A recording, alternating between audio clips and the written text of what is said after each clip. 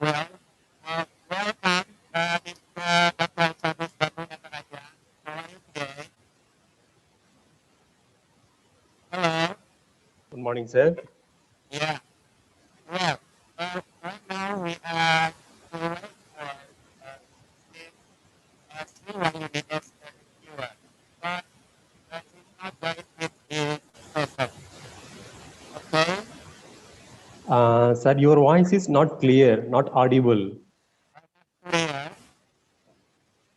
Yeah.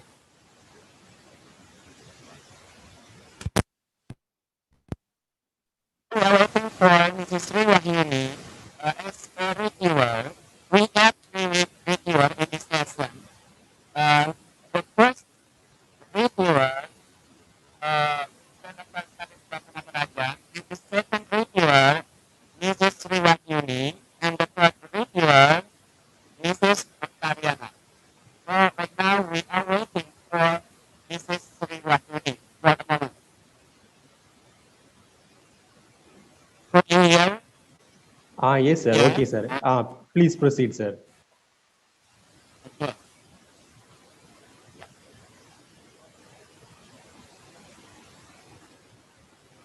Okay. Well, thank you very much.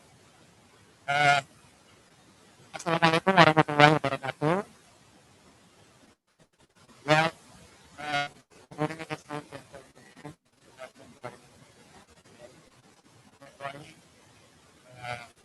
We're going to start our session today.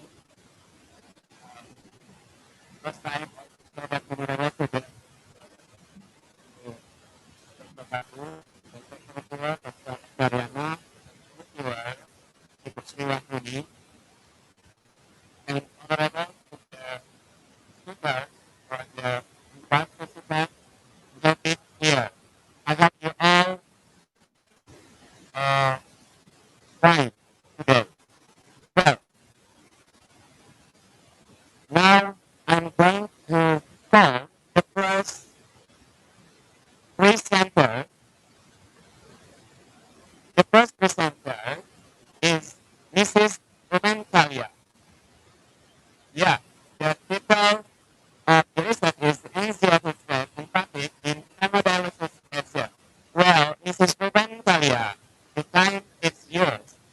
I have to explain to the speakers that you have time to all the speakers. You have time to present here, to present your presentation for 7 minutes. For 7 minutes. And 7 minutes, yeah. Okay, yesterday we had 15 minutes of the presentation and question and answer.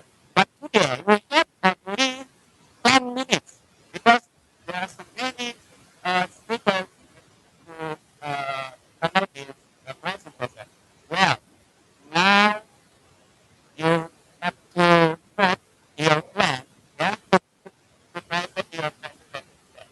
Now we hear Mrs. Comentaria.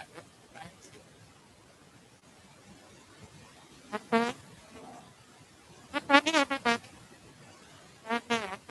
Thank you for the offer. Thank you for reviewer. Thank you for helping. Professor. My Comentaria for today in this report, I have two friends in this report, Mr. Ruslan and Hannah Sebodi. I want to Sorry, talk about miss. the Sorry to interrupt you. The voice is not audible. I don't know whether the network strength is weak or the mic problem. Please ensure this audio system.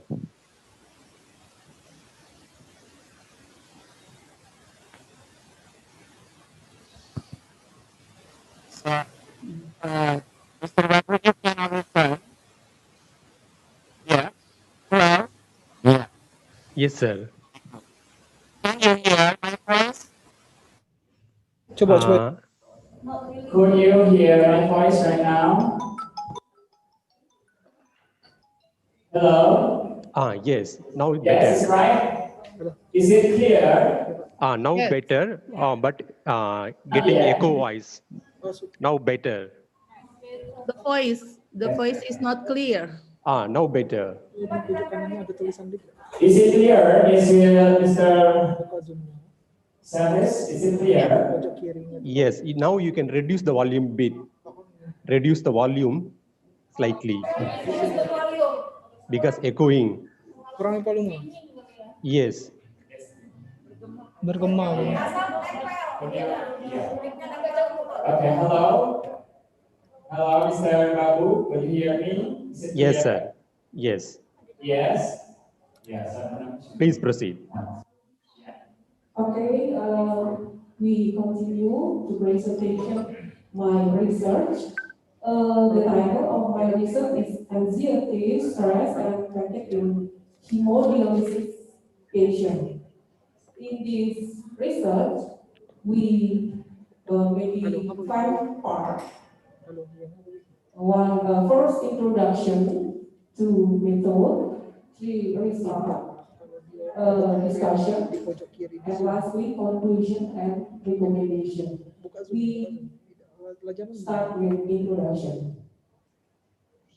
Hemodialysis is kidney function replacement therapy that aims to remove metabolic waste or certain toxin from human blood circulation. Patients with chronic kidney failure who undergo hemodialysis therapy will experience physiological problems such as disorder of self-concept, anxiety, depression, and grief.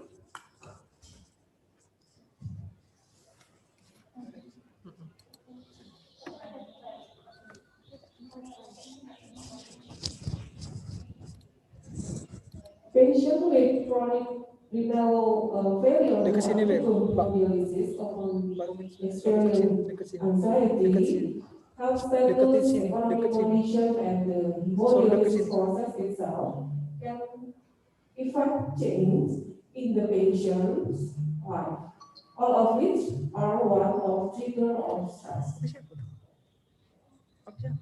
Stress in the patient can be triggered by having to undergo living a lifelong hemodialysis. Another negative impact on patient undergoing hemodialysis is fatigue. With the impact of hemodialysis, it's necessary to take action that can prevent this negative effect. For this reason, it's necessary to know factor associated with fatigue. We next to method. This study design, a cross-sectional study, the research sample consists of 30 sample respondents who underwent hemodialysis. And then the sample was taken using accidental sampling process. Sampling method, I mean, inclusion criteria, age more than 17 years, willing to be responded, and exclusion criteria, respondent or patient with neurological disorder and speech difficulty. Collecting data, we use a functional assessment of chronic illness therapy, especially FACET scale version 4. And then for depression variable, we use a depression anxiety stress scale 42. And then the analyze data analyze, we using independent test, correlation, and multiple linear regression tests. The result of this research or the study, we can see the characteristic participant, female, is more than male, 56.8. And education, we can see high education more than low education. High 64.9%.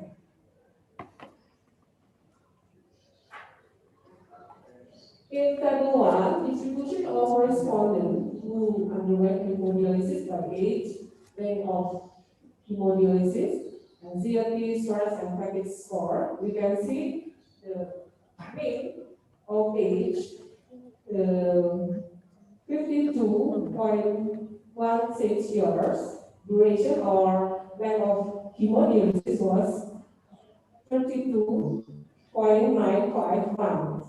And for anxiety, the average 10.9911, the stress 13.54, fatigue 20.7. Table 2, difference in average fatigue of respondent undergoing hemodialysis by sex and education. We can see this table, this, yes. We can see there is a significant relation, gender, with fatigue. Okay, we can see a p-value 0.049. In table 3, difference in respondent fatigue level by age and stress in people. This is 2 minutes more. Yes, thank you, moderator.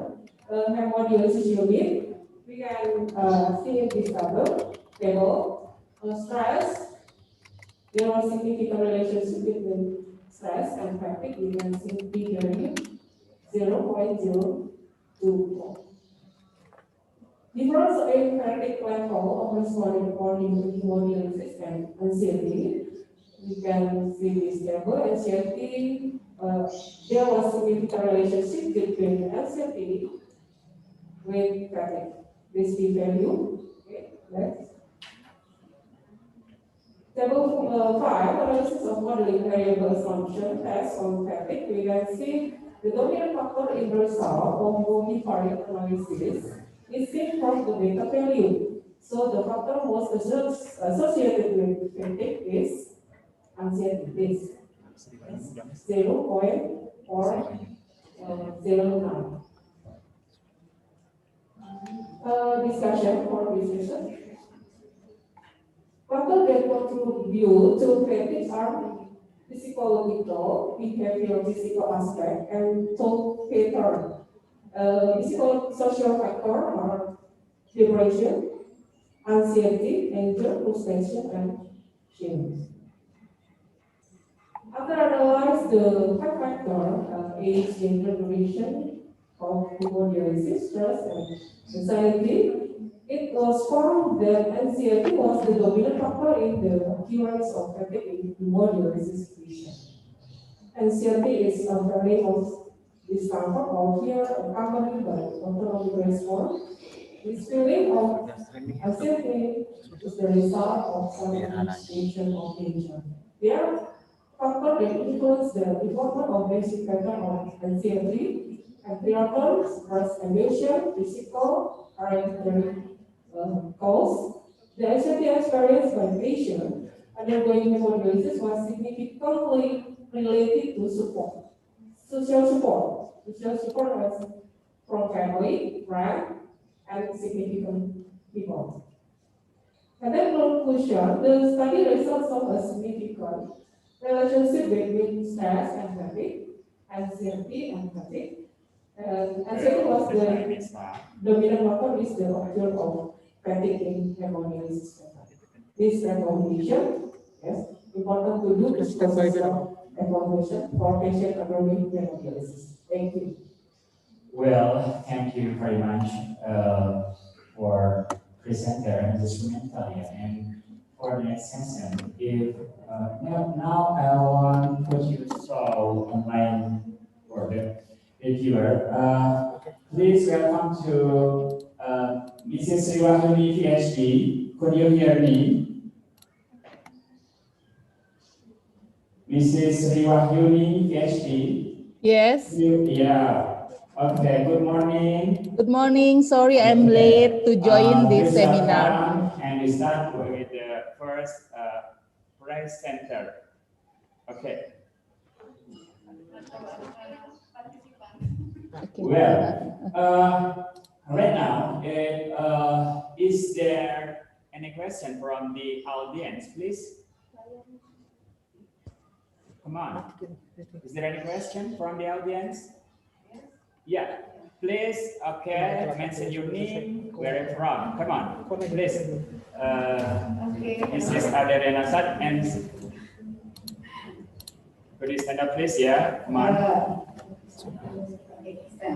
Stand up, maju.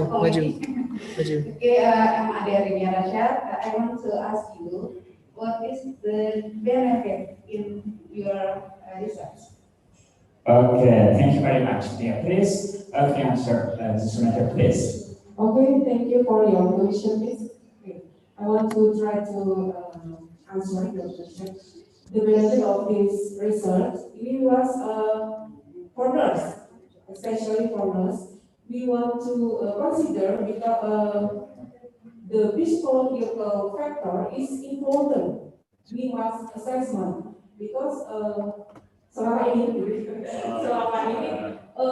the nurse is not assessment about psychosocial for hemodialysis patient. So it's very important for we as a nurse. Maybe enough for my question, please. Okay, thank you very much, Mrs. Mentor. I think only one question, yeah, the audience. Maybe for the next questions. Okay, for this session, we have only one question. And for the next time, we have time for the reviewer, because reviewer, we have for the reviewer give a suggest or opinion to the presenter. Okay, well, because we asked to Miss. Bisa nggak ya?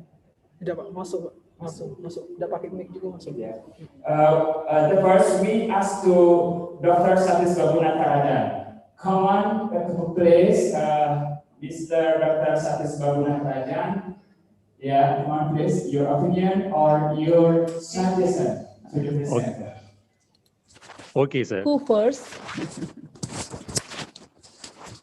Thank you, madam. Thank you for your wonderful presentation. Here, I want to know about that. The inclusion criteria, you have used the age group from 17 years to until the 70 plus something.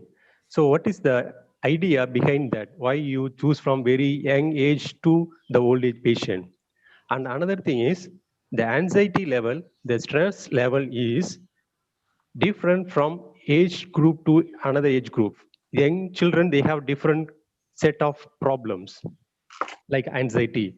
If considered as adult, in terms of male, they may have more stress.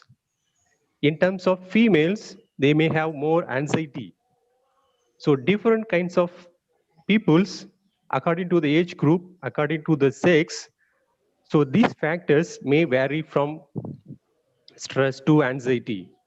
But here in this study, so you collectively get the data and you concluded that the anxiety is a more severe cause for this socio or psycho-economical problem related to the hemodialysis treatment.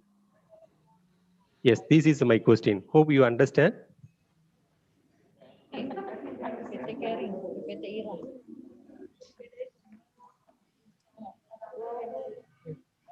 Itu profesor. Okay, I'm sorry. We only want to describe characteristic of this performance. So we don't different different gender, male or female. We only want to know characteristic of each participant. Maybe yeah, and then Yeah. Okay. Okay, Mr. Dr. Sastis, could you clear? Yes, sir. That's all about from me. Okay. Thank you very much, madam. Thank you very much. Okay. For the next opinion of scientist, Mrs. Riwayuni PhD, come on. Okay. Yours. Okay. It's clear my voice? Yeah. Okay. Sorry because I'm late to join this room. I want to know, is Mrs. Rumentalia profession is nurse or midwifery? Nurse. Nurse. Nurse. Okay. Lecturer. So, okay. Thank you for presentation. I just wants to know about your conclusion. If you have if we read about your conclusion, what should be done by nurse to help the patient experiencing anxiety and fatigue? Is clear? Okay. Okay. Thank you for your question. Mm-mm. In the hemodialysis unit, must be take assessment for the participant, like the patient of hemodialysis, if the assessment of nursing assessment or what I say, asuhan keperawatan, ya, nursing care. He must do assessment in physiological problem in this patient.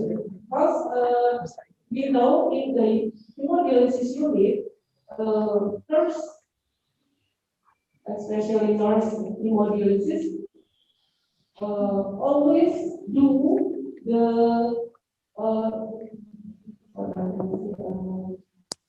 do hemodialysis only, not do assessment from physiological activity, and then only do the process of hemodialysis.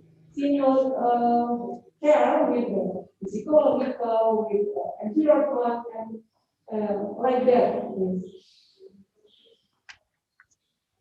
Okay. Okay. Yeah. Okay. Thank you for your answer. Better if you develop your research to exploring. We cannot hear your voice. Okay. Yeah. Thank you for the answer. And I suggest to develop your research to you exploration about about the spiritual nursing. Yeah. I think you can develop about the explorating about the spiritual nursing, because we know is the hemodialysis patient is must be developed about the spiritual to can accept about this condition. Is clear? Yeah. Clearly. Okay. Okay, Yeah. maybe in the next higher research, we can take this variable spiritual factor for higher research. Thank you. Okay. Yeah. Thank you. Mrs. Riwayuni, Mrs. Dr. Akariana, that's yours. Thank you for the moderator.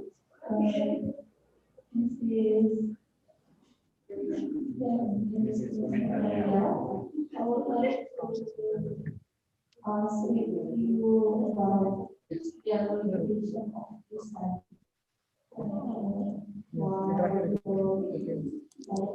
Data and this type of others. Can you clear? Yes.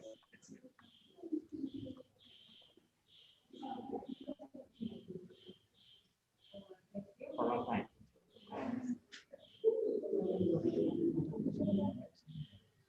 I want to answer your question. The limitation is research. I feel the sample is small. Okay, I want to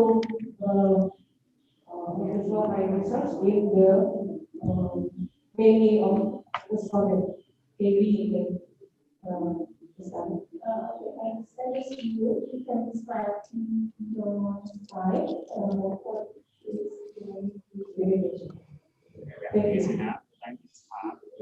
Well, give applause to Mrs. Mekalia and thank you for your presentation today. And thank you very much for the reviewers. Yeah. Well, we are going to the next session. The next chair, we are going to call Mrs. Ade Adinia Rasa as presenter. The title of the research is Anti-Hyperlipidemia Effects of Jackal with Extract, Arsidendron Jirica. Come on, Mrs. Ade Adinia Rasa, time is yours.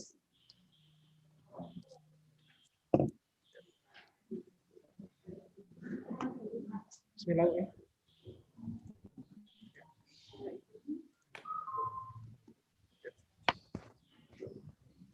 Ya, assalamualaikum warahmatullahi wabarakatuh.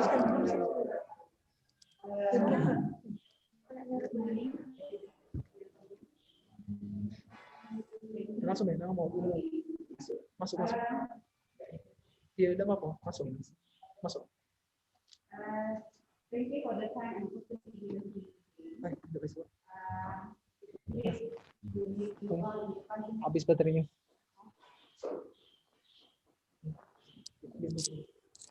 Okay, with you all,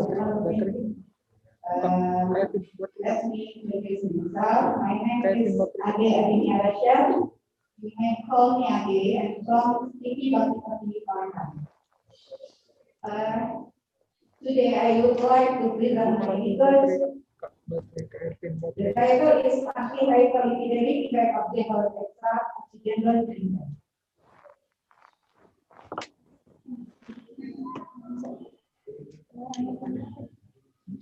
Bisa. Nggak bisa. Next aja.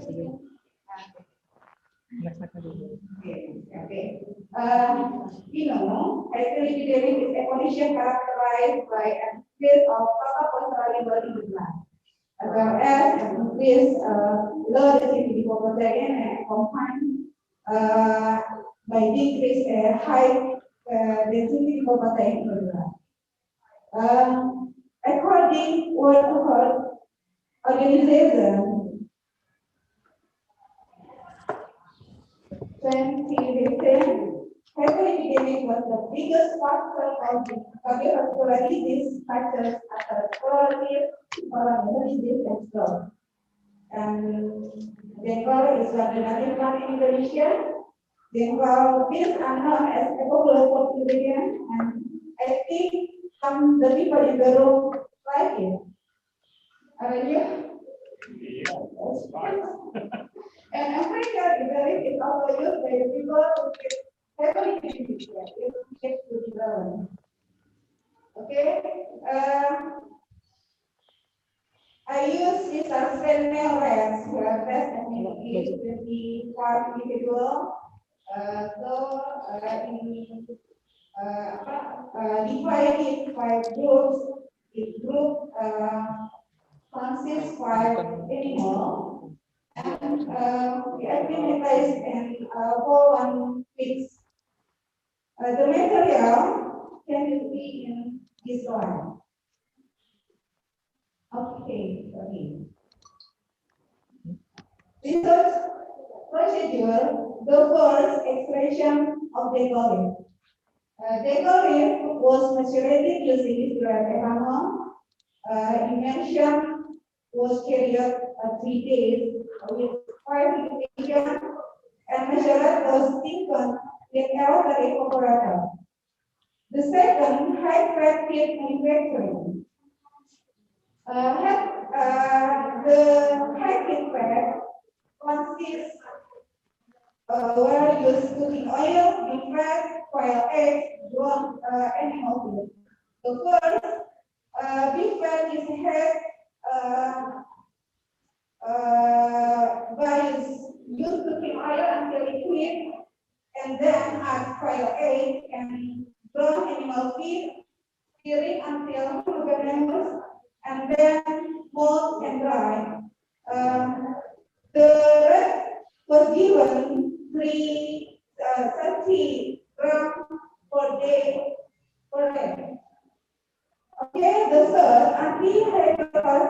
image testing.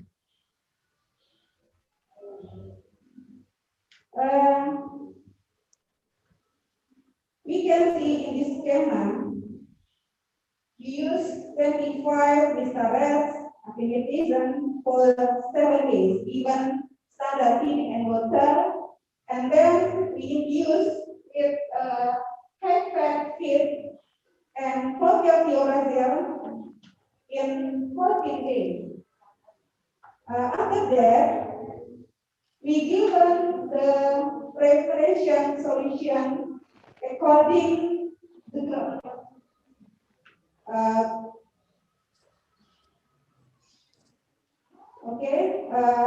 after that, we measure cholesterol level on the day 7 of COVID.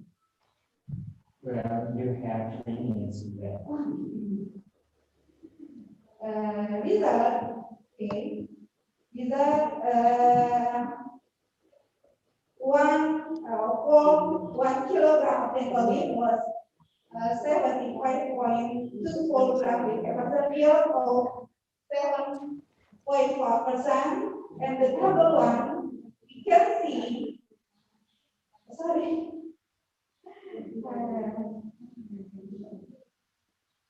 okay, you can see this is your cholesterol level, characterized hypercholesterolemia condition, characterized about 100 milligrams per deciliter, and in this table 2, we can see cholesterol level on day 7 and 14.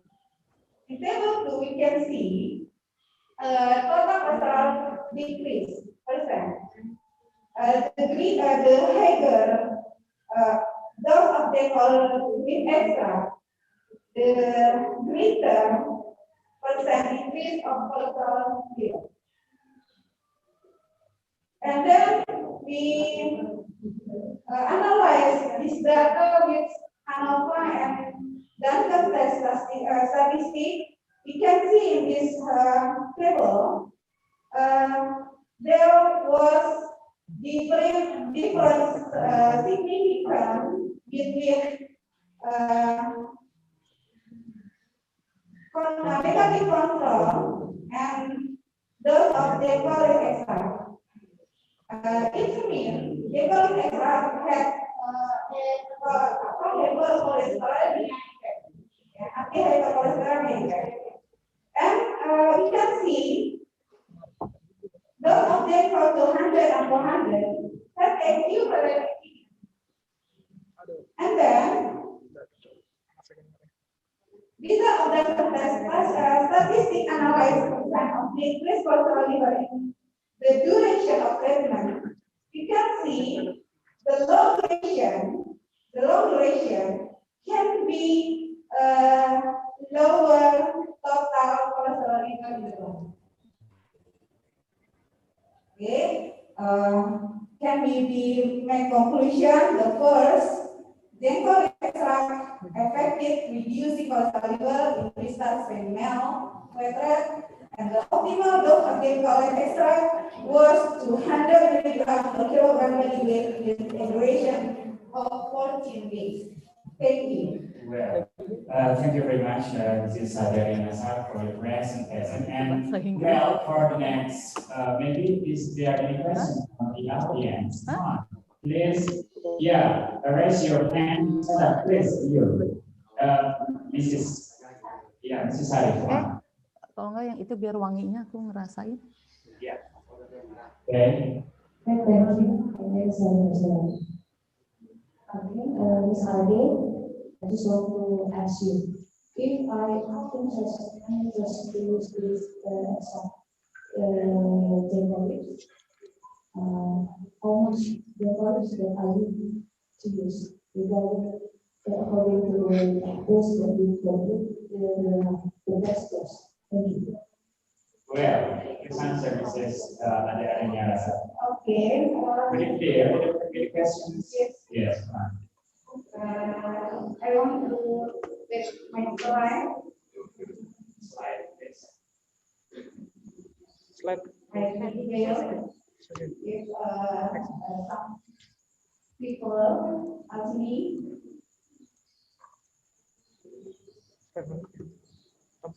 Okay, Dipisahin dulu biar dia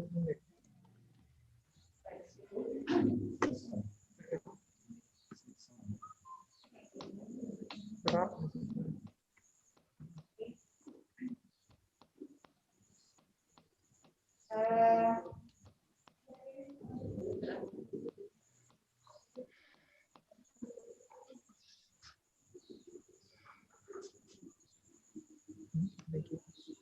okay. The rendement was 7.5%.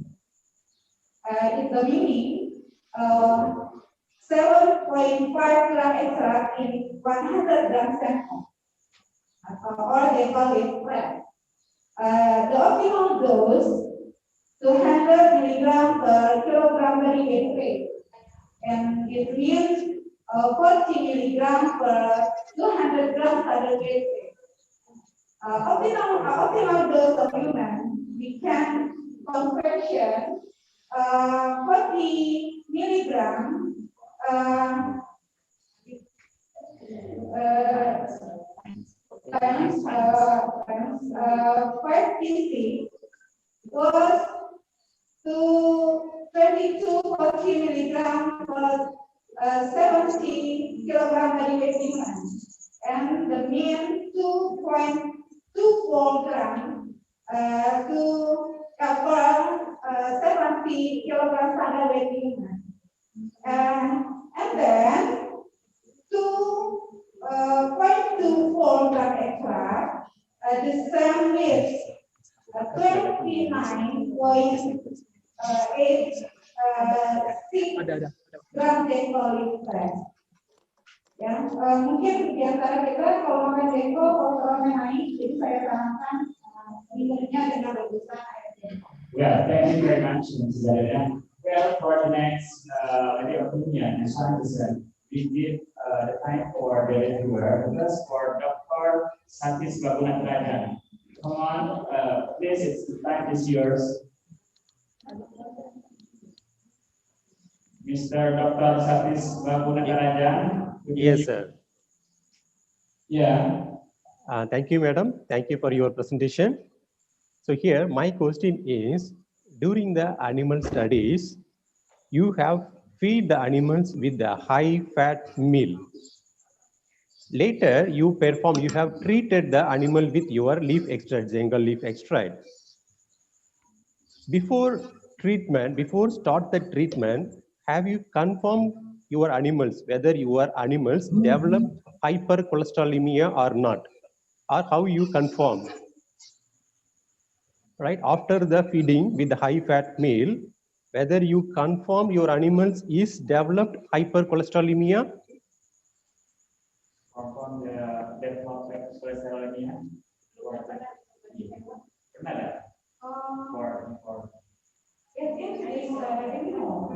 In the minds.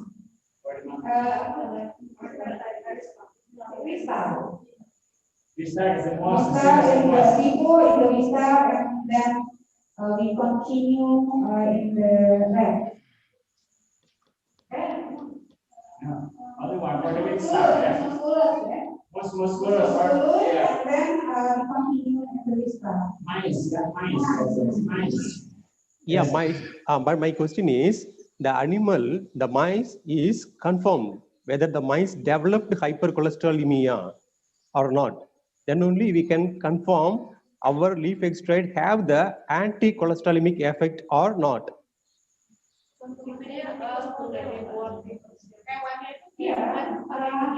Yes, we use with and high fat. Yes. Initial cholesterol level characterized about 400 milligram per deciliter is a condition called hypercholesterolemia. Okay, fine, madam. My second question is, this plant extract is traditionally used to treat hypercholesterolemia, especially in Indonesia. But here, in your research, whether you have find any specific phytoconstituents which is responsible for this anti-hypercholesterolemic effect, because you have used crude extract. Which compound, specific compound is responsible for this effect?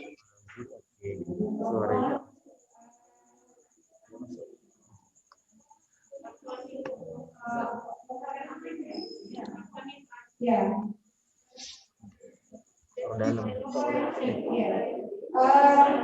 They call it extra consists chlorphorone, polyphenol, and sophomine. And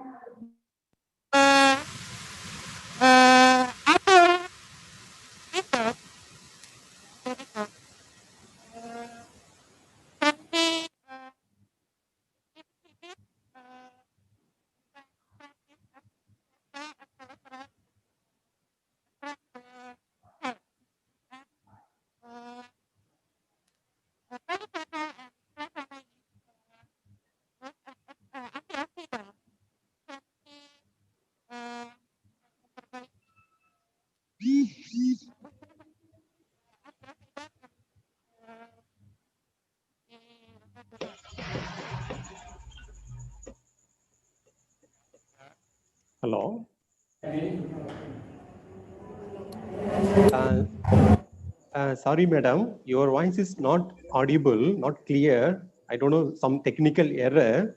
So it seems you got the idea. So here, my suggestion is, so we have to identify the active compound which is present in that extract. If we know the active constituent, then we need to confirm how much amount of active ingredient present in that extract powder. If we know that, then only we can calculate exact dose. Then we can develop the dosage form like a tablet or capsule, same like simvastatin. So that will be very useful for the society rather than making the powder extract. So please ensure which phytoconstituent is responsible for your proposed activity and how much concentration available in your extract powder. So these two need to be done. Then you can propose, then you can conclude strongly with your objective. okay, I maybe hope you understand, madam. Got it? okay. Okay, madam. Research. The Yeah. next, Sorry for the technical errors. Okay. Well, Mr. thank you. Sandesh, thank you very much for your suggestion. And for the next reviewer, Mrs. Sriwahini PhD. Come on, please. The time is yours. Okay, thank you. Congratulations for Mrs. Ade to your research. Some of the question is the same with the Mr. Babu. I just to make sure this is the jengkol fruit or jengkol leaves. Then colleague, Because in the title I think only jengkol. and collect extra. Okay, yeah.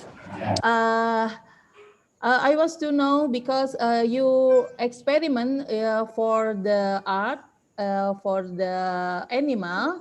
I want to how do the result of this study relate to humans to compare. Can you explain the comparison or difference in adaptation in rats and humans? Because sorry, I'm not the pharmacy. I want to make clear about the explanation. Before, after acclimatization for 1 week, we measure cholesterol total liver. All of the rats were under 200 milligram per deciliter. And then we use it high fat feed and protein ratio. And then on 14 days, and then we measure again the cholesterol soluble above 200 milligram per deciliter. It's a mean cholesterolnya event, cholesterolnya condition. After that, we given the glycolic extract and we user to on 7 and 15. Okay. Yeah. Okay. And the last because this is I'm interested in your research. I want to know, but the doses is the same doses for the all age in humans. Yeah, because we know we have. It's clear. Is the sound? It's clear. I want to know, but the doses is the same for the all age. Not yet. Not yet. Yeah. But in the human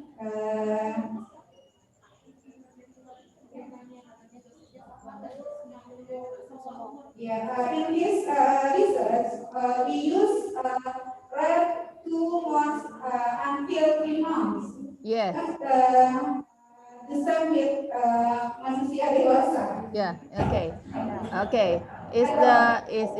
I think you must to make clear about the age in the humans, because we know in human we have the elderly, we have the more the characteristic age, to make clear about the doses to the same for the what age.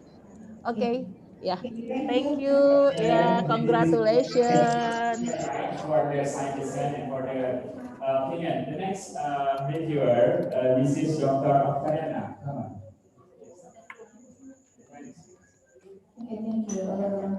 Mrs. Adi, meskipun gentle food is chronically toxic, how about the gentle beef? Did you measure before you are using in the study? Okay, in this pharmacology research, we don't only efficacy but safety too. But this example extra clear not yet. We maybe to next research.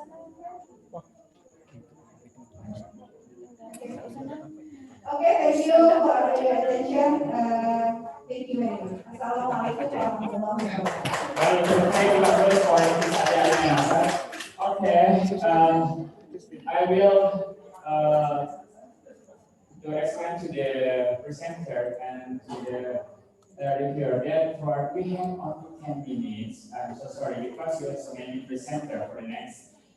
We have only 10 minutes, 7 minutes for presentation and 3 minutes for questions and opinion or suggestion from reviewer. Maybe I hope reviewer if we just limit for one maybe suggestion, not more than one because of the time. We only limited for 10 minutes. Okay. Thank you very much, Mrs. Ada. For the next presenter, we are going to call Mr. Musa S. Abu Bakari. Okay, online. Can you hear my voice, Mr. Musa? Okay, Assalamualaikum warahmatullahi wabarakatuh. Waalaikumsalam warahmatullahi wabarakatuh. Good morning, Mr. Musa. Morning. Well, the time is yours. You have only 7 minutes. Well, here from Mr. Musa S. Abu Bakari, the title of the research is Education on Determining Integrating Students' Performance Based on Deep Learning Neural Network. The time is yours. Okay, thank you very much. Good morning, everyone. My name is Musa Said Abubakari. I'm from Tanzania. and currently I'm a master's student at Universitas Negeri Yogyakarta. And today in this presentation, in this conference, I'm going to present my study with the title Educational Data Mining to Predict Students' Performance Based on Deep Learning Neural Network. So we are going to see the background of the study, the methodology used, the experiment process and the results, also finally the conclusion. So in this study, it's about educational data mining. Educational data mining is a very interesting topic currently for researchers, especially in artificial intelligence. And data mining has shown a great importance to the information society. And in data mining, there is a methodology called classification, which is mostly used in prediction scenarios. One of scenarios is students' performance. The student performance depends on various characteristics or factors like social, economic, and the personal characteristics of a student and others. Also, the classification algorithms in data mining, there are many. Some of them are decision tree, neural network. This is artificial neural network, naive Bayes, k-nearest neighbors, and others. In this study, the problem of statement is that the various educational institutions have amount of student data which are very huge, and this huge data becomes useless if there is no proper utilization. So there is an urgent need to convert those data into useful information and knowledge. And educational data mining is a very useful tool for the quality of education improvement. So the goal of this study is to create a predictive model for the prediction of students' performance based on neural network algorithm. And neural network algorithm, this is an algorithm which mimic the human brain in processing information. So the results of this kind of data mining can be used to understand the patterns and the behaviors of student performance, which ultimately can help to design new pedagogical strategies and hence improving the quality of education. The methods used in this study.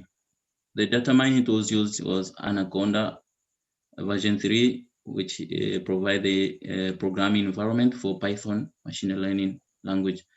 And also the machine learning library Keras was used, and the two model optimizers was used, which is Adam and stochastic gradient descent for comparison of the results. Also the TensorFlow utility for creating, fitting, and evaluating the proposed neural network model. In this study, the data was obtained from the previous study, which was done in Assam in India, collecting data from various colleges. And this data is public, available in the UCI machine learning repository website. The data can be freely accessed and downloaded and can be used for free. So the data set consists of demographic information, socioeconomic features, and the academic information of students. There are 22 attributes or features of every student with a total of 131 students. Also, the data sets consist of 3 categories of variables: nominal variables with 2 categories, numerical variables, and nominal variables with 3 or more categories. All these categories should be transformed into the usable, uh, which can be processed with the computer. They were transformed using various technique: label encoding, minimax scalar normalization, and the one-hot encoding. This table illustrates the different characteristics of students. There are gender, family size, further qualification in many 22 attributes of students. The experiment process and results. The process is that after the transformation of the data, the inputs increased, or the columns increased from 22 columns to 70 columns in the matrix, and the output were 3 outputs. And the data set, after that, the data set was split into train and test data. I wish 25% was used as for testing of the model. The model fitting was done by 50 iteration with 10 batch size of inputs, and then followed by model evaluation. And in this study, the accuracy was the only one metric used for evaluating the model for prediction quality. In these two figures show, in the left one, it is the part of the code used in the creating and fitting and validating the model. Also, the right one shows the model, which we have three layers in the model. We have input layer, the first layer. Also, the second layer is the hidden layer, and the third layer is the output layer. The output layer it has 3 categories. I mean, 3 output, which is the student performance, either is good, average, or poor. The results after the experiment, the results in this experiment has 2 versions of the results, because 2 different optimizers were used, which is Adam and SGD. When stochastic gradient descent optimizer was used, the accuracy was below 80%, whereby when Adam optimizer was applied, the accuracy improved to more than 96%, which is satisfactory percentage. And this figure indicates the part of the iterations with the accuracy results, which is 96.995. Conclusion. In this study, we have presented a predictive model using neural network technique to learn the patterns from students' data and predict their performance. So by applying data mining techniques such as neural network on student database, academic stakeholders can find the important factors which have direct or indirect impacts on the student's academic performance.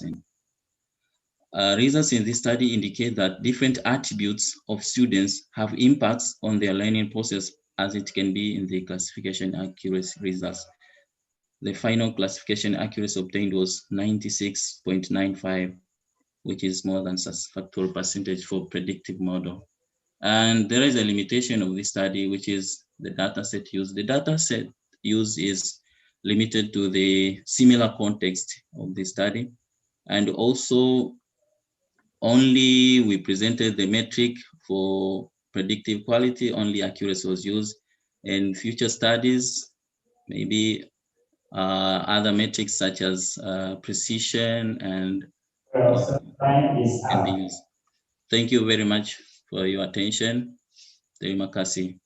Okay, sama-sama. Yeah. Thank you very much, Mr. Musa S. Bubakar. And for next session, maybe is there a question from the audience? Enough, maybe? Nothing, yeah, okay. Well, next we ask from the reviewer, the first from Dr. Satis Gamunatarajan. The time is yours. Thank you, sir. Thank you, Mr. Musa, for your excellent presentation. I am not from the IT segment, so just I want to know better understanding. That's I want to pose some few questions for you. So here you mentioned about the application of data mining, so and related to the academic institutions. So how this data mining process is accepted by the institutions? Some institutions have adopted already. Some institutions still they have the scary to follow this data mining systems. Some institution, they are following manual as well as data mining together, because sometimes if the data is collapsed or it cannot retrieve, so that's why they are very scared. So still they are maintaining both manual as well as this digital format. So what is your opinion? What is the success rate, or what the awareness is needed to adopt this data mining system?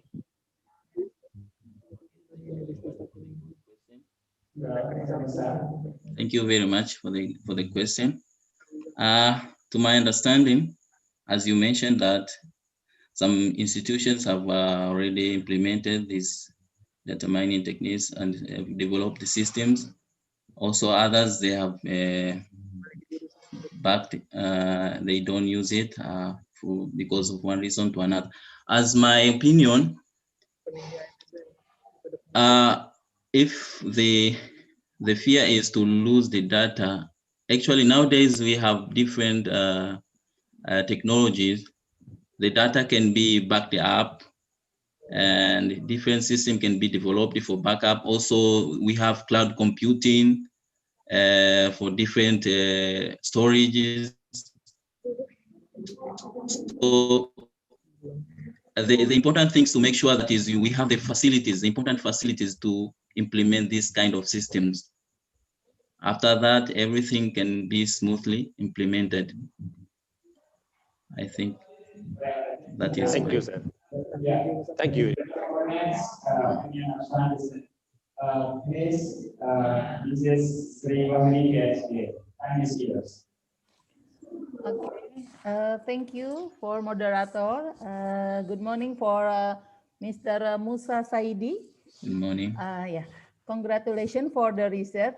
I'm the same with Mr. Babu. Is not area profession, but I want interesting about your NN technique. Yeah, you call NN technique. I want to make clear about what level student to applicate about NN technique. Is for higher education or for elementary, because you're not clear put in your. Okay, thank you very much for your question. As I mentioned in the presentation, that the data set is not original from me. It was collected by another researchers. Yeah. The data set was collected in the different colleges in India, Assam. So the data set, according to the original collector of the data, was used, it was collected from the university undergraduate levels. Also, if about applicability, this study, it only paved the way to know that that the student characteristics, in whichever the level they are, whether it is secondary school, high school, or university, any level. The important thing is you have the information, their data, that you have their age, gender, maybe their ethnicity, many. So the data mining can help you to analyze the data and do whatever you want to know about those information, whether it's you want to predict their performance or you want to predict their dropout, and so on. So not only this study was contextualized in the education context, but also this kind of data mining techniques such as artificial neural network and so on also can be used in the healthy industry. For example. Thank you very much. Yeah, yeah. Thank you for your answer. Thank you very much, Mrs. Wahini PhD, for the opinion. And then I think the next is Mr. Musa. Yeah, thank you very much for your presentation. Have a nice day. Thank you. Maybe not the well, I think we're going to Dr. Ganesha. The time is up. Now we are going to continue for the fourth presenter. The fourth presenter is Mrs. Sari Mesayati. Come on, the time is yours. The critical operation is the event of some use formula on total cholesterol level of high lipid diet into rats. Ini ya, Lester maju, maju mundur. Yes, Mrs. Sari, the time is yours.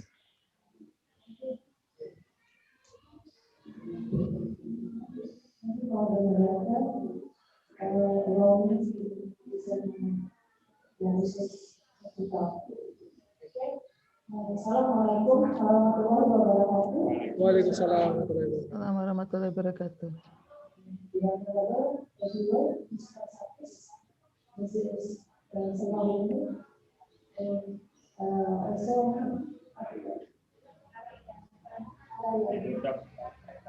Octarian, I'm sorry, and also the audience. Okay, my name is Melissa. My name is Satya Sadati, and I also want to inform you at this school that I did study this research with marketing, which contains my student and also my college.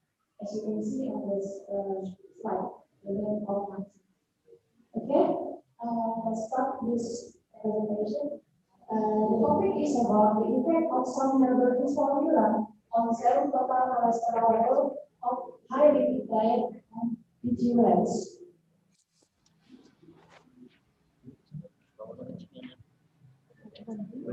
Next. This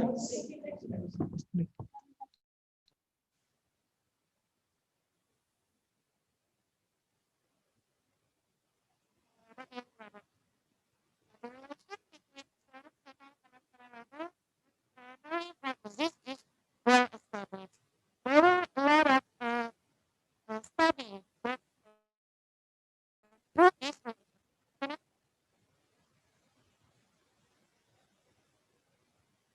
Some of the studies that I took for my literature, first from actually in 2007, the study is conducted in Japanese people. He concluded that he found that the high levels of serum total cholesterol levels were associated with high mortality from coronary heart disease among Japanese. Also, From John at 2018 on the Korean population also revealed the association between elevated risk for all-cause mortality and increased or persistent high cholesterol levels. And the important, most important, in Indonesia, I took the data from the Indonesian Health Research or can, Excuse me, madam. yes. Sorry to disturb you. The screen not yet shared because it's still showing sharing, means it's still surfing. Oh. Yeah, sorry for the disturbance. Yes. Yes, now I can see. Minta dari awal, Pak. The study that proves that there is strong relationship between the high cholesterol level and cardiovascular disease. I can see that.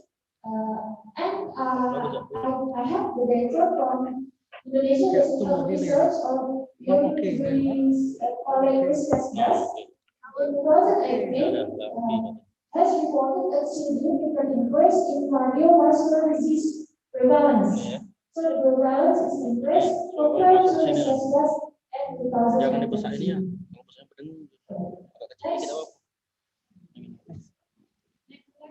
Next. So from the fact of the previous study, of course, the control of serum cholesterol levels is needed mostly for cardiovascular disease patients. And of course, we can control this cholesterol by changing lifestyle and diet. And if it fails, we can use lipid-lowering agents such as statins, fibrates, niacin, and bioacylation, not to mention omega oil and also niacin. We can use it. But we know that the use is always in long-term use. So, it has a good, it has an inverse effect. For example, myopathy is happen when we use long-term of statins and fibrates. So we need The alternative to minimize this adversity. As we know, there is a lot of complementary herbals that have been tested scientifically for anti-hyperlipidemic activity, and also has a great scientific profile. Some of them, garlic, roselle, ginger, citrus lemon, pineapple, and apple cider vinegar, that already known to have anti-hyperlipidemic activity based on some research. Thanks.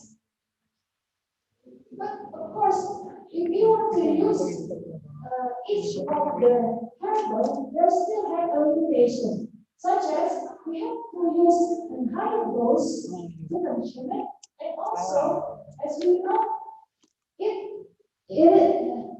they have unacceptable taste, such as bitter, sweet, and also sour.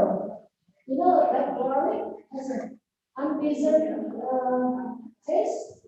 Yeah, some of them. So in this study, we want to modify this herbal into some formulas. That in you want to modify it in order to use that they will have a synergetic anti-hyperlipidemic. You have 2 minutes left. Okay, and also have better taste. Next.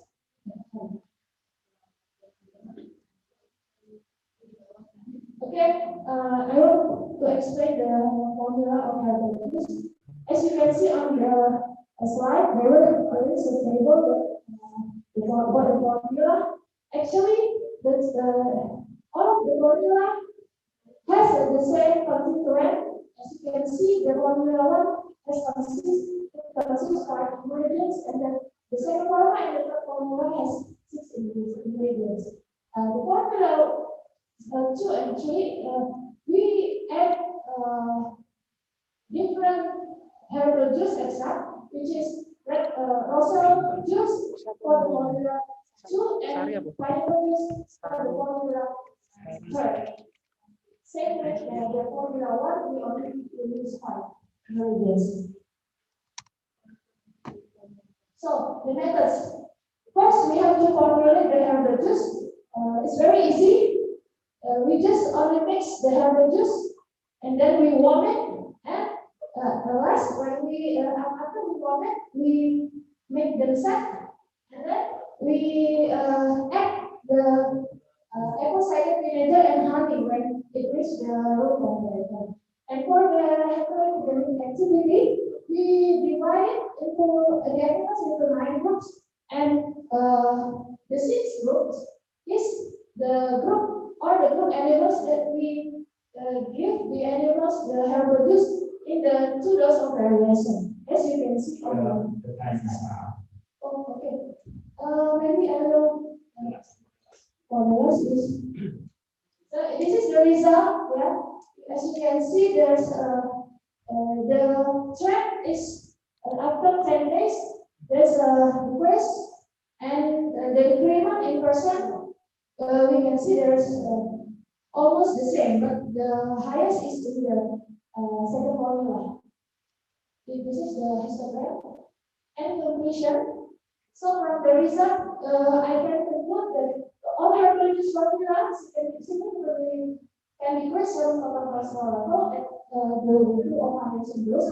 And the best formula or the best group is the second formula, which consists of cell juice at the dose of 5.4 milliliter. By the way. Before I end this presentation, I want to very greatly thank to Sekolah Tinggi Ilmu Farmasi Dr. Pertiwi for financial support. Thank you. Thank you very much, Mrs. Sari, for your presentation today. And well, is there any question from the audience? Yeah, please. When you please stand up and mention your name.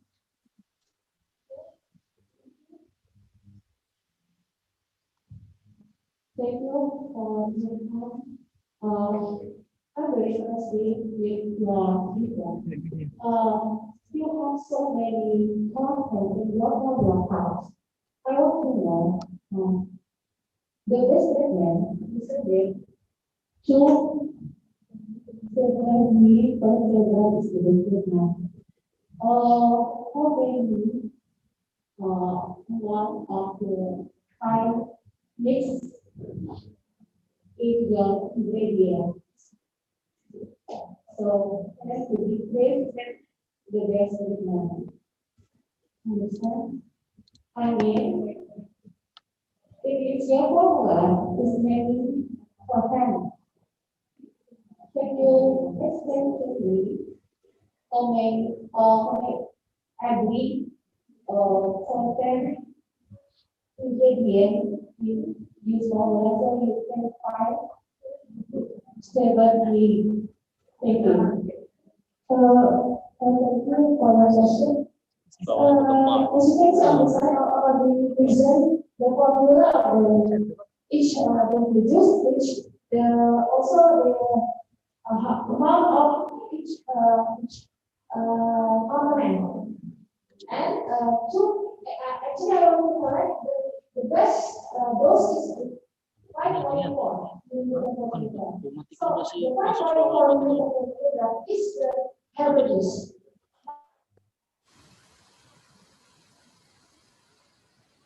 The specific part of every component, then we use the first to do which are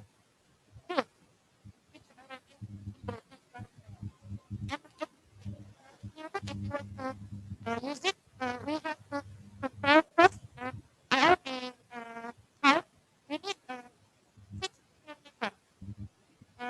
to human to add.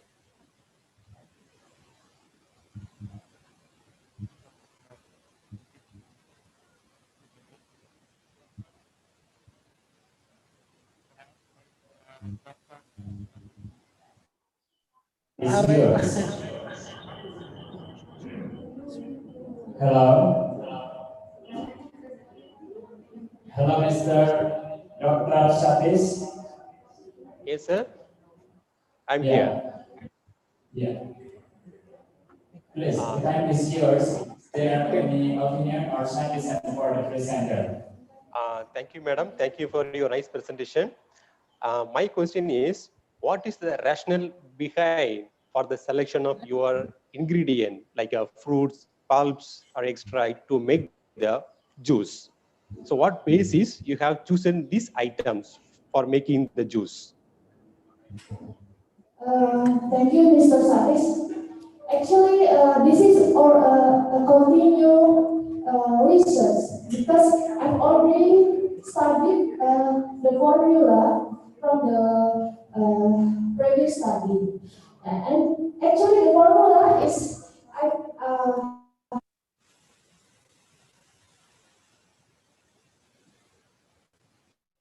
have an anti-hyperglycemic effect. It's a very popular formula. So I always interest to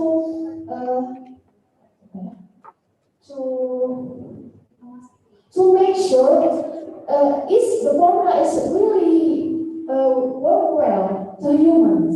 So I use the formula and I do some tests to some volunteers and it really works. So from the formula, I have an idea. What if I mix it into another component? So this is the idea.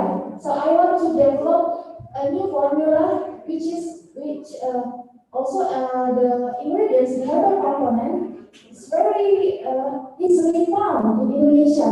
Roselle and pineapple is really easily found in Indonesia. So I want to use it for the formula. Well, I think enough, yeah.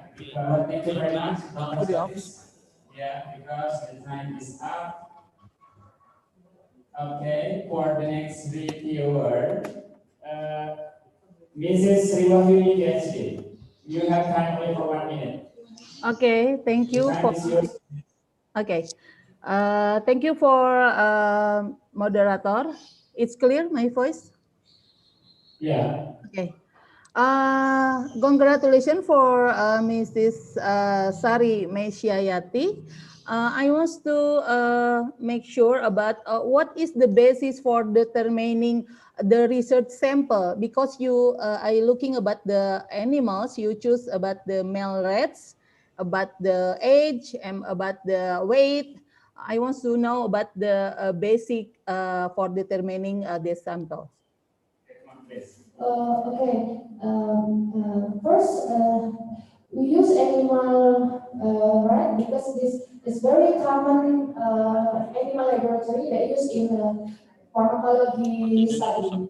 And for the age and also the weight, this standard, yeah, the standard animal laboratory that we can use to study the pharmacology activity. So we cannot use the very young animal or very old animal. So that's the standard. And yeah, that's it. Mrs. Siwayuni, because the Okay. time is up, okay? It's okay. Okay, thank you. Reviewer, Dr. Tarian, come on, the time is yours. Okay, thank you. I would like to ask you, did you measure the tool or in your study? Is there one time the comparison effect for your herbal? I need your choose 405 modification. Is there a measure to there's no prediction for each other herbal in your study? Well, actually, I don't try to find is it contradiction or not. But I only actually want to learn some formula. But from the fact, there's and also from the toxicity test, this formula is very safe. We need, if we compare to human, we need very much herbal juice to make we have the side effect. So, maybe if we compare it to human, maybe we need in liter. It's not possible to us to drink in a very amount of them. So I can clearly say that it is safe for us. Yeah, we need more, yeah, too much to this, what is it, your research for the human. Okay, well, thank you very much for the presentation. We give applause to the study NCRT. Well,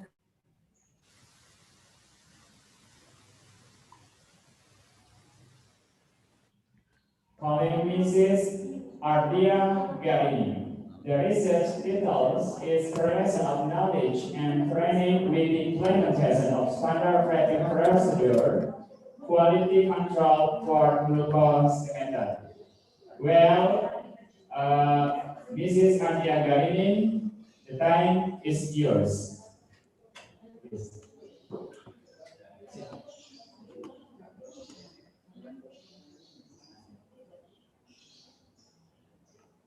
Please.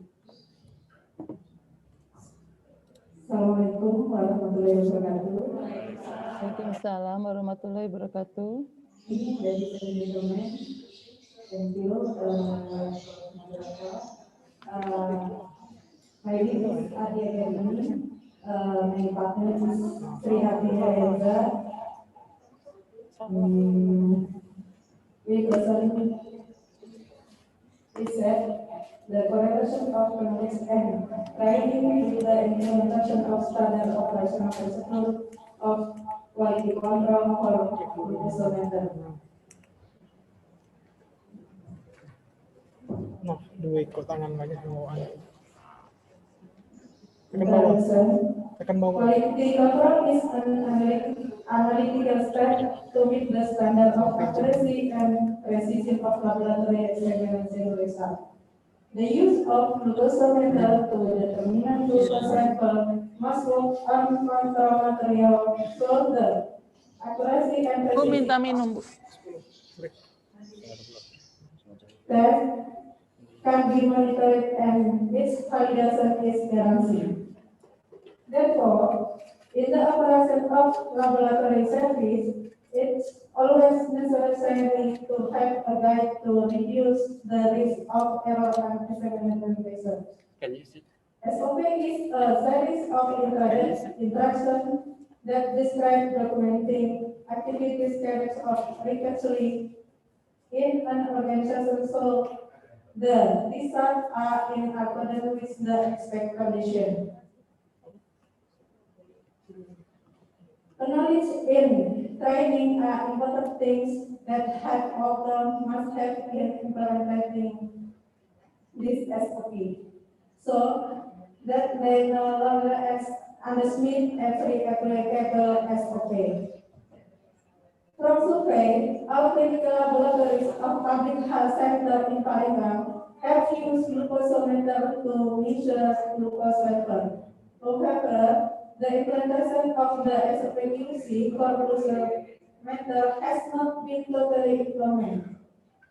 This study is conducted to determine the correlation of knowledge and training with the implementation of the SOPQC for glucometer. Methods. This research is analytical study with a processual approach. The primary data obtained from the questionnaire. The population is this study was 41 medical laboratory technology in public health center Palembang. The sample was taken by total sampling technique. The correlation between the two variables is test statistic using the chi-square test. Research. Table 1, characteristic of respondent. Based on age, respondent in the based on gender, the female is female respondent is higher from men.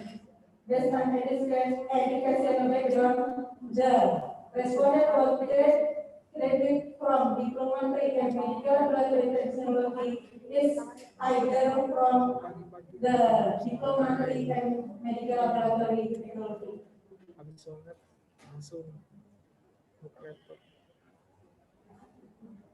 Frequency implementation of SOPQC glucometer. From the table, we know that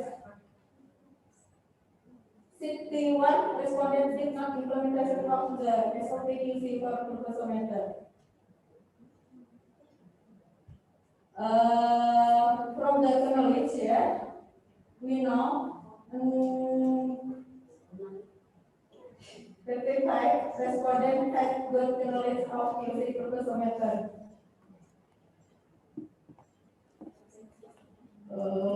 From the training using glucometer, the never attached training of using glucometer have more higher from effort attention. Correlation of knowledge with the implementation of SOP QC for glucometer. 2 minutes more. Using statistic analysis square, the p-value is 0.44. From the correlation of training with the implementation of SOP QC for glucometer, the statistic test p-value is 0.75. Discussion, yeah. There was no correlation between knowledge and the implementation of the SOP using glucometer. This research, in line with Siska, and Musdalifah. The problem here, because the laboratory office archives basing development so that they do not have enough time to read and request the records. Besides that, there was no office who has ever attended training and SFA. That's the problem.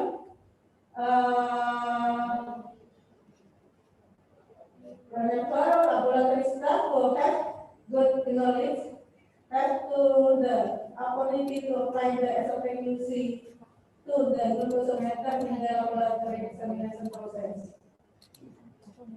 The training is not related to the implementation of SOPQC for glucometer. This research is not in line with Agustina and Defiance research.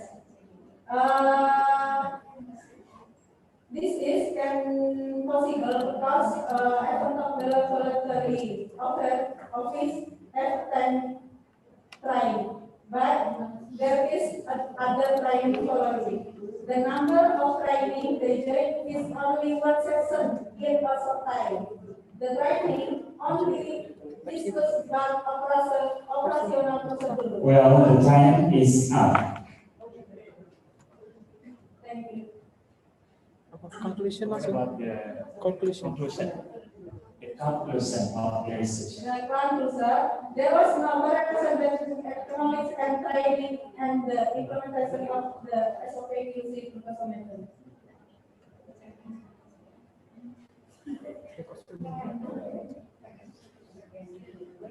Justin, the medical laboratory technology are being increased the economics by attending training of seminar on STEM training locality.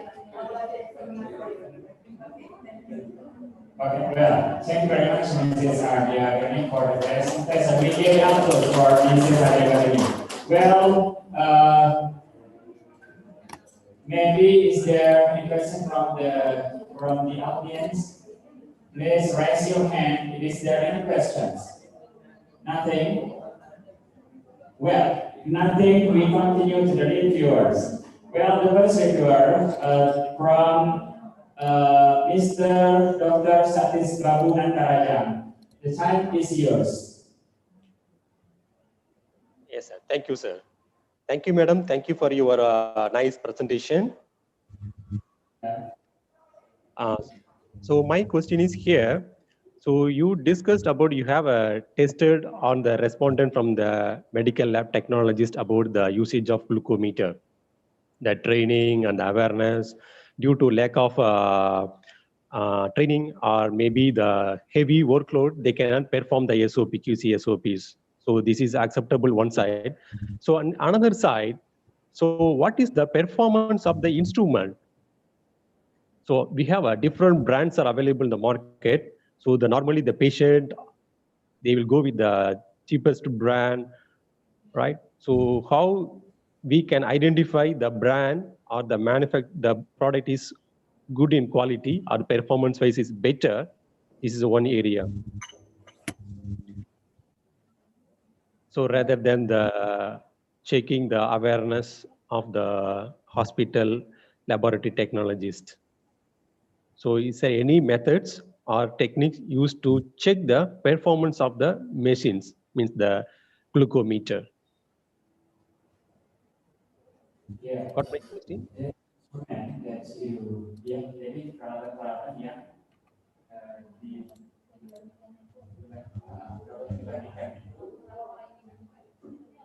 On the compare those glucometer nodes. Yeah, you didn't compare the instrument. No. Yeah, didn't compare the instrument, sir. Yeah, only quality control the instrument. Only for quality control the instrument. About the accuracy. Yeah, not to compare with other instrument. Yeah. To know the accuracy and precision. Yeah, to know the present precisely the tool. Yeah, the tool. For the specimen. Yeah, for the specimen. So the specimen can be You mentioned in your studies that to know how to quality control this device. yeah. Compared to other Sudah, devices. sudah dimatikan. They said not the compact, the first glucometer, but the research is to know how SOP, QC, implementation in FLT water in the laboratorium as convenience. No, you just describe what is SOP. Maybe you don't know. Yeah, jelaskan standar operational procedure. Yeah, you asked to explain how is standard operational procedure, sir.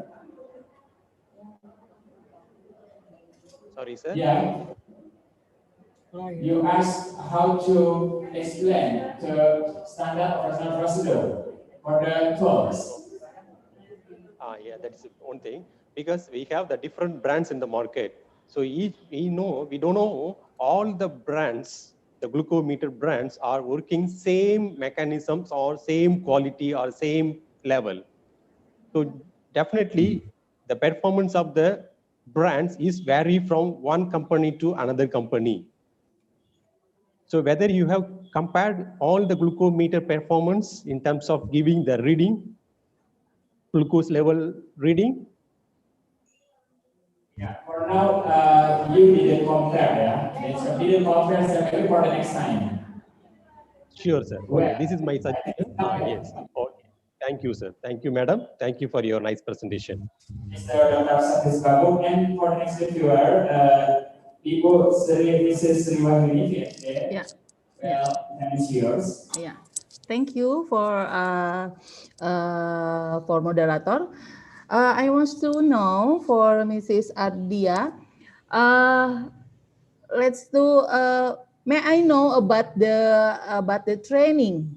What you make the training, because I'm surprised about the research result. No, not related to about what meaning about knowledge and SOP. I want to know about the training implementation training you give to the sample.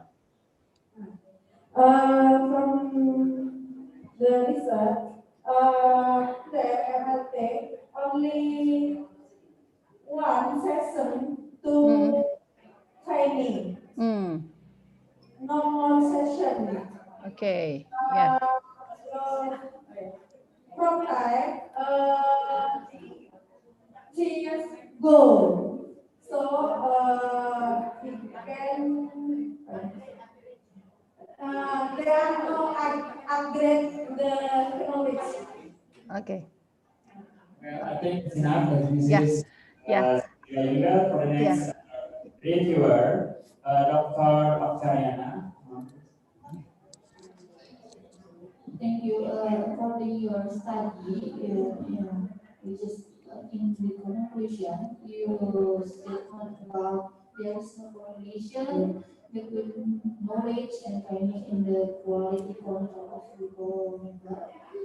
Could you describe what is your assumption about that? Maybe there is other factor to relation with the quality. From the knowledge, the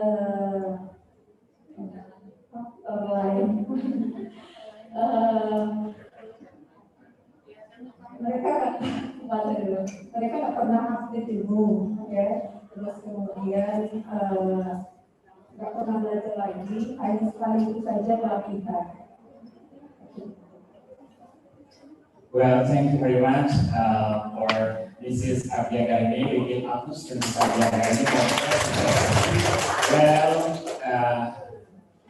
for the next presenter, we are going to call Mr. Denny Kurniawan. Well, the title of the research is Comparison of Blood Pressure and Pulse Measurements to Tai Chi exercise in hypertensive patient in East Jakarta. Well, Mr. Denny Kurniawan, the time is yours. Slide yang ketiga, itu terhide, tolong di unhide, di enable dulu. Oh di itu di slideshow, ke unhide, diklik dulu itu.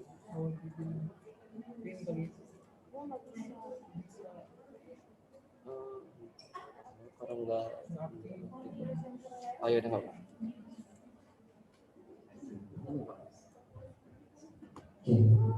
Thank you, good morning semuanya. Good morning for all. Thank you for the opportunity. It's a good opportunity to meet all the researchers here and also to Mr. Satis and to reviewers. This is Lee and Sokarna. My studies is conducted from the hypertensive patient condition, where the condition, half of them has uncontrolled blood pressure, so it may make the complication worse. And most hypertensive patients is not aware of the monitoring blood pressure. So I conduct this study with my two collaborators as an example of one of complementary and alternative medicine. You know that hypertension numbers worldwide and also in Indonesia is continue to rise, where they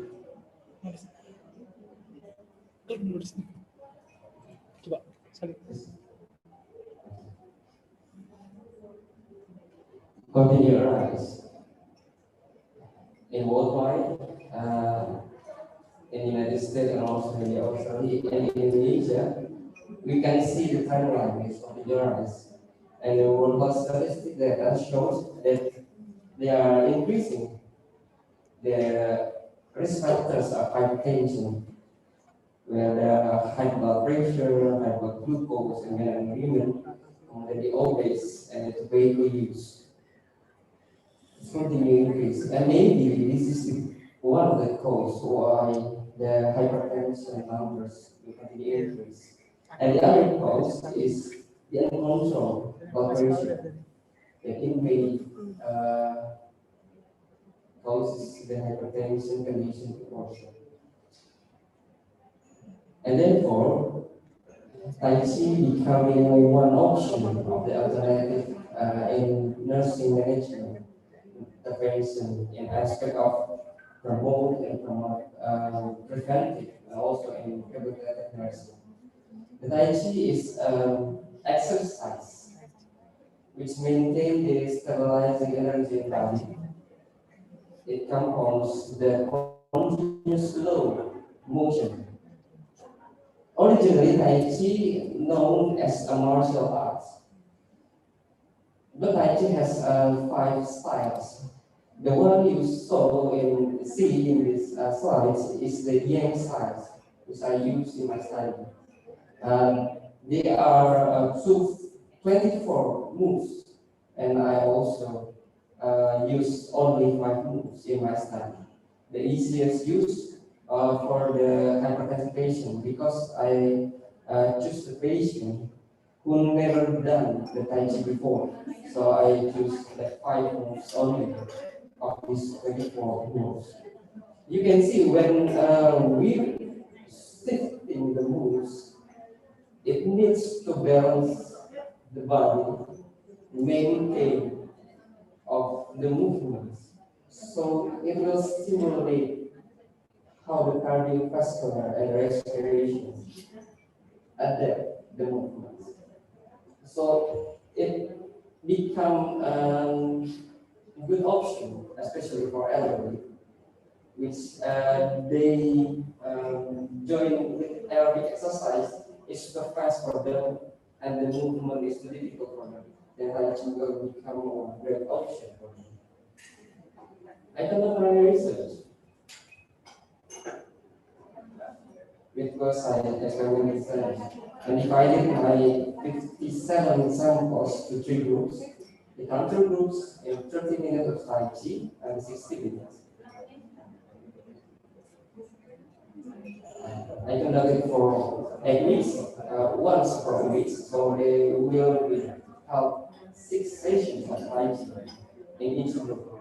Except the control group, they only giving the education. I measured blood pressure and pulse at the baseline before this first session and the 8th session after the 8th session as the post measurement. And I compared it with 1 year and 1.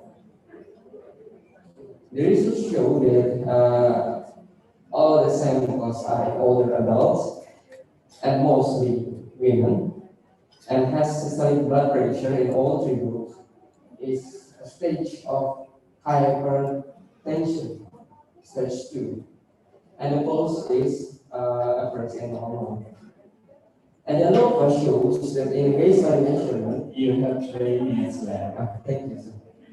It has good homogeneity, and the athletes we see the significant differences between these 3 groups. It shows us that the Tai Chi has a good effect of the blood pressure and also the pulse.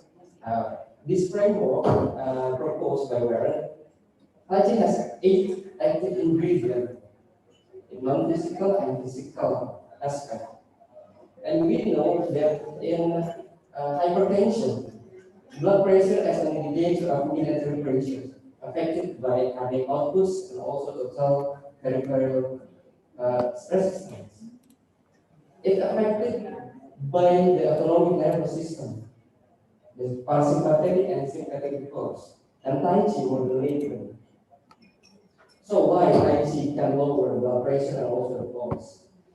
And also, the barometric sensitivity increases with Tai Chi, which we know that in physiology, patient with hypertensive, in long term, the baroreceptor become adult, experiencing the lowering sensitivity. So with Tai Chi, the sensitivity increases. So, and Tai Chi can modulate these factors of why the blood pressure regulated as in neurological and also as a physiological. And the last one, the compliance of arterial is increasing. So the resistance of the peripheral vascularity, which affected the blood pressure, but also increasing. So the arterial wall become more elastic, more compliant to adapting the changes of the blood pressure. That's why Tai Chi can be a great option for rehabilitative hypertensive management because the physiologically it can help. Thank you. Well, thank you very much for Mr. Denny Kurniawan for the presentation. And for next, is there any question from the audience? Come on. Mrs. Mentalia, please stand up and mention your name. Okay, thank you. I want to ask a question. In this research, you take exercise Tai Chi, okay? And then I want to know, you do this exercise by yourself or you use the expert person in this intervention. And then can you use in stress, fatigue, or anxiety for this Tai Chi exercise? Yes, that's the Thank you, Mr. Ali. Yes, when I held this study, I've learned only 2 years for Tai Chi, but it's not enough to be an instructor. So I get help to assist me, an expert who experienced with practicing Tai Chi for 20 years to help me. And so for the at weeks, she helps me to conduct the first 4 sessions, and I assist her to help the participant so they move with the right move.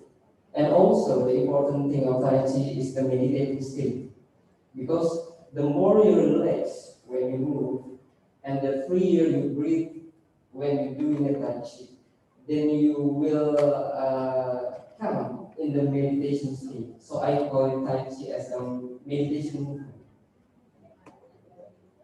Because all of the type of meditation usually in stable condition. But Tai Chi you can meditate with movement. So there's some more assessment to help this study. Because the legalization certification of Tai Chi is very rare. Because the certification can we get if we win the competition of Tai Chi. Okay, that's enough. Well, thank you, Mrs. Natalia. And the next opinion and suggestion from the reviewers, it was from Dr. Satis Babunataraja. Thais is yours. Thank you, sir. Yeah. Thank you, sir. Thank you, Mr. Denny, for your presentation. So here my question is, so from your slide, what I understand is this Tai Chi technique, exercise technique is excellent to control the hypertension, because you mentioned few of the researcher already use this technique to treat the hypertension. You are also performing the same technique to treat the hypertension and the pulse rate. So how your studies differ from the previous studies, or what is the novelty of your research? That's it. Thank you, Mr. Satis.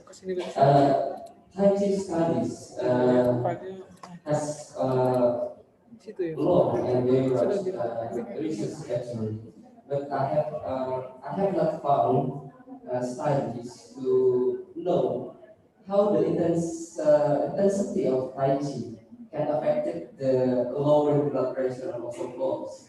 So I conduct my study to divide the groups of the various intensity of Tai Chi. So if 3 minutes of Tai Chi and 60 minutes of Tai Chi. Generally, Tai Chi doing for 45 minutes to 1 hour. Okay, I think it's enough. Yeah. I think it's enough, Mr. Dr. Service. Okay, for the next reviewer, Mrs. Leonie PhD, the time is yours. Okay, it's very a faster discussion. Okay, thank you for Mr. Denny. I want to know about your population for your research and uh, sample inclusion and exclusion for this research, because I think it's important if you use about the Tai Chi. I know about the what the population and the sample to use the Tai Chi exercise. Thank you. Thank you. My sample secretary is they never doing Tai Chi before. They have hypertensive, primary hypertensive, and then they are ages above 20 years old, and they Okay, it's elderly for elderly. yeah. Actually, I have the criterion of above 20 years old, but then the participant who joined this study is averaging elderly age. Actually, and also they have not any cardiovascular difficult problems, stiffness of the joint, and also the respiratory problems. Okay. Okay. I think it's enough. Thank you. Thank you very much. And we give applause to Mr. Denny Kurniawan. Okay. Thank you very much for your presentation, Mr. Denny Kurniawan. And we are going to call next presenter. The next presenter is Mrs. Mardiana. Yeah. The research title is Nutrition Education Media Booklet to Knowledge and Nutrition Intake of Obese Adolescent in the City of Palembang. Well, Mrs. Mariana, the time is yours. Assalamualaikum warahmatullahi wabarakatuh. Klik dong, klik dulu. Klik, nah, sip. Ibu, ini ada kepeannya. Nah, pegang beri jalan.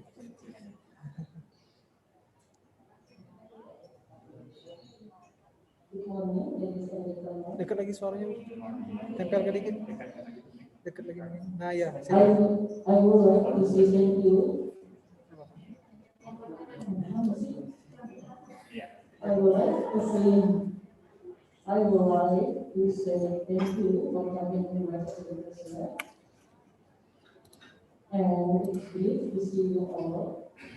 First, let me introduce myself. My name is Mardiana. I'm from Reserve of Nutrition. Yeah. So let's start the presentation. Nutrition education of booklet, media on knowledge and nutritional intake of obese education in Palembang. Background.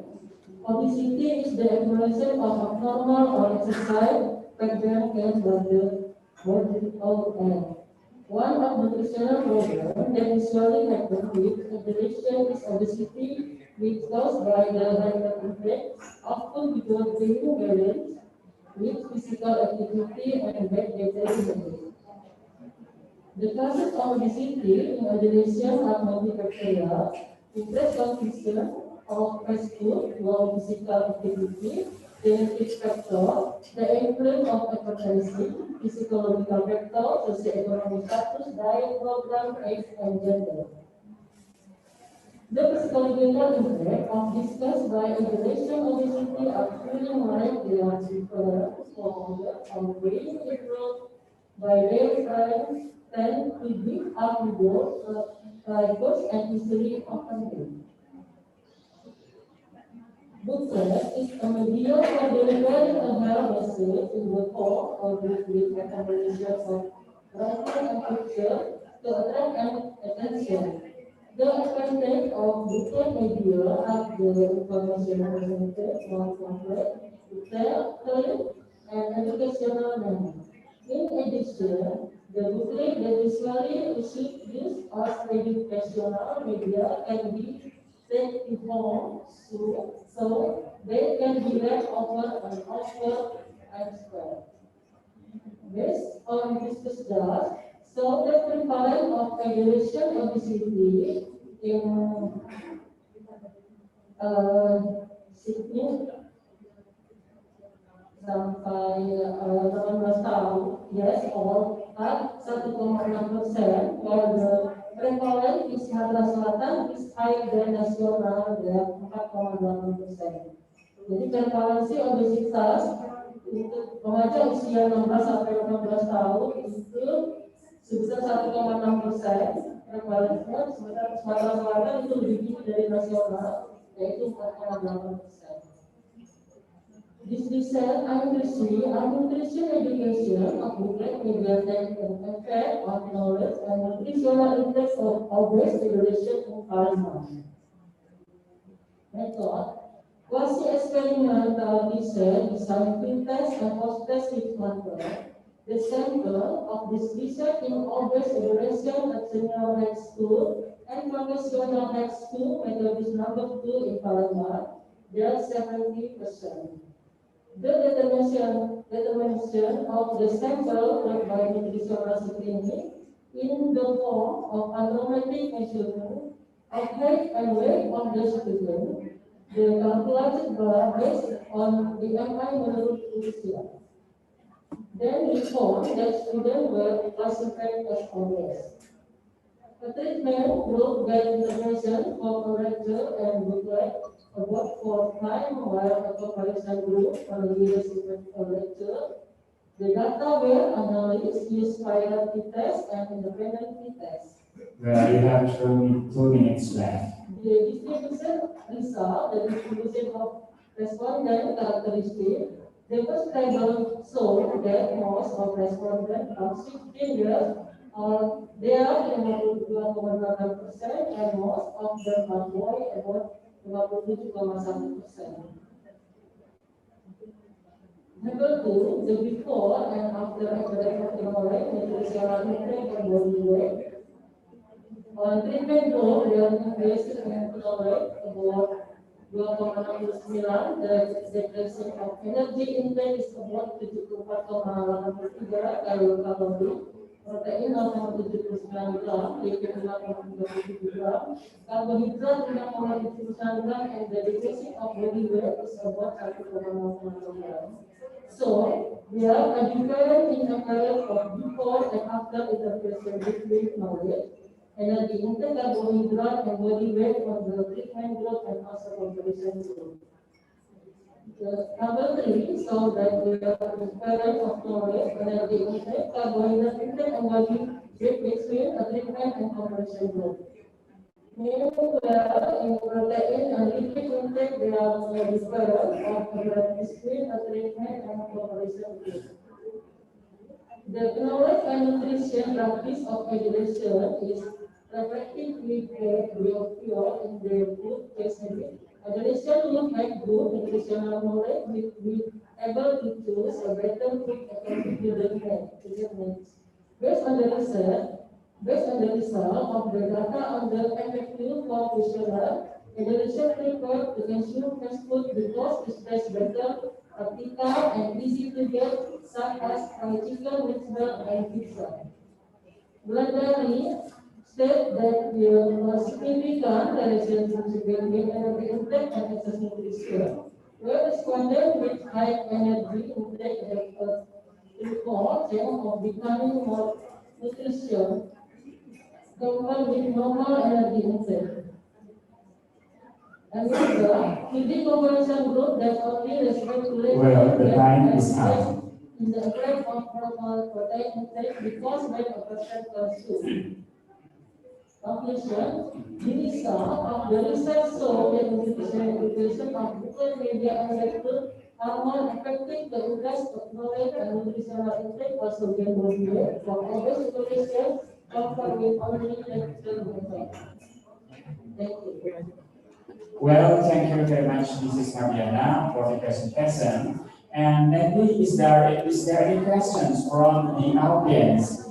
Please raise your hand and stand up. Nothing? Okay, if nothing, we continue to the reviewers. And for the first reviewers from Dr. Satis Bagunatanya, well, Dr. Satis, the time is yours. Thank you, sir. Thank you, Madam Martina, for your excellent and very significant research topic. It's very essential for nowadays.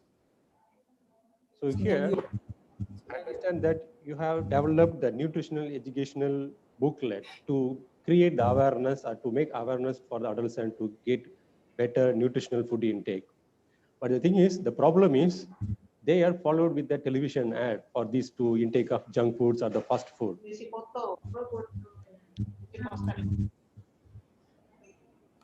Right? So here, my question is, how best create the impact of the nutritional educational booklet compared to the television ad?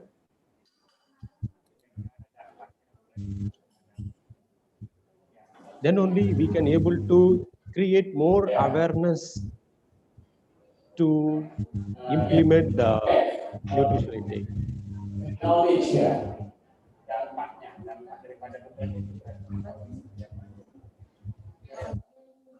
Got my question, madam? and speak Indonesia. Yeah, so can I provide sir speak Indonesian? Okay. Okay, I No gotta problem, sir. translate if I can. Yes. Oke, thank you. Sure. Jadi mobil itu memberikan dampak yang positif kepada para pelajar. Itu bisa menambah pengetahuan mereka mengenai pengetahuan model. Mereka mengetahui cara memilih bahan makanan dan mengetahui pola makan, sehingga di situ dari hasil penelitian terlihat bahwa asupan energinya itu menurun, ya. Kemudian bisa menurunkan berat badan mereka seperti itu. Yeah, from the plan, the student can know how about their what is it? Their intuition about yeah, and their knowledge for the students and decrease energy for the students and decrease the heat of the body. Well, sir. Yes, sir. Hello, Mr. Dr. Santis? Yes. Hello, yeah. Okay. Yeah, okay, thank you very much. Yeah, I think Sina, Mr. Dr. Santis. For the next reviewer, Mrs. Liwani PhD. Well, this is Liwani PhD. The time is yours. Okay. Okay, thank you, Mrs. Mardiana. We just to know, but knowledge is only one of the more supporting for behavior. And I want to know how to keep this adolescent behavior in maintaining dietary behavior. How to result to your result to still develop in the longer time. Ya, bagaimana skill ini bisa digunakan dalam waktu yang lama, gitu ya. For adolescent ya, untuk remaja ya, adolescents, ya. Yeah. Bagaimana? Please.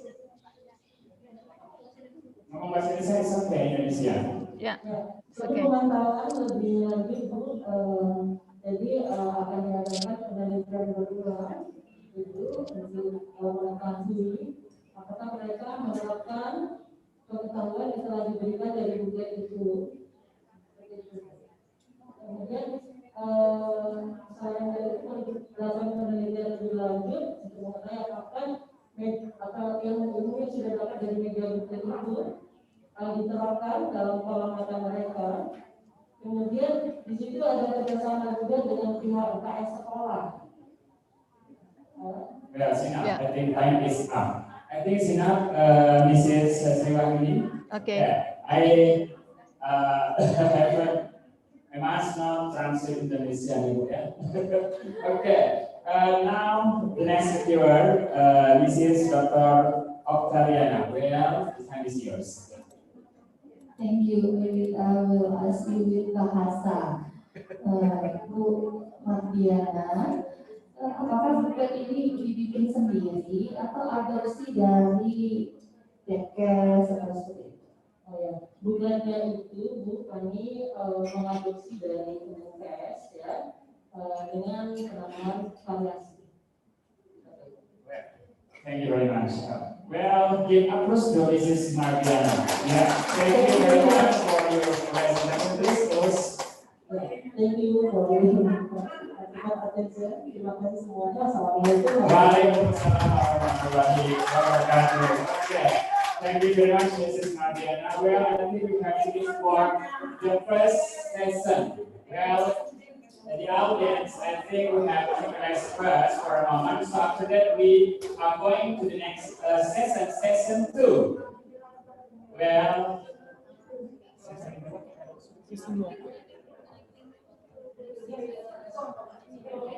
okay.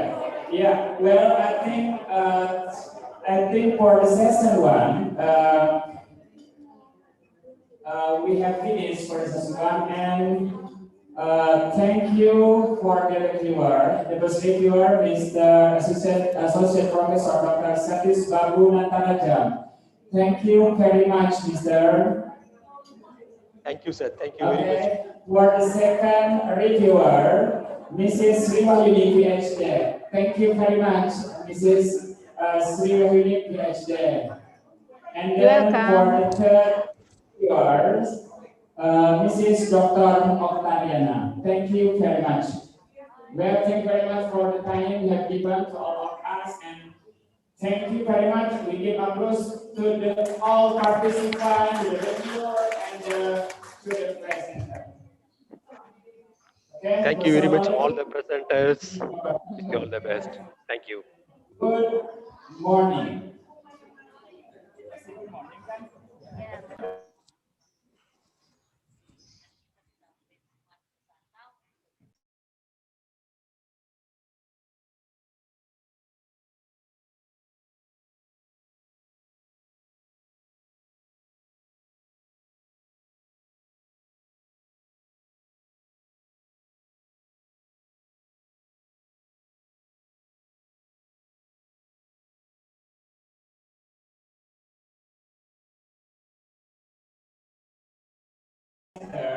Mrs. Irmalida, the fourth presenter, Mr. Abdul Kadir, and the fifth presenter, James Pediniran S., and the sixth presenter, Mrs. Jawia, and seventh presenter, Mr. John Perry.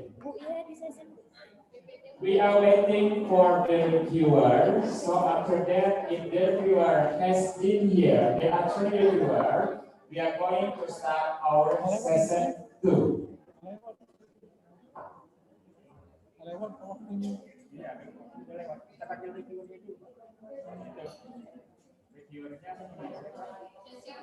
Iya, Pak Ali Siswanto,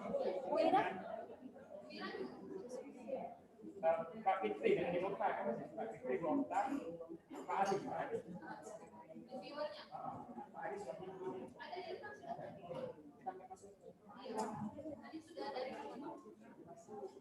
lewat dikit lah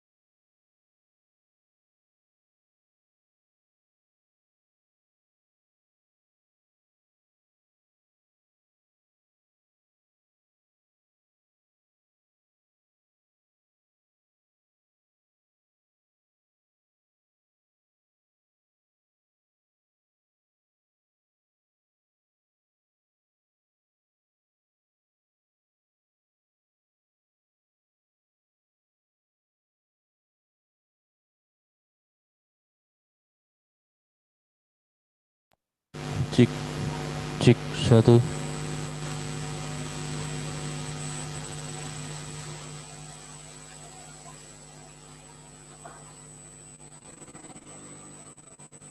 Cek, cek satu cek.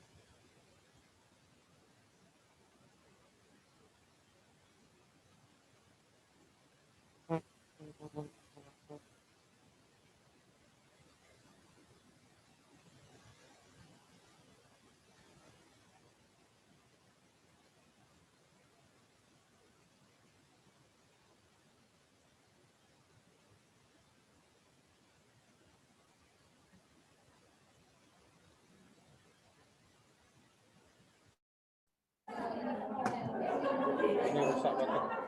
Dalam resek.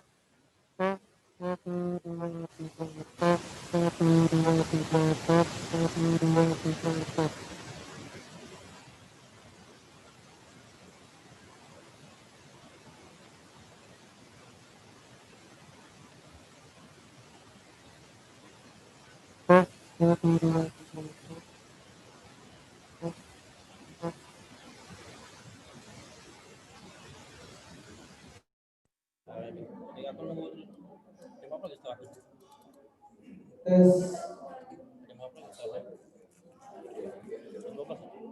Ntar kamu lagi.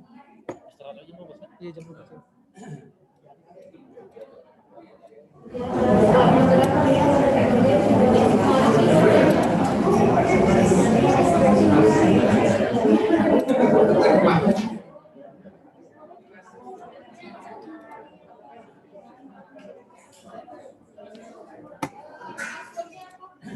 Hah? ZHM 992 coba. ZHM 992. Ya. Ya, meeting at Zuriwan. Masuk sini. Kalau IP di sini, nomor 1. Filenya kirim ke aku, Be, Pak. Ke aku, Be. WA, Be. WA, Be. Di WA Resti.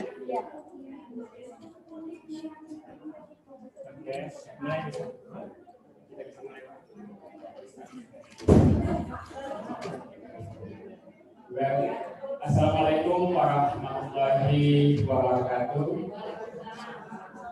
Good morning, ladies and gentlemen. Thank you very much for coming in this room. And your honorable reviewer, the first our reviewer, Insinyur Ari Siswanto, NCRP PhD.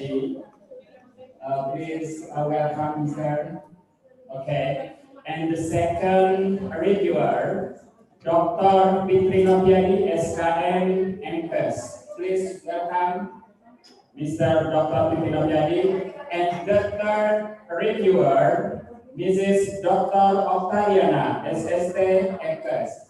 Please welcome. Well, first of all, thank you very much. Right now we are going to session 2 right now. We are in session 2. In session 2, there are 7 presenters.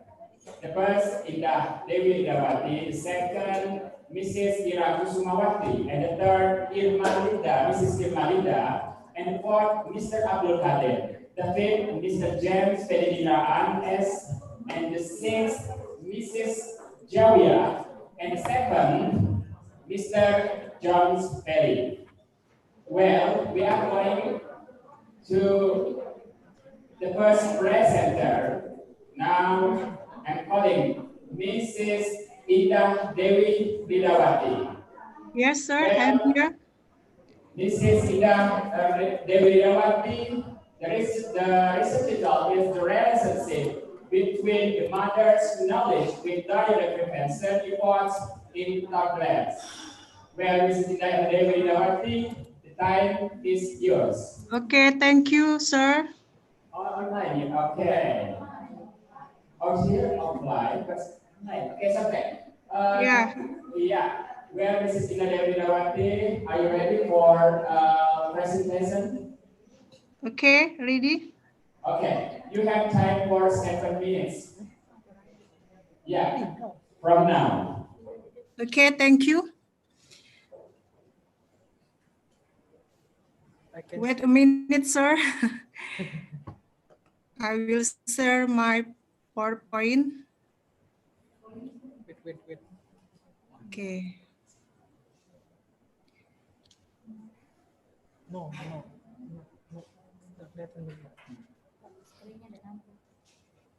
Okay, my name is Indah Dewi Ridawati. Assalamualaikum warahmatullahi wabarakatuh. Good noon. And this is my title, The Relationship Between the Mother's Knowledge with Diarrhea Prevention in Toddler. I come from Lubuk Nursing Department, Health Polytechnic of Palembang. Well, excuse me, your feedback cannot see from here. Please share screen. Pardon, sir? Repeat share screen. Repeat share screen. Oh, repeat subscribe. Ulang-ulang lagi. Repeat again. Okay. Yeah. Okay. Okay, let's me begin. Share screen. Is it clear? Not yet.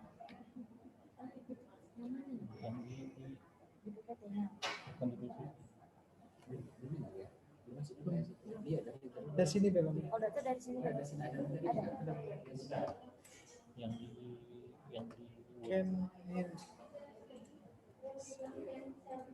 Yeah, or maybe share screen from here. From here.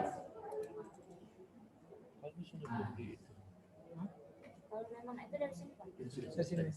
Okay. Where? Yeah. Okay. Please, the time is yours.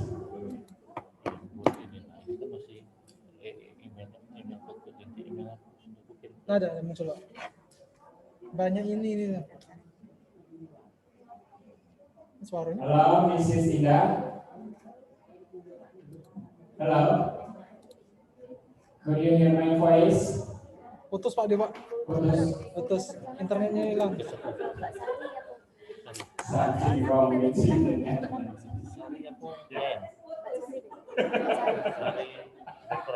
Kayaknya kalau orang Indonesia aja lah.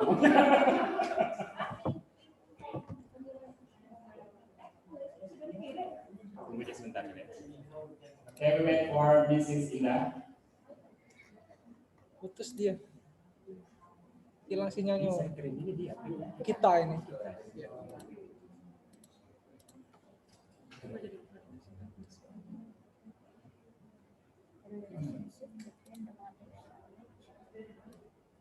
Berat ini PowerPoint-nya, banyak gaya-gayanya. Kalau berat susah share screen. Belum masuk. Belum.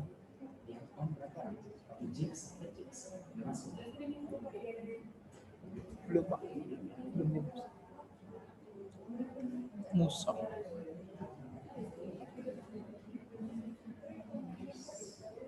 So how if we I think the next second presenter, so because it's this problem with the internet and things, what about if we continue for the next presenter?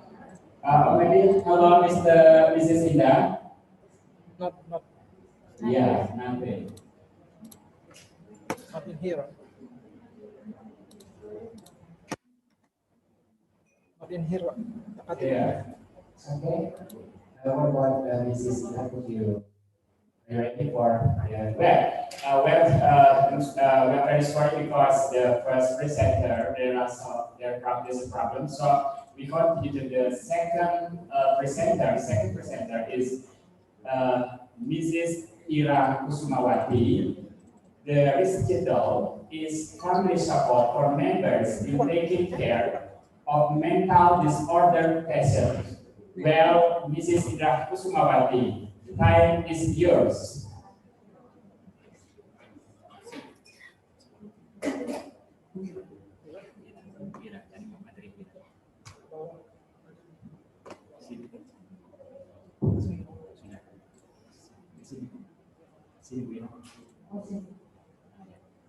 Assalamualaikum warahmatullahi wabarakatuh. Ladies and gentlemen, thank you for the opportunity as moderator. I would like to present my research result according to mental health department. Yeah. My title: family support for members in taking care of mental disorder patients. My team is myself and then Silman Dini and then Zurani.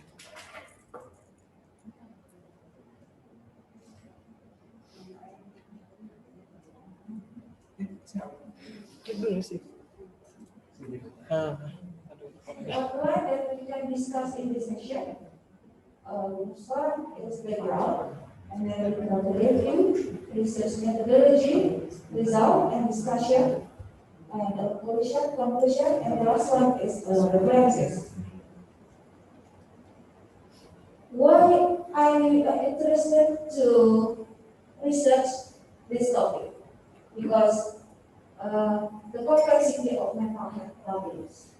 It's never ending problems in this world.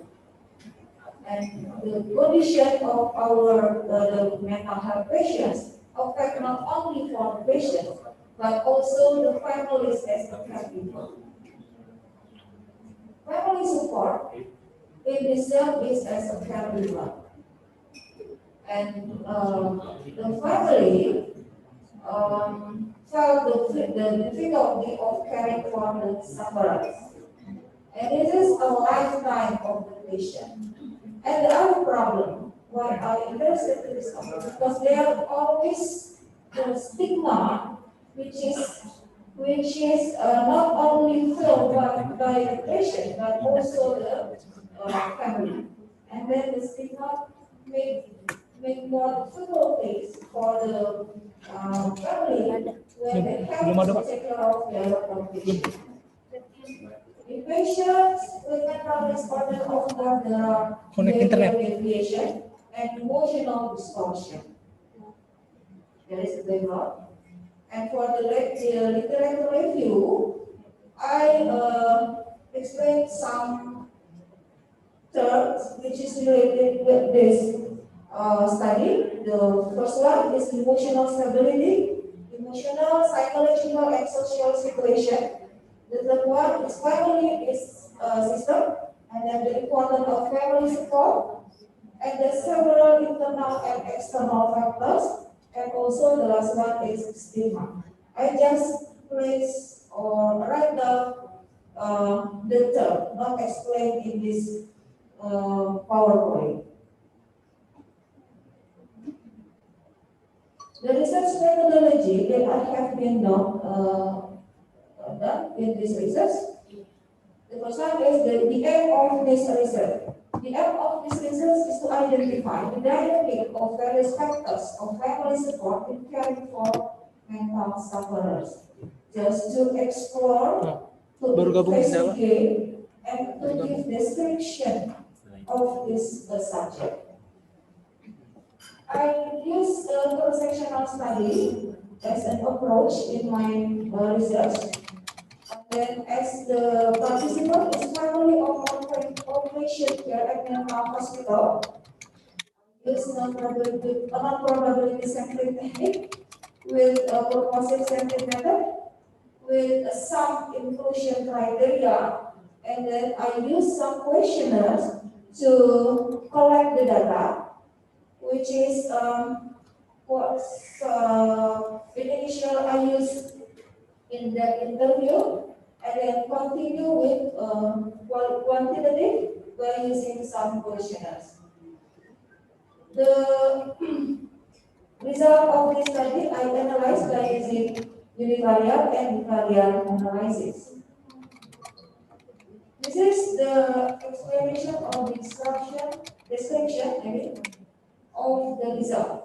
The first one is the relationship between respondent stage and family support. And then the second one, the table which is related or relationship between gender and family support. The third one, well, 2 minutes left. I try to explain the relationship between education and family support. And the last one, relationship between working status and the family support. The last two, the knowledge level and family support. And the last table, which is giving information about the relationship between education and family support. This is the result and the discussion. The last one is conclusion. There is the existence of mutual interaction, interrelation, and interdependence between family members is making us strong.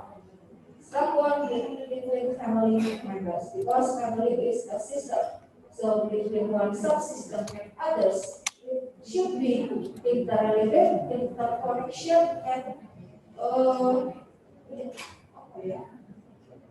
influence each other. The family is a common system. So the culture and then the environment factor should be influence the open system, this open system. Well, time is up. Yes, thank you. And this is some references that I use when I write down the okay, thank you. I will give that to moderator. Well, thank you very much for the presenter, Mrs. Ira Kusumawati. And we're going to the, is there some question from the audience? Well, is there any question? Maybe please raise your hand. Some questions? Nothing? Well, if nothing, we continue to the reviewer. Okay. Well, the reviewer, maybe from first from Mrs. Dr. Octaviana. Well, Mrs. Dr. Octaviana, the time is yours. I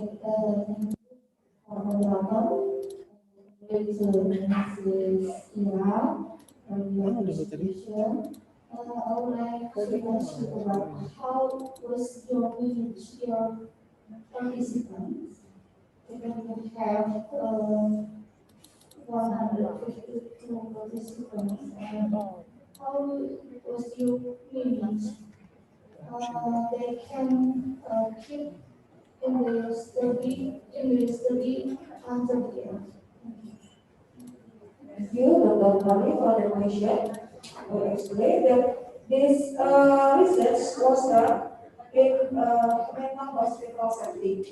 But before I try to make or to collect the data, I have a team who will assist me to collect the data.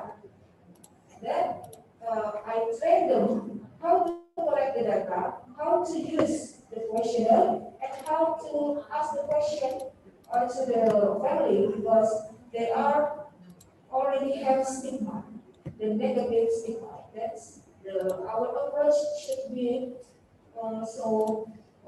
must be in an adequate way, yeah, in positive ways. Like we have to make an approach to the students, of course.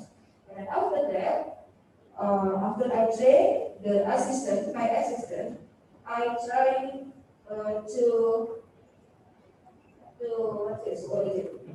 I try them to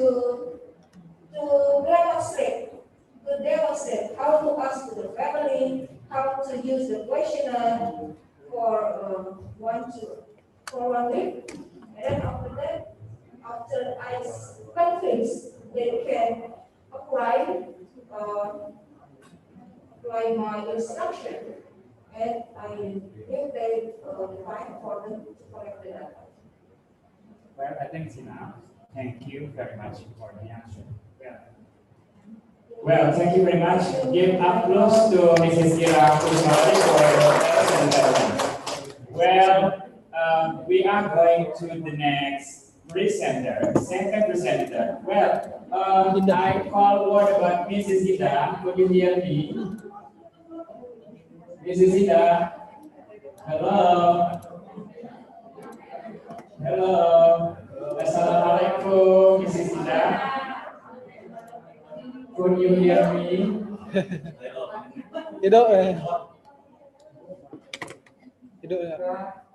Halo, Mrs. Ida. Ida, ada. Connect. Assalamualaikum, Mrs. Ida Dewi Widawati. Could you hear me? Sinyal nggak? Belum beli sinyal. Iya. Enggak. Sinyal kita bagus ya? Bagus. Dari sana aku memang.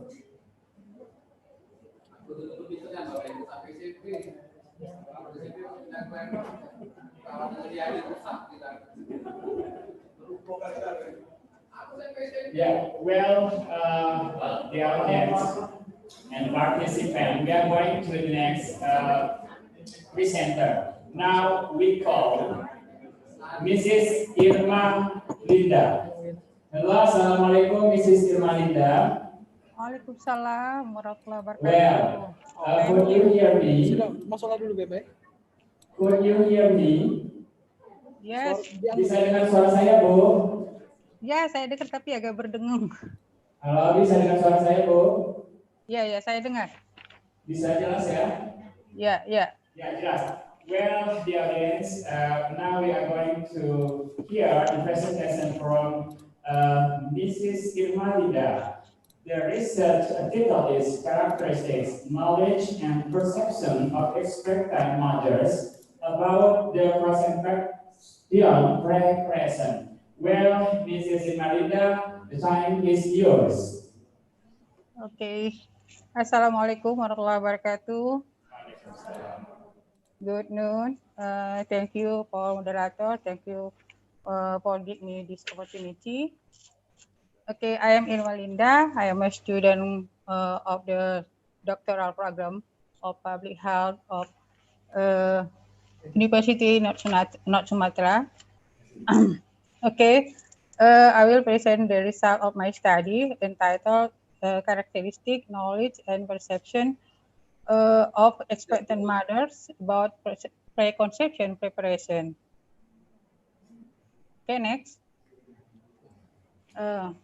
In introduction, the health status of women before pregnancy is very important to note. This includes nutritional status, reproductive system health status, physical health, and mental health. The condition can be detected in basic health facilities in the period before pregnancy. Preconception health condition will affect for the first 1,000 days of life, or we say golden period. Next. Yes. Facts according to WHO, 4 out of 10 women report that their pregnancies are unplanned. Perinatal deaths are 50% higher among babies born to adolescent mothers. Up to 10% of pregnancies among women with untreated gonococcal infection result in perinatal death. Next. The process of pregnancy labor, the period is a physiological process that women will experience in reproductive times. 80 to 90% of pregnancies will take place normally. 10 to 20% of pregnancies accompanied by constituents or develop into pathological pregnancies. According basic health research discussed that in 2018, 48.9% pregnant women in Indonesia experience anemia. And then 17.3% women of childbearing age who are pregnant experience chronic lack of energy, or we say CAC. 14.5% women of childbearing are at risk of chronic energy depression. Next. Preconception care has a positive effect and range of health outcomes. Some issues of maternal health and newborn babies, like child mortality, maternal mortality, birth defect, low birth weight, preterm birth, macrosemia, neonatal hypoglycemia, mental retardation, goiter, cretinims, hypothyroidism, childhood cancers, type 2 diabetes, and cardiovascular disease in later life, congenital and neonatal infection, vertical transmission of HHV, underweight and stunting, reduced breastfeeding, and diarrhea. Next. Perception is process proceeded by sensing, which stimulus received by the individual through the receptor tool, that is the sensory device, between the individual and outside world. Perception is a stimulus that is sensed by individual, organized, then interpreted so that the individual realize and understand what is the senses. In other words, perception is a process that concerns the entry of message or information to the human brain. Factors that play a role in the perception are one, intention, and then knowledge and know how to think. You have 2 minutes left. Okay, I can hear. Conclusion. Can I next? Yes. Okay. Yes. The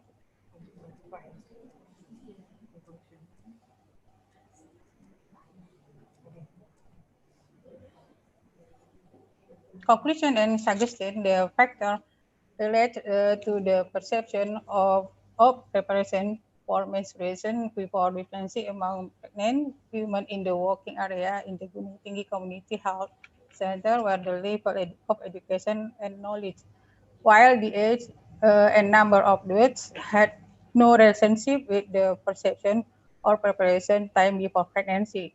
This means that it is necessary to increase the knowledge of human of childbearing age about the need to prepare the physical and mental health of the period before pregnancy by related health workers. Health service before pregnancy in primary health facilities are expected to be the main promotive and preventive effort so that every pregnancy is planned and prepared so that it will improve the quality of pregnancy and newborn. Okay. Thank you. Thank you for this time. Well, I think it's now Mrs. Irmanita for your presentation. Okay. Thank you very much for the presentation. And now we are going to the question. Maybe is there any question from the audience? Please raise your hand if there is any questions. The audience, nothing. What about the right side? Nothing. Left side? Nothing. Okay. If there's nothing question, we are going to the reviewers. Well, the reviewer for Dr. Fitri Nopriani. The time is yours. Thank you. Assalamualaikum warahmatullahi wabarakatuh. Waalaikumsalam warahmatullahi wabarakatuh. One question. Can you explain how to take the sample in this? Yeah. I'm sorry. Can you repeat still? Okay. Can you explain how to take the sample in this study? Oh, how to take the sample in the study? Yes. The population of in this my study are expectant mother or pregnant mothers when they visit in posyandu ya, we call posyandu and puskesmas ya. I take the sample with accidental sampling, yeah, and then the number of sample 110 expectant mother. Like that, sir.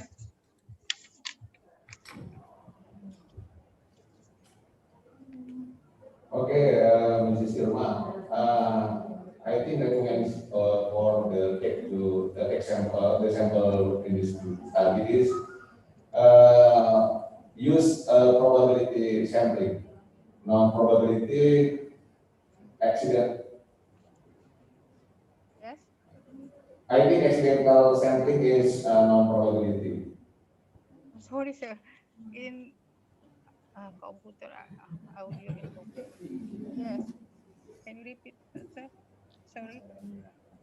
Okay, Mrs. Irma, I Yes. have advice for you to take the sample for this study is use probability sampling, not non-probability or accidental sampling.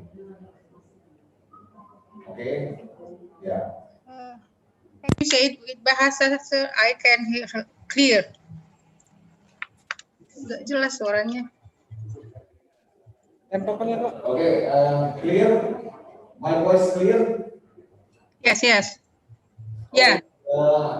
Only advice for Mrs. Irma, take the sample in this study, use the probability sampling, not probability or accidental sampling. Yes. I using accidental sampling, sir. Yes. So I advise for you to use non-probability sampling to probability sampling. Can simple random and multi-state and stratified. Okay, only advice for you. Yes, yeah.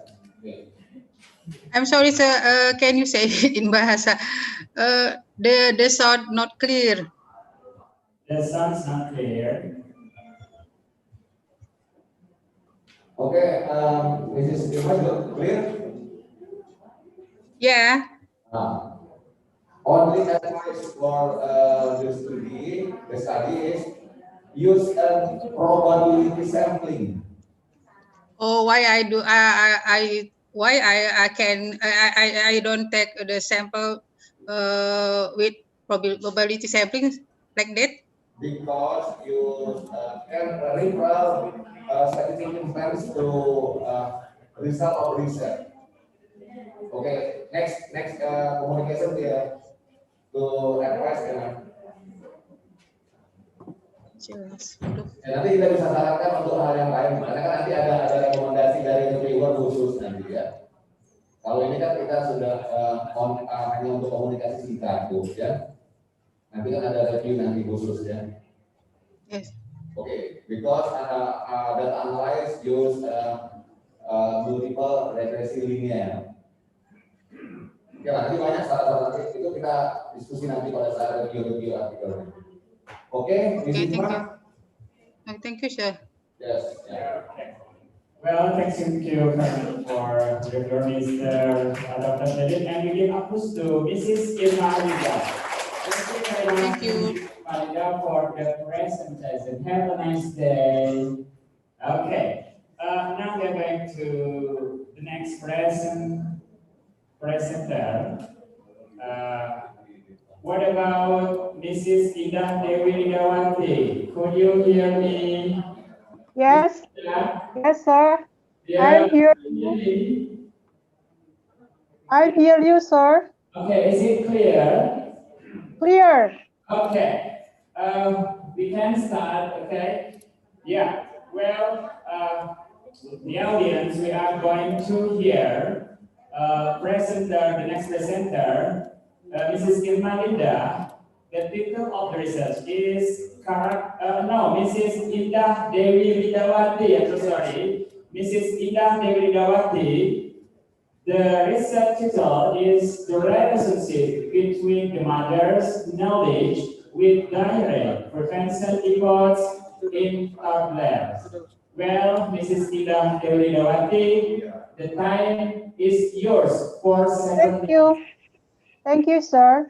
Bismillahirrahmanirrahim. Assalamualaikum warahmatullahi wabarakatuh. Good noon.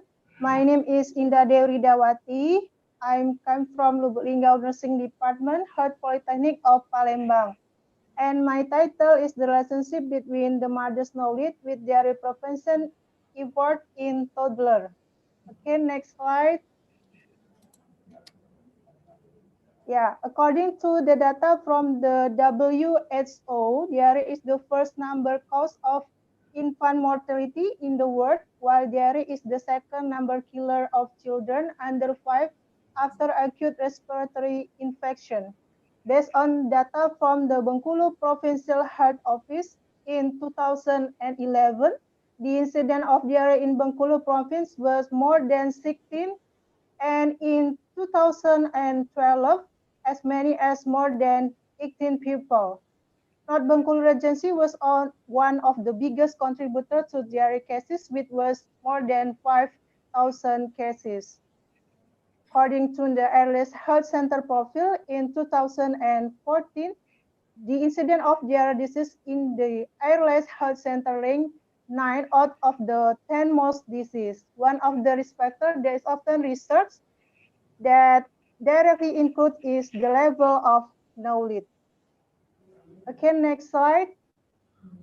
This research is quantitative study using analytical research design and cross-sectional design to determine the relationship of maternal knowledge with prevention of diarrheal disease. Data collection was carried out in the Airless Community Health Center in Padang Jaya District, North Bengkulu in May 2015 until June 2015. The population in the study were all mothers who have children under 5 in the words of Area Airless Community Health Center in Padang Jaya District, North Bengkulu. Next slide. The sample in this study were mothers who had children under 5 in the work area of Airless Health Center, as many as 95 people who were selected purposefully. The inclusion criteria used were mothers who have children under 5, and the second willing to participate in research, and the third able to communicate actively. Next slide.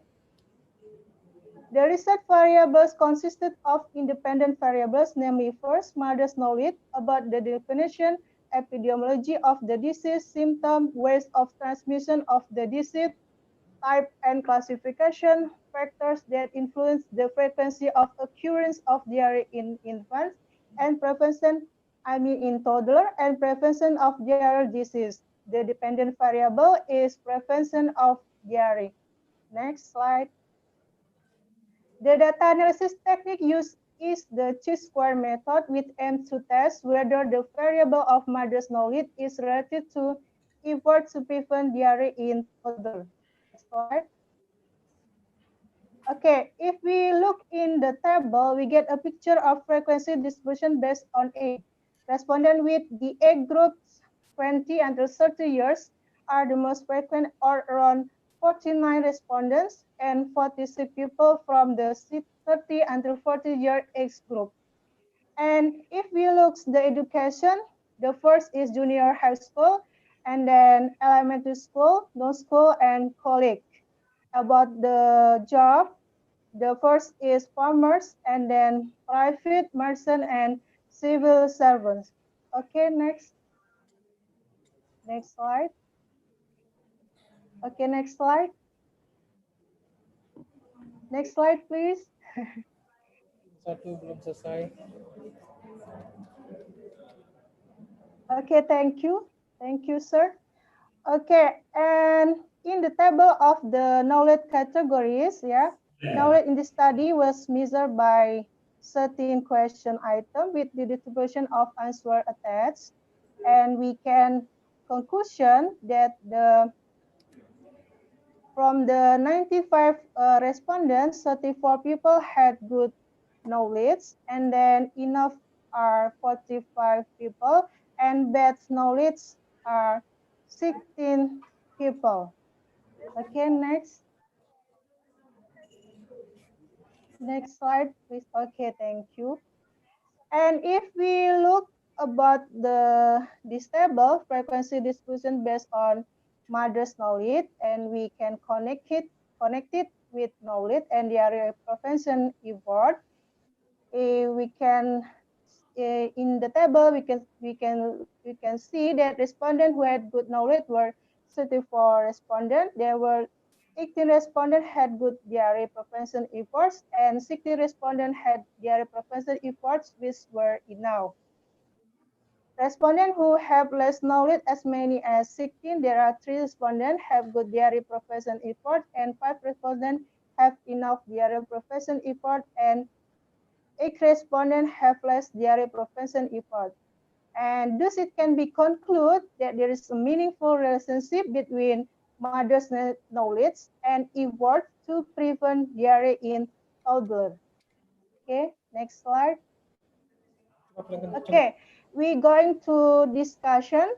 This study is in line with the research from Bulan Sari in 2008, which conclude that there is a significant relationship between behavioral factors, including knowledge, attitude, and action of mothers with the incidence of diarrhea in toddlers in Batu Jajar Health Center, West Bandung, Regency.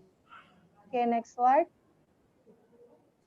Okay, according to Noto Atmojo in 2007, the knowledge a person has will be influenced by several factors, including the experience gained from what he has experienced himself and the experience of others he knows, social culture. This culture is formed in a long time as a result of the life of a community together. Beliefs can be obtained from generation to generation without any proof or obtained from the experience they have and proven through print media as well as electronic and books are facilities. This is Indra, yeah. Yeah. Okay, the conclusion. So the time is up. Okay. Next conclusion. Okay, thank you. There is significant relationship between maternal knowledge and prevention of diarrhea disease in toddlers in work area of Earliest Health Center, Padang Jaya District, North Bengkulu. Okay, next suggestion. Okay, it's hoped that the people of Padang Jaya sub-district should increase their knowledge of diarrhea disease and preventive measures to reduce the incidence of diarrhea by attending counseling from health workers, reading books, and the mass media. It's hoped that the LS Health Center can be more intensive by counseling and briefing on diarrheal diseases and prevention efforts. To other resources, it is recommended for future resources to increase the number of respondents and increase the number of variables studied so that they can produce more accurate results. Okay, thank you so much. Well, thank you very much, Mrs. Idari, for the presentation. And now we are going to the question from the audience. Well, any questions maybe from the audience? Please raise your hand. Come on. Is there any questions? Nothing? Yeah, please. Mr. Okay. Yeah, please stand up. Mr. Debbie, yeah? Okay. Thank you, Mr. Rodi. Ms. Ida, I can conclude your research, your study is between knowledge and diarrhea prevention as a behavior. Do you find any findings because the concept of the behavior is knowledge may affect the attitude and the attitude may affect the behavior. In your study, knowledge just undergo to the behavior. Do you find any findings about the attitude of the mothers about the diarrhea? Okay, because you did, yeah. Because I think it might be the interfering variables between knowledge and the behavior. Thank you. Right, intervention variable, ya teman. Please answer this yeah. Okay, thank you so much, Mr.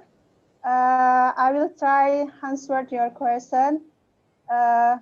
If actually this research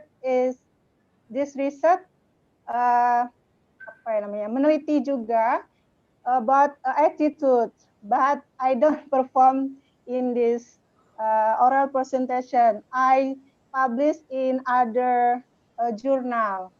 So in this oral presentation, I just give the information that there is relationship between knowledge and the other profession in toddler.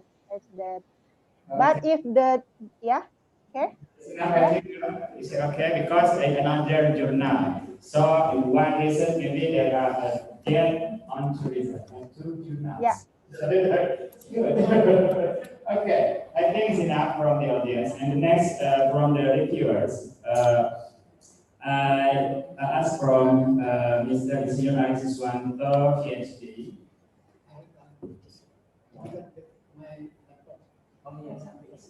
Oh yeah, okay, so never mind now. After this meeting now from Mrs. Dr. Octaviana. Please, the time is yours.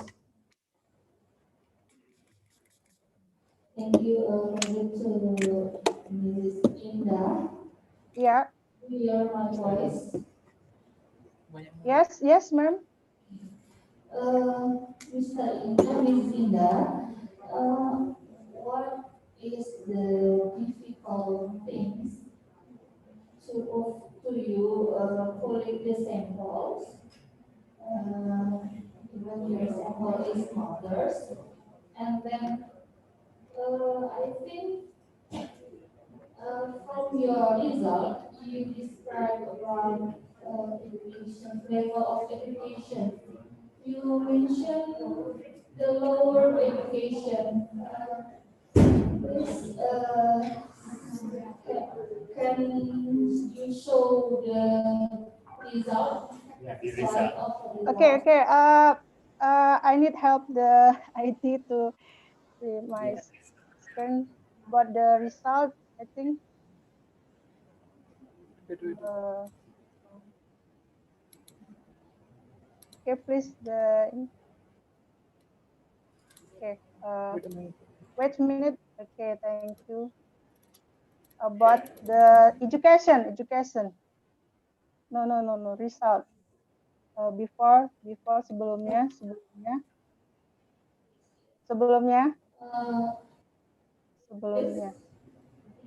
Oke. Sebelumnya lagi. Oke, sebelumnya lagi. Yeah. Okay, yeah, yes, this, yeah. Okay, the first is, middle school. Pardon me, the first, in this middle school, and then high school, and then elementary school, no school, and college. Thank you, Mrs. for your correction. Okay. Mrs.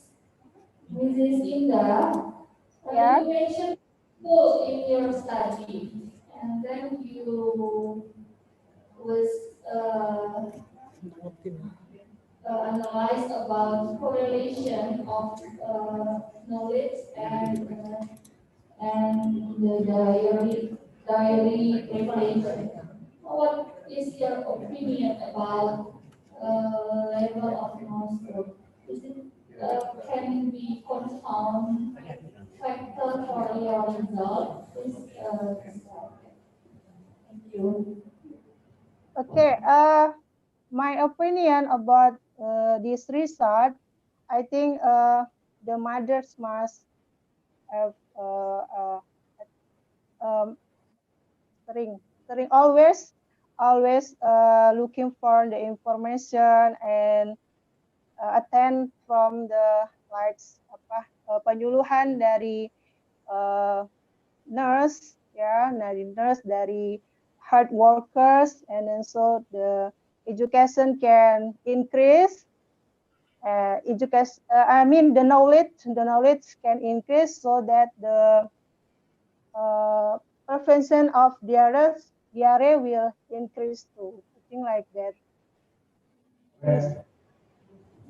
Maybe my suggest to you, the next study, you can be selected the education level, exclude non-school in your criteria because this can be affect the compound factor for your results. Thank you. Oh yeah.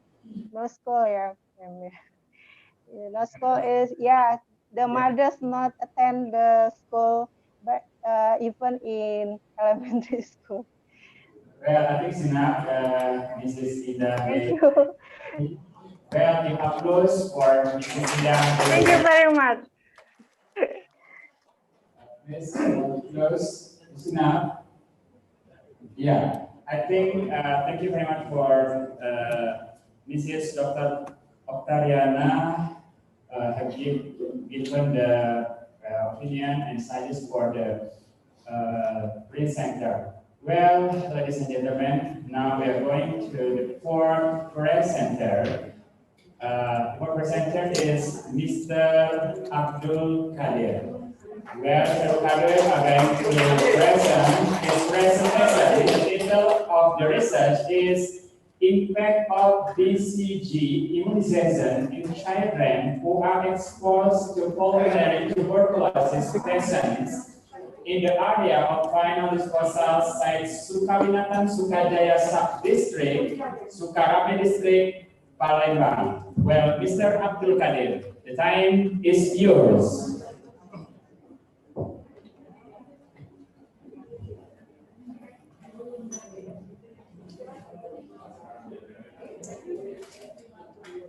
Assalamualaikum warahmatullahi wabarakatuh.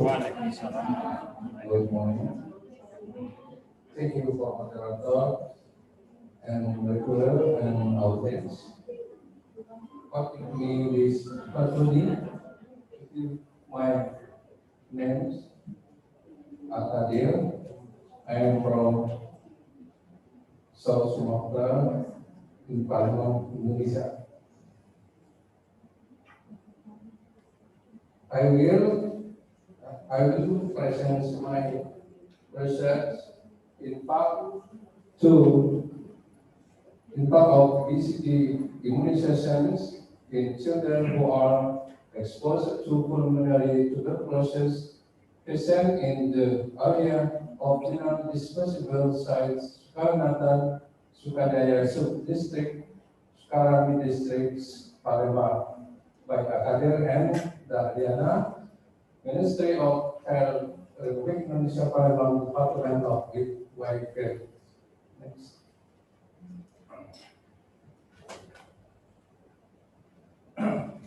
Introductions. Background. Immunization is an effort to prevent the transmission of infectious disease from sufferers to healthy people. Director General for the Prevention and Control of Infectious Disease, Ministry of Health, 2017, disease that can be prevented by immunization of diphtheria, tetanus, neonatal pertussis, pulmonary TB, polio, and hepatitis B. In South and Sumatra, so province, the coverage of complex disease immunization 2017 is 25264. Babies and Palembang City is 2576 of the total of 2642. This means that there are 1,005 bases in Palembang City who are not completely immunized or Dinkes Kota Palembang 2009. Where dropout is 0.3%. Pulmonary TB disease can be prevented by BCG immunization. Pulmonary tuberculosis is caused by Mycobacterium tuberculosis, which can attack all age group and access and only attack the lung organs. Transmissions by means of the droplets of saffron, and saffron are found in a lot of beds in environmental place with earth as confinement a lot of pollutant. children under 5 who are in the present environment or exposed have a greater risk of contracting them.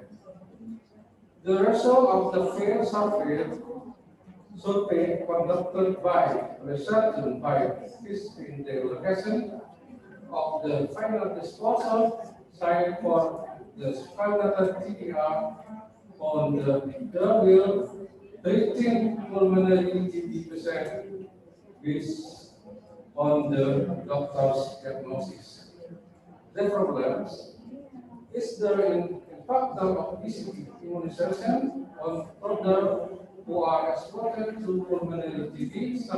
First, TBS Kawinatan pada Dilis Palembang 2019. Three minutes left. Yes. Thank you. To complete the hypothesis in the set was conducted with the general to determine the impact of BCG immunization on toddler exposure to pulmonary TB suffered in Kawinatan Palembang final dispersal site or TB. Special, I know the frequency distribution of children under 5 who are exposed percent with pulmonary TB. 4. Note the frequency distribution of BCG immunization. 3. To determining the impact BCG immunization for children who are exposed to pulmonary tuberculosis patient in the Kawinatan TB area.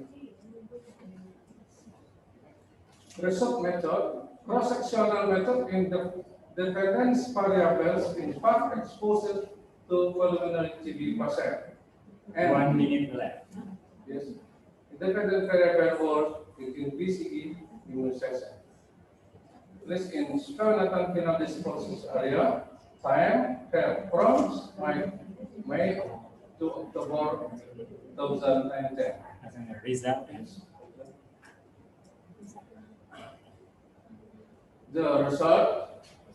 the result of the time analysis unified of the 13 sample studied were 5.6. Yes, next. Distribution, weight frequency distributions. Distribution to older environment. The variant analysis statistics using H-square 0, 20, 0, 0, 1. Based on the subset of the H-square test toward the lowest the significant relationship between the status of BCG insertion with the site of pulmonary TB. In fact, P value 0, when 001, 0.05. This means that there is a relationship between immunization status and the inciting of pulmonary TB will impact the prevalence final. Well, I think the time is up. What about the conclusion and the conclusion and recommendation concern? One, the number of children under 5 to are exposed to pulmonary James children under 5 and positive pulmonary TB is di sini one. Number of children under 5 BCG for children. Of 4 children under 5 who are immunization center is 1 children who is positive for pulmonary TB. For the impact of immunization or impact of short pulmonary TB is PKU 0.001. There is impact of BCG immunization. Suggestions. One is important that is the shot can be very applied to the topic patient nutrition. So it is expected that data collection method or immunization shall be approached considering that immunization is very hard. The people living in final dispersed areas have to be given continuous education concerning their level of knowledge. Well, thank you very much. Give applause to Mr. Abdul Kadir. Well, the audience, now, is there any question maybe from the audience? Please raise your hand. Is there any questions? Nothing. Well, if nothing question, we continue to the reviewer. I asked to Mr. Insinyur Ari Suswanto, MCR PhD, to give opinion or suggestion or maybe some questions for the presenter. Well, the time is yours. Thank you very much. Assalamualaikum warahmatullahi wabarakatuh. Waalaikumsalam. Can you explain why the toddler and children get pulmonary disease? Because of going to the settlement, or because toddler and children visit the EPA? Yes, I visited location TPA and Indonesia, it's okay. Answer in bahasa Indonesia. Oh, it's okay. Bahasa Indonesia never mind. Yes. Apakah bisa menjelaskan kenapa bayi dan anak kecil itu terkena penyakit pulmonary disease? Apakah karena angin bertiup ke arah pemukiman atau mereka itu main-main ke TBA? Tempat pembuangan akhir. Oh yes, yeah, thank you. Di judulnya tadi ada bahwa anak-anak tadi terpapar karena orang tuanya menderita penyakit tuberkulosis. Itu ada 13 pasien di wilayah Sukawinatan itu ternyata positif ini positif TBC tuberkulosis. Itu hasil pemeriksaan dokter. Nah, yang kita teliti adalah anak-anak yang berada di lingkungan mereka. Dan kita cek dari anak-anak tadi sebanyak 60 yang terpapar, punya kehidupan sehari-harinya berhubungan dengan pasien yang 13 tadi. Nah, kita cek, kemudian kita lihat di daftar KFS-nya bahwa mereka itu ada yang diimunisasi. Imunisasinya itu ada 56 orang dan 4 orang yang tidak diimunisasi. Apakah orang tuanya itu sebagai pemulung atau bukan? Ya, sebagai pemulung, karena mereka tinggal di situ. Semuanya pemulung. Ya, semua pemulung di wilayah itu, semua pemulung. Di wilayah, di lokasi pembuangan akhir.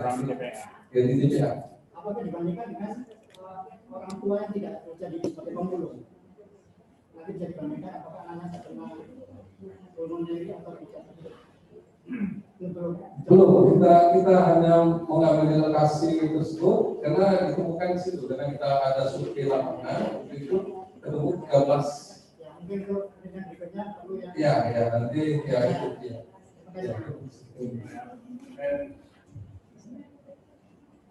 Well, thank you very much for Mr. Insinyur Ari Suswanto, PhD, for the opinion and for the questions. And thank you very much for Mr. Abdul Kadir. We give applause again for Mr. Abdul Kadir.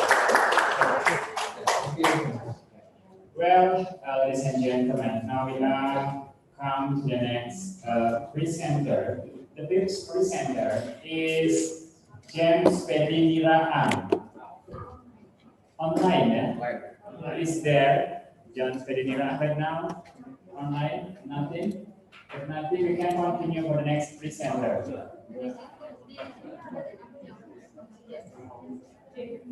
James Pediniraan. Yes. Nothing. From Protekas Jambi. There's nothing, yeah? Okay. Well, ladies and gentlemen, now we continue to the sixth presenter. The sixth presenter is Mrs. Jawia. The title of the research is Effect of Mother-Baby Care, or MBC, package with permacultural approach adaptation to LE's ITN physiological therapy of partum in Taliban. Well, Mrs. Joya, the time is yours.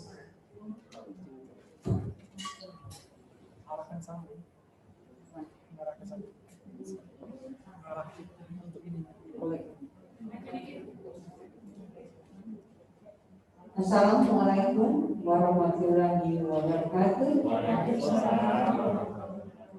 I would like to say thank you for coming in my presentation.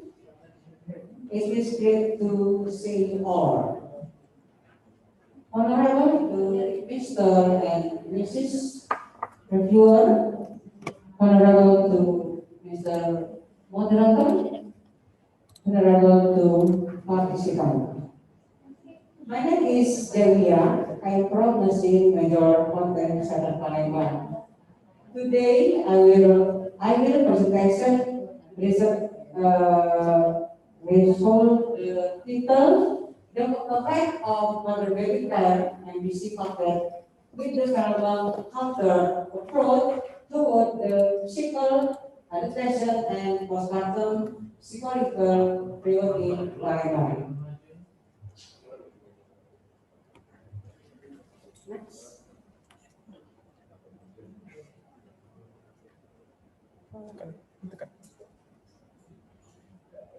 The result was Jawia, second, mediated.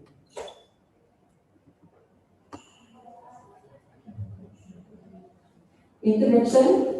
The effect of the community in general to well-being, the occurrence of women were inseparable from the culture adopted in opportunity in health problem, the exit in the community social postpartum. Until now, the nursing care at home care in women during postpartum not raised with good, but early recognition affect the success of pregnant postpartum mother. This was to regards the opportunity to be given her education or surpassing during breastfeeding and practical instruction in her own correct breastfeeding teaching. Postpartum mother care at home was strongly influenced by family and community support, but further practice carried out in the community was up to the treatment of maternal health. The effect of further practice of nursing mother and their babies can be a serious problem to the physical and psychological change in postpartum.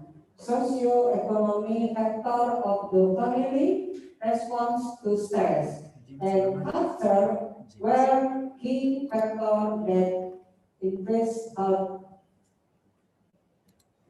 method. The result was conducted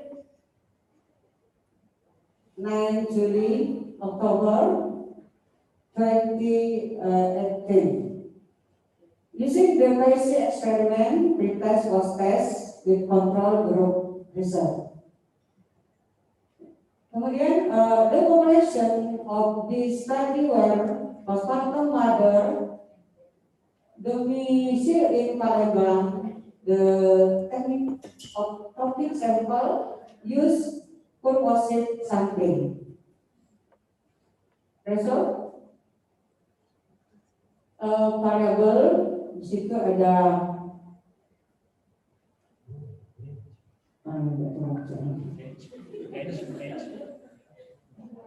Age ya antara usia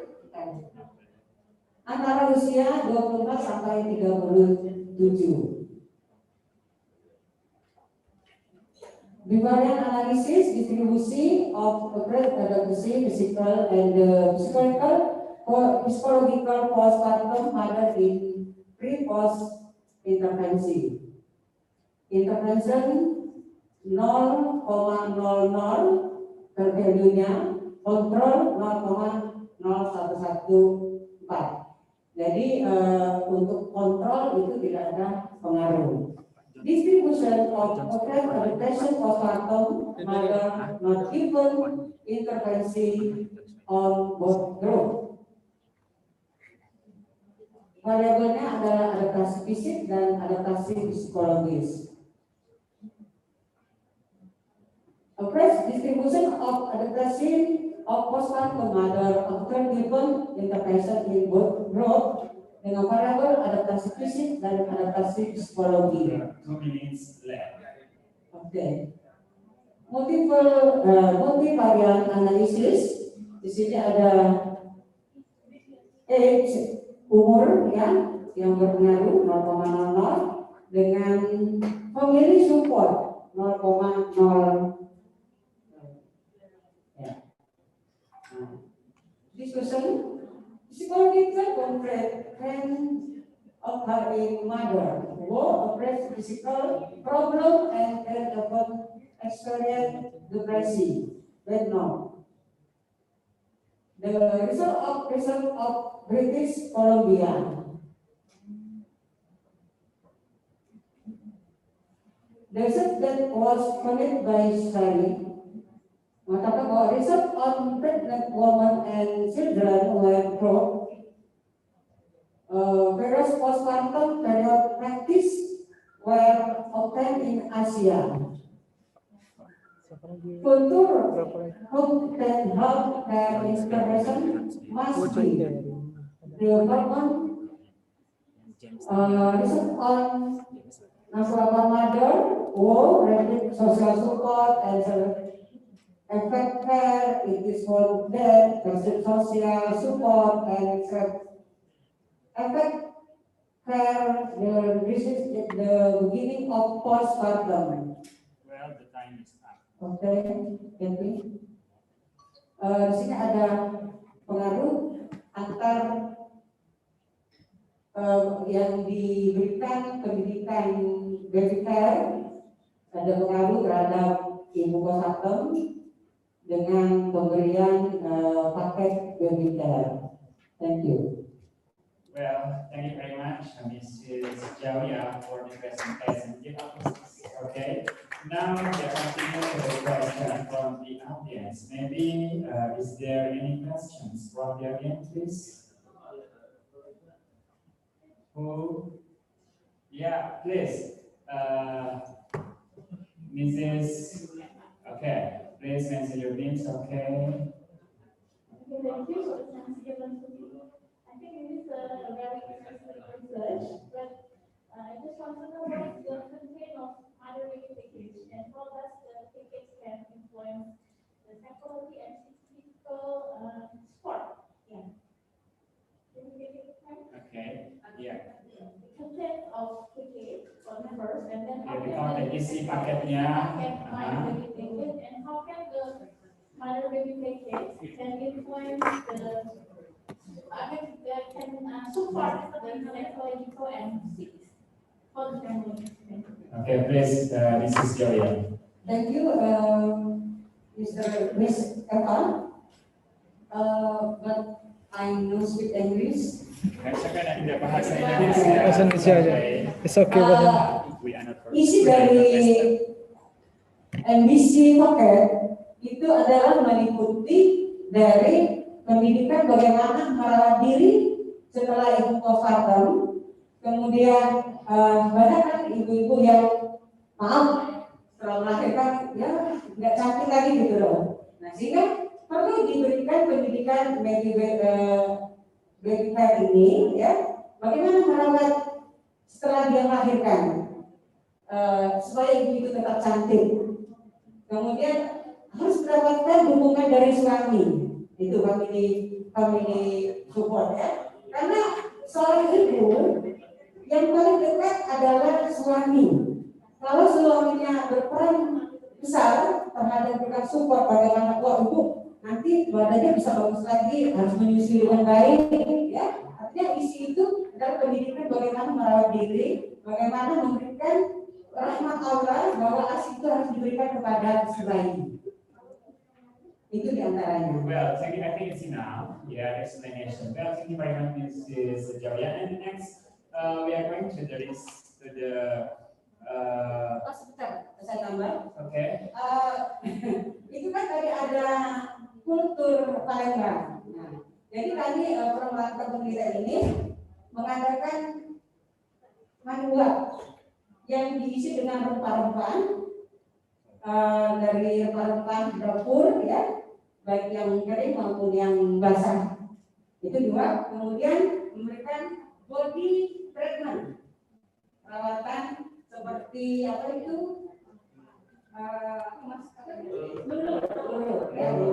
Jadi itu kami menggalakkan, yuk kita lihat banyak orang yang sudah meninggalkan tradisi ini. Padahal itu orang-orang tua kita itu sehat dengan meminum rempah-rempah lagi, ada yang diminum, ada yang dirawatkan dengan treatment body, ada yang dibuat dari air rempah-rempah sehingga akan mengeluarkan keringat dalam tubuh, ibunya lebih segar, lebih sehat, tidak pusing. Ya itu saja barangkali. Dan awet muda.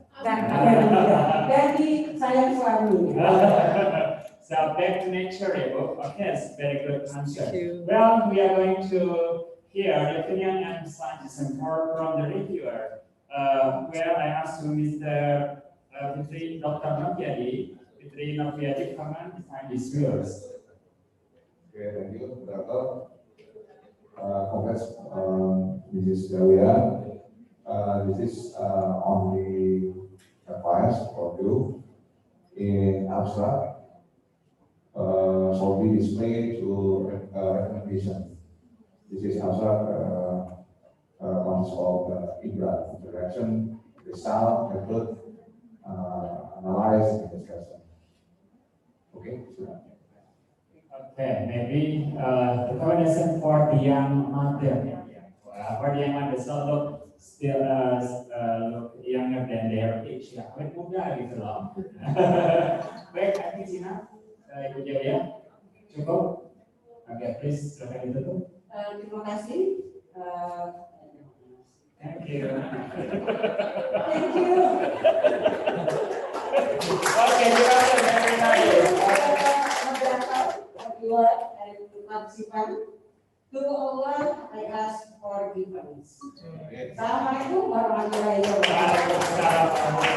Well, thank you very much for the presentation from Mrs. Jawia, and I think it's one of good presentation. Yeah. Well, now we have two presenters. For the next presenter, what about James Pediniraan? Nothing. Is there Pediniraan? Nothing. James, yeah. James, nothing. Yeah. Online, nothing. Okay. Because there's nothing, Mr. James Pediniraan, we continue to the next presenter, Mr. John Sperry. Assalamualaikum, Mr. John Sperry. Yeah. John Sperry. James. John Ferry, replaced by Bill. It's my Oh, you're okay. But John Ferry is in online. Okay, you are the presenter. Well, okay. Well, the audience, now we hear the substitute, not substitute team, yeah. Okay, well, before you present us, and have you introduce yourself first to us. And well, the title of the research is plasma absorbance as baseline, a simple method for no. Yeah, yes, the tabletop disaster simulation to enhance community knowledge of flood disaster preparedness in Musirawas Regency. Well, the time is yours. Okay. Thank you very much for the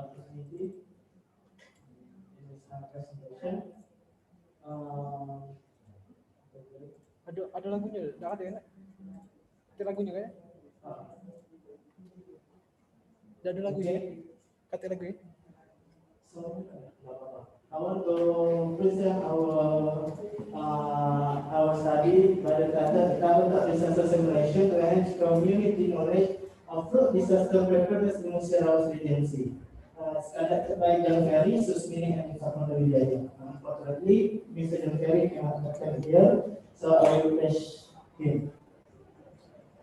Okay, Indonesia is known as is a hypermarket of disaster. There is a volcano, there is a earthquake, there is a tsunami, there is a forest fire, there is a landslide, there is a tornado, and also there is a flood disaster. All of this you can find in all area in Indonesia. So Indonesia can call as disaster prone area. So we have a high risk area of disaster. Okay. Indonesia must be well prepared to deal with all the circumstances. In the other word, I have to say that Indonesia has to be strong. So our country has to be strong. So what? We have to prepare. We have to prepare and we have to prepare. In particular in mitigation phase. The main purpose of the mitigation phase is to strengthen the community resilience. Why? Because the community resilience, they are first frontliner to face the disaster. And also, the community is the first one to respond to disaster. And the last one is is the most affected area or the most affected people. But the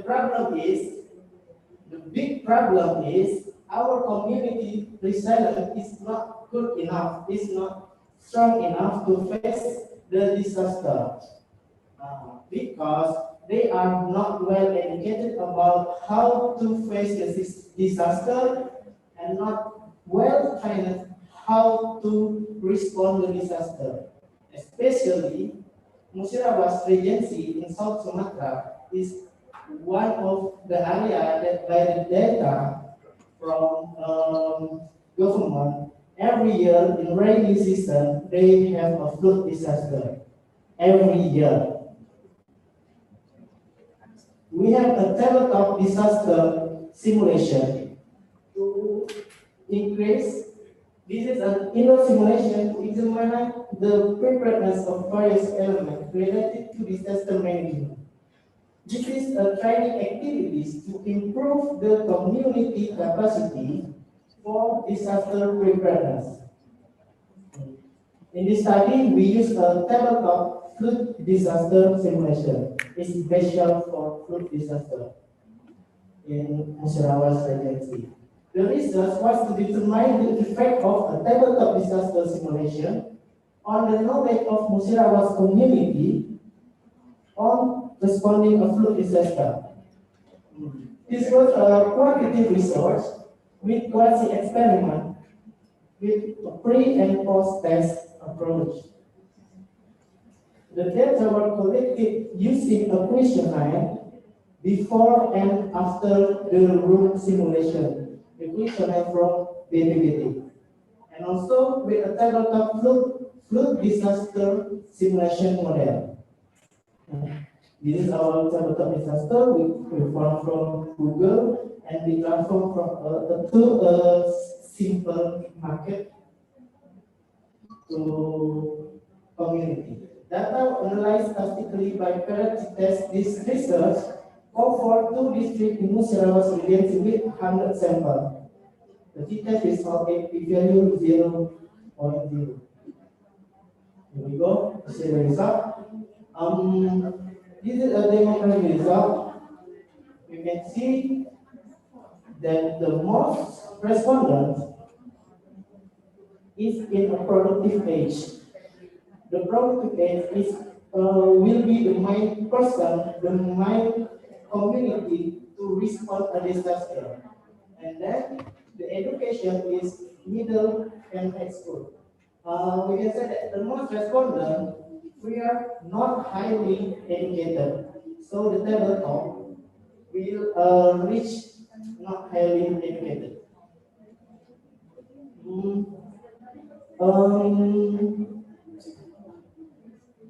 Here you go, the table average knowledge value result. There was an increase in average value of knowledge before and after the intervention into two areas, morality and moral ethics. The 5 teachers result. Sorry. The p-value of knowledge before and after the intervention is 0.0, which is very significant. This question. Okay. The increase of knowledge which is the theory that the purpose of higher education is the occurrence of change in knowledge, attitude, and behavior of individuals, families, special group, and society. And also, tabletop disaster exercise is useful and effective as a teaching tool, which can increase preparedness in responding to disaster, especially food disaster in this study. Tabletop disaster exercise is not a single method, but is a sequence of mitigation activities to strengthen community how to respond to disaster, which ends with a field simulation. Okay, this is a not single method, but in the end we have to have a field simulation method. In the end, this question, all respondents are civil society with average 90% of their education were high school or below. The data both say that the tabletop disaster simulation model is very simple and very easy for people to understand. So the conclusion is there is an increase of knowledge about how to respond to disaster with tabletop disaster simulation. Thank you very much. Waalaikumsalam warahmatullahi wabarakatuh. Excuse me, introduce to me. My name is Sapondra Wijaya. Sapondra Wijaya. Well, Mr. Sapondra Wijaya, a team with Mr. Johnson. Okay. Yeah, well, thank you very much for the presentation. Well, ladies and gentlemen, if are there any questions maybe? Okay. Yeah, please. Yeah, stand up please, Mr. Denny. Thank you. I want to ask something because this topic is interesting and connected with one of your nursing, disaster nursing. I want to ask how long in this study the indoor trainings held, and is there is a sequence in this indoor training?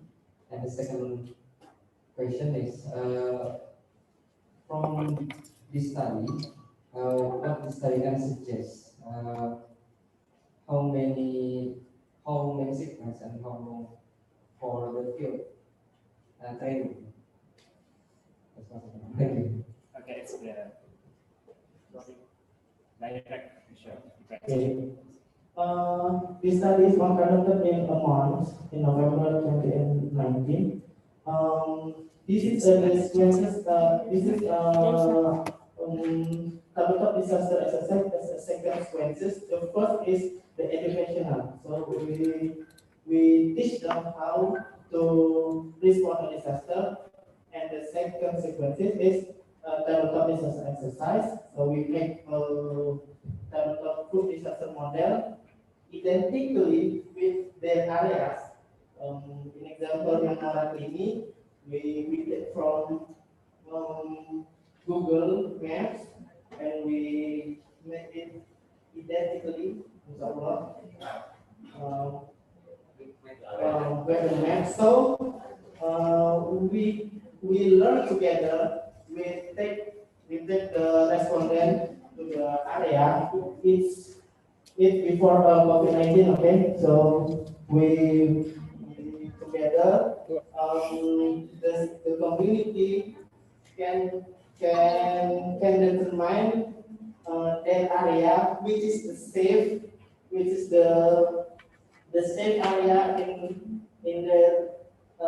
in the community when the flood disaster happens, where they want to go and what number they have to call.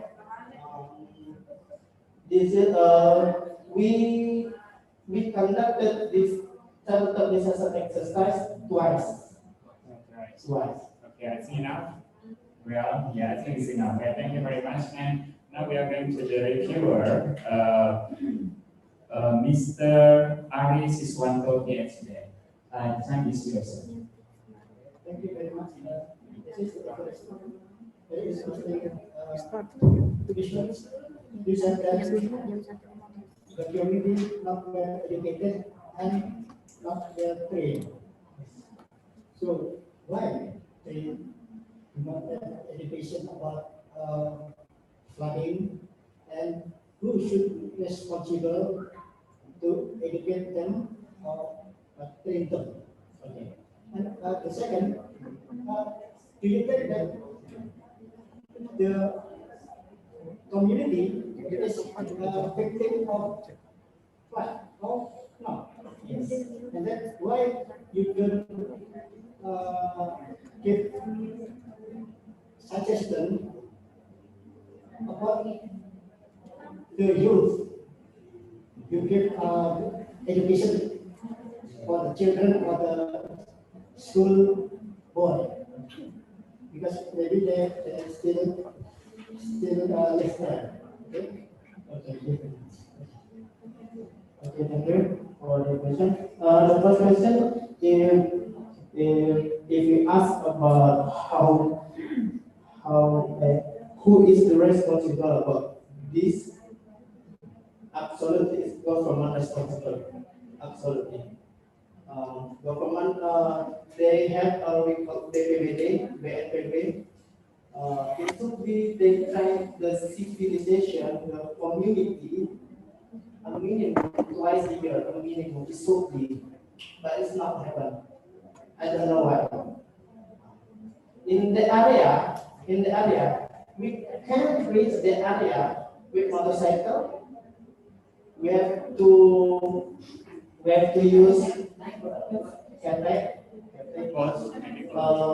a small boat with a small machine. So in every year in the rainy season, usually in January or February, their home is drowning by the water. But so why we don't teach our children? As I said before in the study, the main person to respond disaster is the person who have a strong, to have a strong muscle, because it is a disaster, and we have a courage. So I think the children is not have a good courage to face flood disaster directly in that age. Okay, I think enough. Well, thank you very much for Mr. Siswanto, PhD. Well, I think it's enough presentation from Mr. Sapondro. Thank you very much, and please give applause for Mr. Sapondro presentations.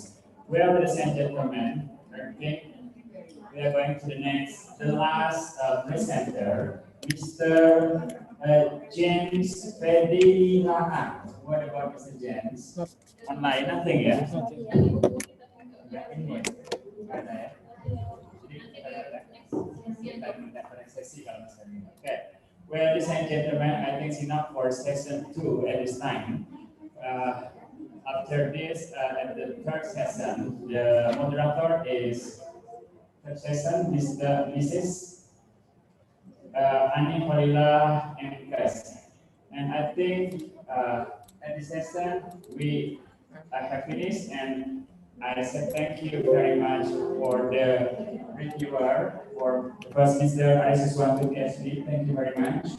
And the second reviewer, Dr. Fitri Noviadi, thank you very much. And the third reviewer, Mrs. Dr. Octaviana, thank you very much. And thank you very much for the audience, for the presenter, for the participant today. And I become a moderator. Thank you very much. I'm sorry for the mistake. And I think it's enough for the second session. We are going to the next session. Well, Alhamdulillahirrahmanirrahim. Good afternoon. Wassalamualaikum warahmatullahi wabarakatuh.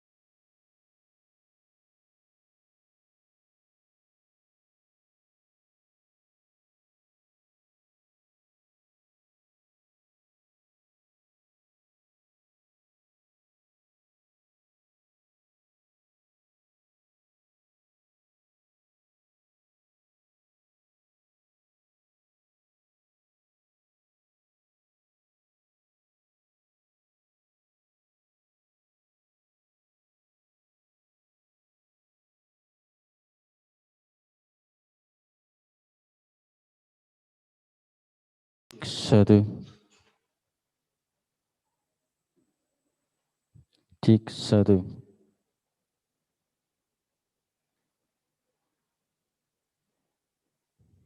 Cek 1.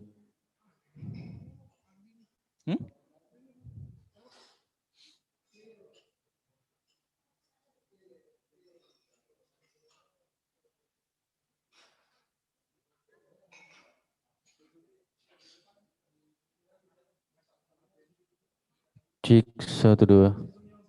Zoom langsung Pak. Sama Pak kan?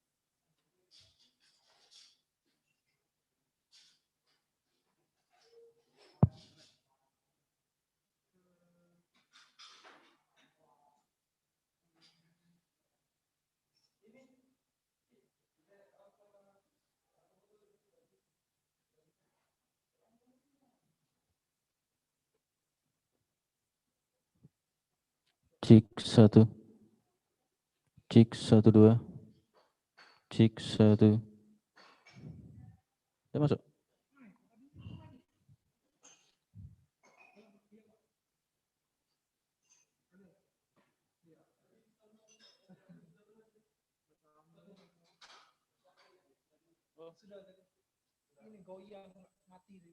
Cek 1 2.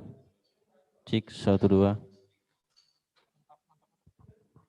Cek 1 2 1 2 cek. Oke, mantap. Esernya. Cak itulah settingnya berarti. Sound keluar ya.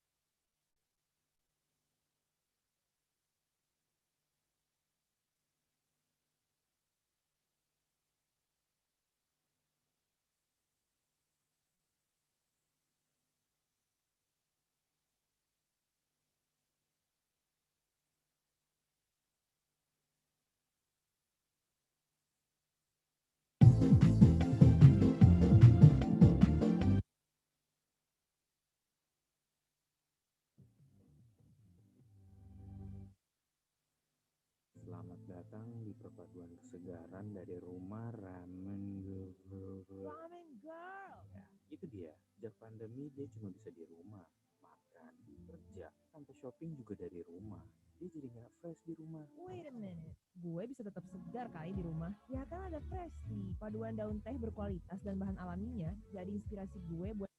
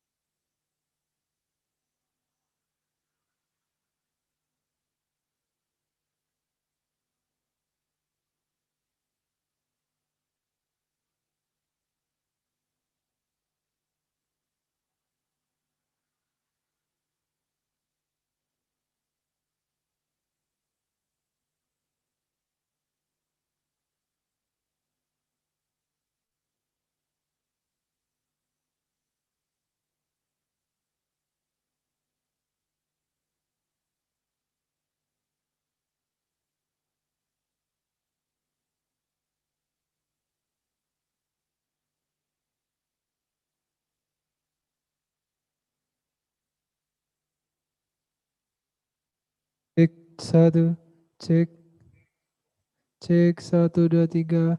The first international conference on health, Poltekkes Kemenkes Palembang. Poltekkes Poltekkes Kemenkes Palembang akan menghadapi, mantap ya? Dah, matilah.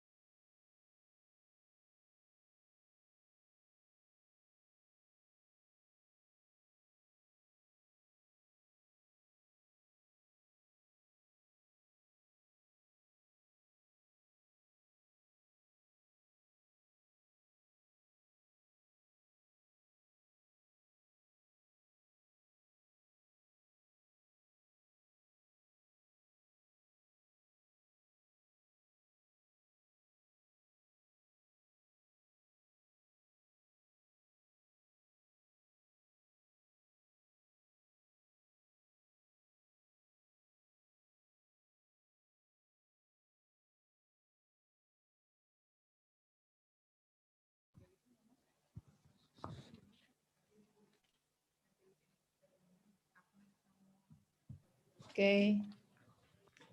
Assalamualaikum.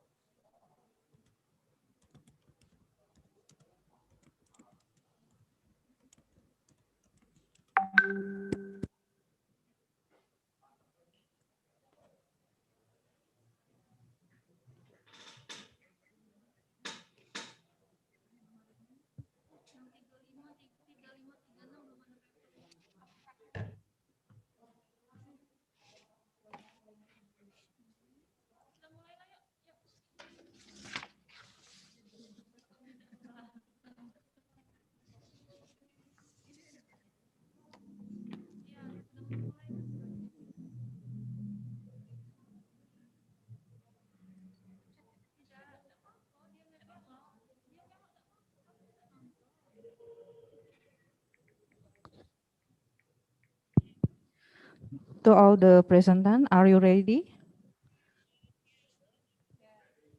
Ready, okay. We will begin our session.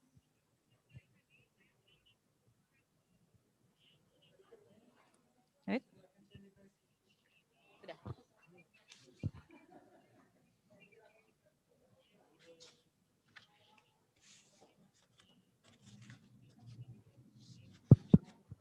Bismillahirrahmanirrahim.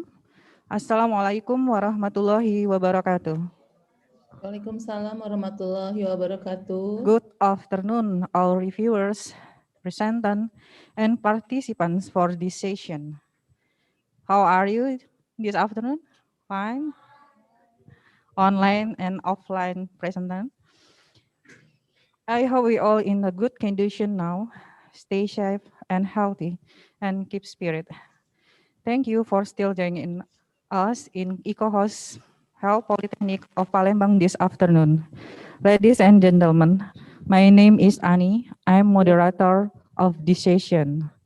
I will guide this session. I will be moderating and control of this session. Let me introduce the reviewer for this session. First, the Honorable Associate Professor Insinyur Ari Siswanto, MCRP, PhD from University Sriwijaya University. Then the Honorable Dr. Fitri Noviadi, SKM MKes from Health Polytechnic of Palembang, and the Honorable Dr. Oktariana, SST MKes from Health Polytechnic of Palembang. For this session, we have 10 participants. First, Nadia Apriyadi, Nani Sari Murni, Nani Nur Handayatun, Mr. Sartono, Mrs. Nesi Novita, Mrs. Sri Martini, Mr. Novidianto, Mrs. Eliza, Mrs. Rosalind L. Esquif from Philippines, and then Mrs. Agnes V. Raimundo for Philippines too. The time provided for each presentant is 10 minutes. 7 minutes for presentation and 3 minutes for discussion. I will remaining time 2 minutes before your presentation over. Now we will start the first presentation. The first presentant is Mr. Nadi Apriliadi. The title of his presentation is Factors that are related to the development of preschool age children in Anida Budget and PAUD Lubuk Linggau. Mr. Nadi, you have 7 minutes to deliver your presentation. Time is yours. Okay, thank you very much, moderator. Okay, Assalamualaikum warahmatullahi wabarakatuh. Good afternoon, ladies and gentlemen. I am very happy to standing in front of you all because on this special opportunity, I would like to tell about my journal or my article. In order, you can see the running of my article. So please listen to me carefully and let's me begin. Okay. The first, let me tell you about myself. Let me introduce myself. My name is Nadia Priyadi. I come from Lubuk Linggau, and my major is nursing. And this time being, I will tell you about our research. But the title is the related factor to development of the preschool age children in Adenda Early Childhood Education in Lubuk Linggau City. Okay. As we know, growth and development includes two events. Yeah. They are different, but they are interrelated, yeah, and difficult to square, namely growth and development. And in this time, the related word according to the generation of the option, we divided excited word into two categories. And our contribution, and this is our purpose structure. Okay, this is the background. There are 4 development parameters that we use to assessing the development of children, like under 5, namely social behavior, and to be child independent children, like eating alone, learning by 2 after finishing, playing, interacting with the environment. And in this time, the research methodology is place and to research the research by conductor in Judge October 2016. Yeah. We use this method set design. This is an analytic description research with cross-sectional design and the relationship between internal, external, and supporting factor. Okay. In this research, the research population is the whole subject of the research. Yeah. The population of this study was all kindergarten students registered in PAUD Anida, totaling 112 students. And with inclusion criteria in the study, we use the first has a cognitive defect, and the second, children who cannot be assessed developmentally. The sample of this study consists of 1,008 children, and types, method, and data collection, dependent variable, and that is children development obtained by observing using Denver development test, or we call it DST. And result of discussion, as the table 4.7, we can see the most of the development test of respondent is advanced. Okay, from the table 4.8, we can see the participate in PAUD, and the majority of respondents attend early education. And then the table 4.9, we can see the frequency distribution of respondent by birth weight. We can see that the most respondent were in the adequate category. Okay. This is the table from frequency distribution of spawning based on the parenting. We can see the table that mother does not and mother with working. The parenting at home is mostly due by mother most of the work. And then from the frequency distribution of spending by nutrition, we can see the good and enough. The most respondent have suspicion nutritional status. Okay, in the next table we can see the gender from the participant, female and male. That most respondent were more female, and then frequency distribution of respondent by mother education. We can see there is high and low, and there's most mothers have a high education. And then we can see the B-powered analysis result. Based on the table for 4.14, it can be explained that most of the respondents participate in PAUD advanced category 85.1%, while the majority of respondents who did not attend PAUD in a normal development. Statistical test result obtained p-value 0.0, and then 2 minutes odds left. ratio CDR value of 2.689. Okay, this is the distribution bit. And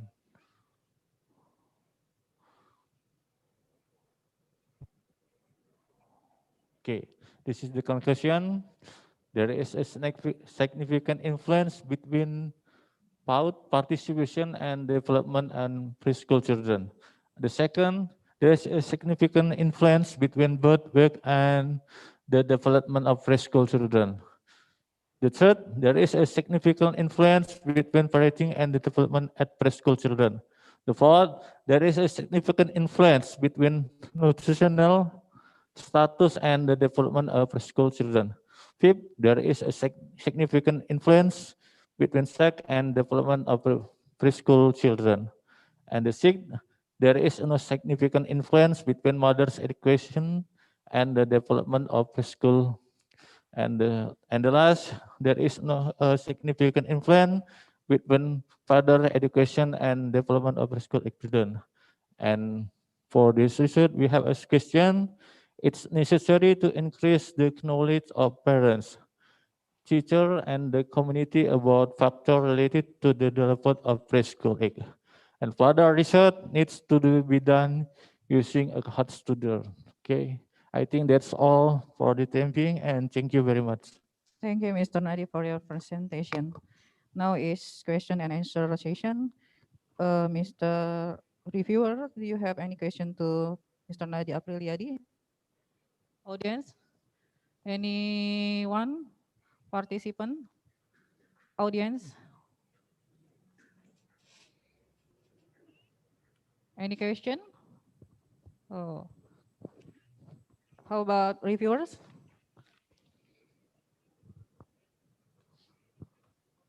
Okay, thank you, moderator. Congrats for Nadi. I have one advice to question. The first advice about abstract. This abstract, I recommend to consist of abstract. This is imbraj. Shall be displayed to discuss and recommendation about result of study. Okay, this advice for you. The second, development of preschool. Can you explain how to measure the main variable in this study? Please. Yeah. Okay, thank you, Mr. Fitri. I'm very happy have you give me a good discussion for the next research, or maybe we can be for the better research another time for the abstract. And for the second question about the what physical egg, yeah, maybe at the time we use the Denver development screen test. This is using a screening with 1,112 item. That's like we assume How many items? 112 item, and then we can see the screening, even the screen normally or not. So from that item, we can assess on about the growth of the children around all till 6 grow up of the children. Okay, from DDST, Yeah. this is form to give a sample is father. No, we assessment about the children. We have some form like I say just now 112 item, and then we assessment and we see the children. The children do the task or not.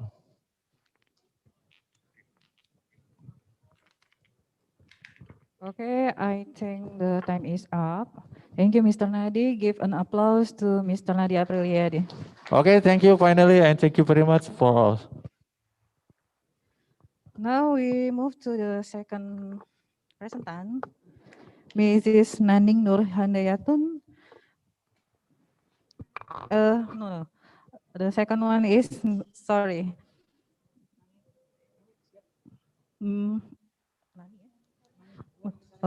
Mrs. Nani Sari Murni. The title is Difference of Regulatory T Cell Interleukin 10, Interleukin 6, Interferon, and Interleukin deoxygenase levels in women with high and low as a research article. Mrs. Nani, you have 7 minutes to deliver your presentation. Time is yours.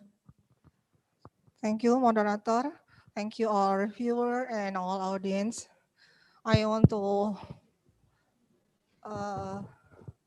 this is my presentation about difference of regulatory T cell, interleukin 10, interleukin 6, interferon gamma, and indolamin deoxygenase level in women with high and low ASA.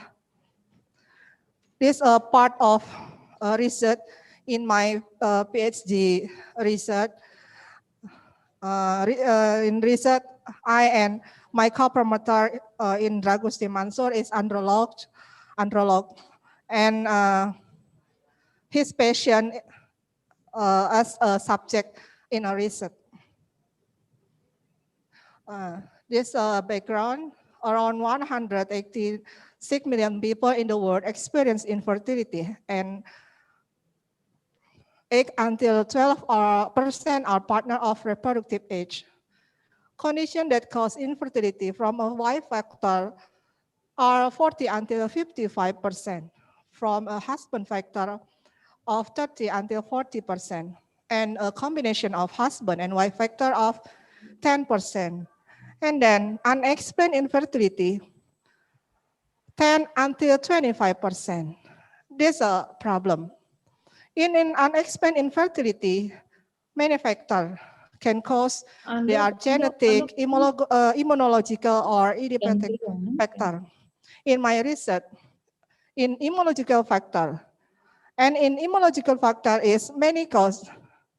One of the indication that arise is the presence of anti-sperm antibodies, or ASA. About 10 until 30% of infertile couples are caused by ASA. So ASA can cause unexplained infertility, but not all infertility is caused ASA. 10 until 30% case. This theory, immunological factor play a role in pregnancy. Non-specific and specific immune response can be humoral and cellular immune response. Cell-specific immune response are mediated by T cell, while humoral-specific immune response are mediated by B cell, both of which are close collaboration. T cell cooperated with B cell through a CD4 subpopulation called help T cell, T helper 1 or T helper 2. And then this T helper 1 cell secreted interferon gamma. Interferon gamma is also an inducer, IDO, indolamine deoxygenase. IDO is induced by interferon gamma in large number, especially in macrophage in inflammatory and dendritic cell, so as to produce IDO with its metabolites. Metabolites work on effector T cell and regulatory T cell. And then cooperation between regulatory T cell and IDO enzyme will induce tolerance for pregnancy. T helper 2 cell enhance the humoral immune response by secreting a large portion of IL-10, increases IL-10 and decreases pro-inflammatory cytokine such as TNF-alpha, interleukin-1 beta, and interleukin-6 occur during pregnancy. The maternal immune system requires tolerance for conception to occur.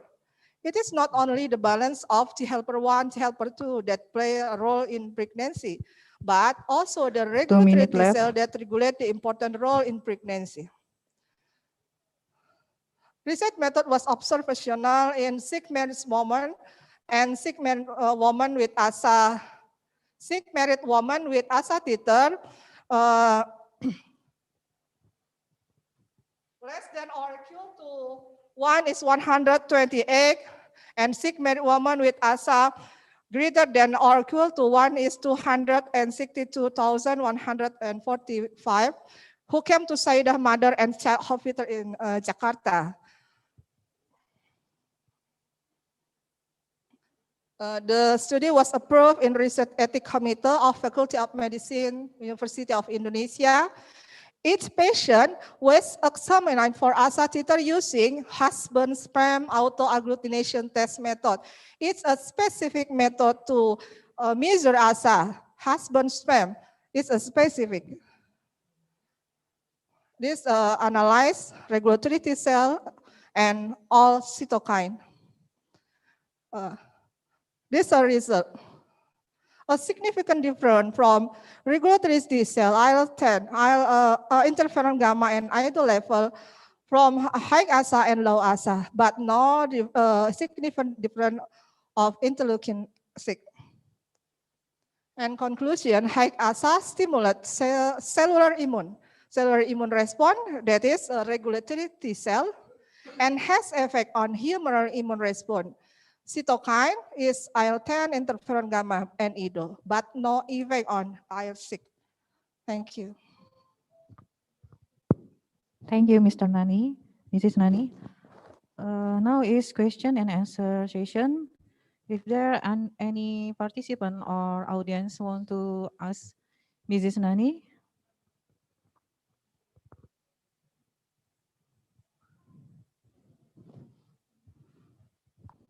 maybe reviewers want to ask or give suggestions to Mrs. Nani, please. Okay, thank you for Mrs. Ani. Welcome and congrats to Mrs. Nani Sarimurni for your presentation. Is very well. I know this topic is hard to us because it's very basic science, but I will comment and ask to you about your study. according your study, you have been said about there is difference different significance between interleukin 10, interferon gamma, and IDO. However, there is no difference in interleukin 6 level in women with high and low ASA. According your result, what are your suggestions for the clinic service, family planning, as well as maybe education, especially for infertile couples, to get the baby, maybe like education or others, please. Okay, thank you, Mrs. Tari. Yeah, it's a high ASA is a indication to infertility, so that to high ASA we can do intervention is therapy is paternal lymphocyte immunization. So PLI or PLI. PLI is a procedure of periodically injecting the husband mononuclear cell into the wife's skin as an effort to prepare maternal immunity for pregnancy. So interferon gamma and IL-6 is a pro-inflammatory cytokine, and IDO-INL interleukin 10 is a anti-inflammatory cytokine. So to pregnancy, for pregnancy, we get to maternal immunity. We get to tolerance immunity. I think yes. Okay, thank you, Mrs. Nani. I think your time is up. Thank you for your great presentation. Give applause to Mrs. Nani. Thank you. Assalamualaikum warahmatullahi wabarakatuh. Waalaikumsalam warahmatullahi wabarakatuh. Now we move to the third contestant. The participant, Mrs. Naning, are you there?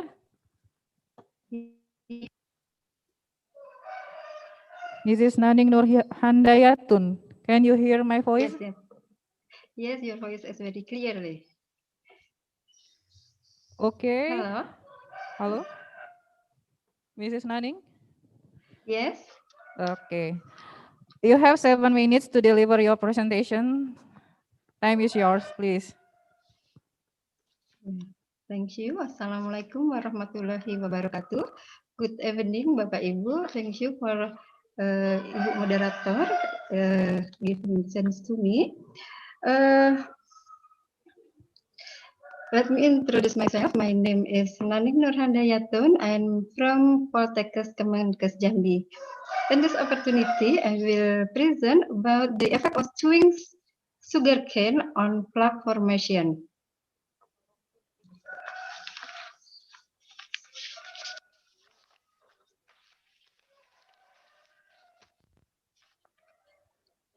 Sugarcane is one of the common plants that can be easily found in Indonesia. Sugarcane is cultivated as a basic ingredient in sugar production.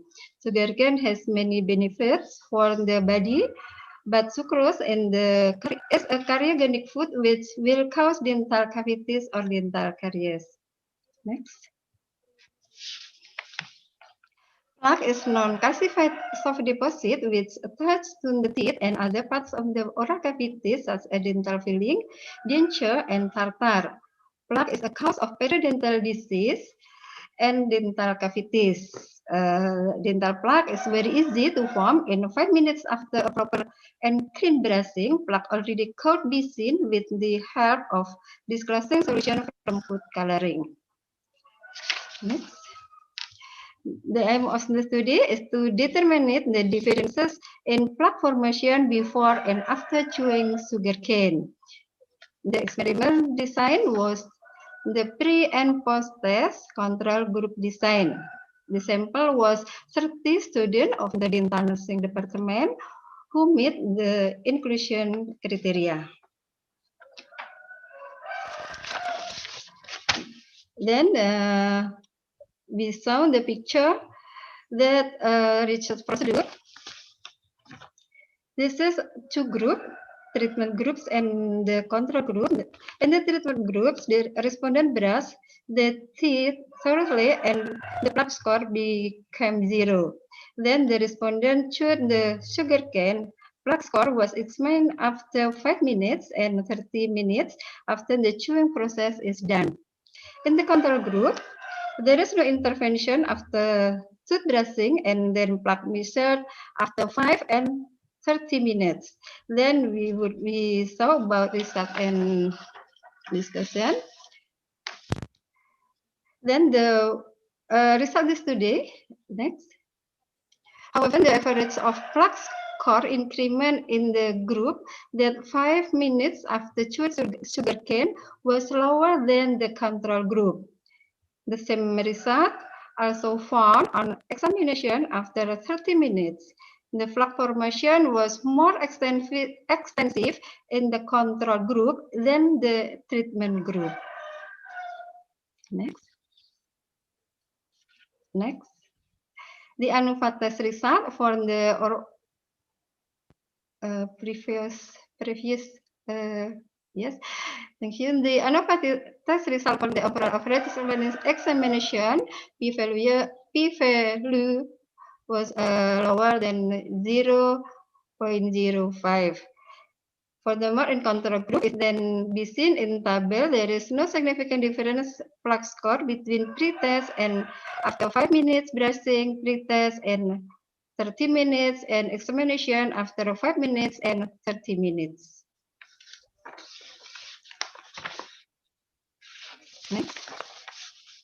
In the table 2, this is the independent test on treatment and control group. The result of the independent test showed that even though the treatment group had higher average p-happy-n score, but it was not statistically significant. In this discussion, next. This is possibility occurred. This is a possibility occurred due to the chewing activity which induced self-cleansing. Although sugarcane contains sucrose, the chewing activity could stimulate the salivary glands to secrete more saliva. The saliva will be thinner and will reduce the sweetness level of the sugarcane. Furthermore, the number of carbohydrates that attach to the teeth with a bacterial food will decrease.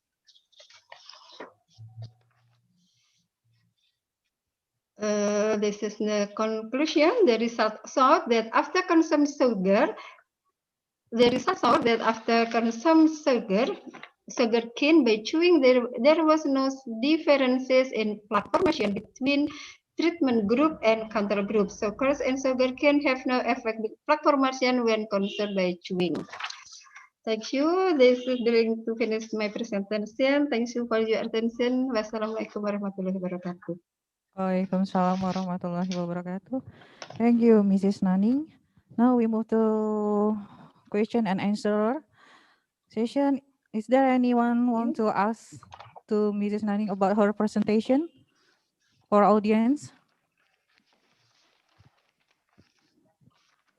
There's no question. Maybe the reviewer. Mrs. Tari? Okay, thank you. Good afternoon, Mrs. Naning. Can you hear my voice? Yes, welcome to our conference. I would like to respond to your presentation today. Maybe about collecting samples. Regarding the number of samples in your study was you said small numbers. Actually, you have treatment only 10 samples. I don't know.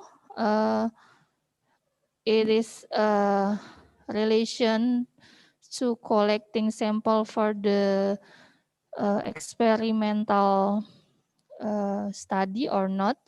Maybe you can look at in the review article or others, but I need your opinion. Why did you just choose or obtain only 10 samples in this your study?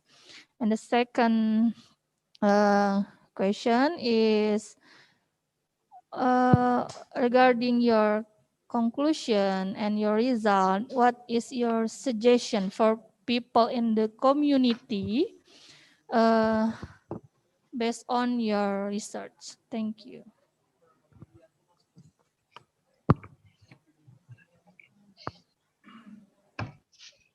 Yes, thank you. Yes,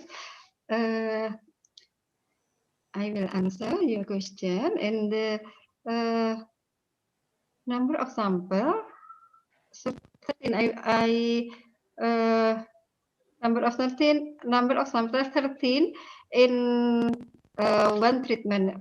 In treatment group 13 sample, in control 13 sample too. Maybe I Then will in suggest yes. you. Yes. Yeah. There is a reference to decision about your only use 10 samples, and then you give they only one group for treatment. Sorry, Miss. Would you repeat your answer, your question? Okay. Did you see ties in the some reference about recruit of samples? You just use 10 samples in your study.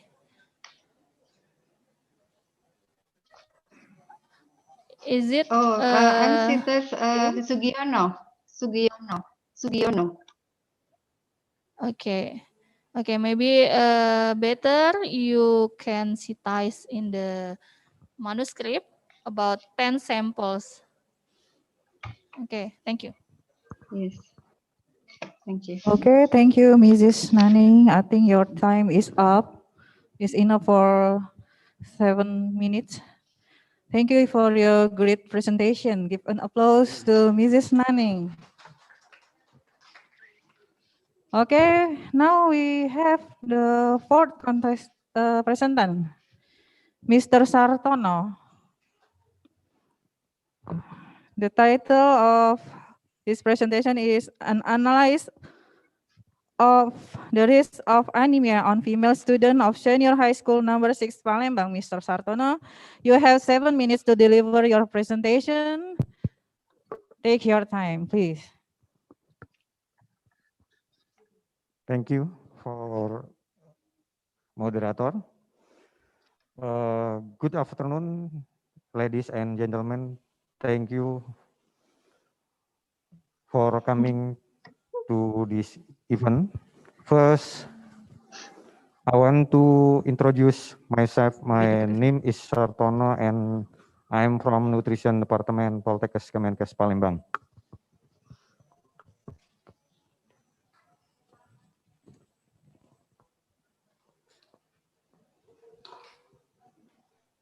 Today, I will presentation our research about the analysis of anemia risk on female student of SMA Negeri 6 Palembang in 2019.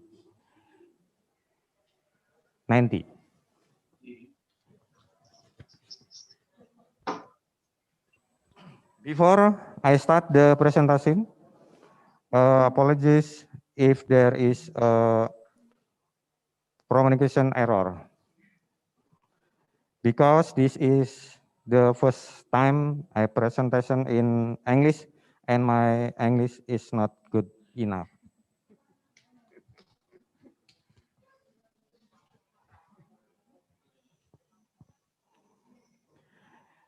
Let we start the presentation.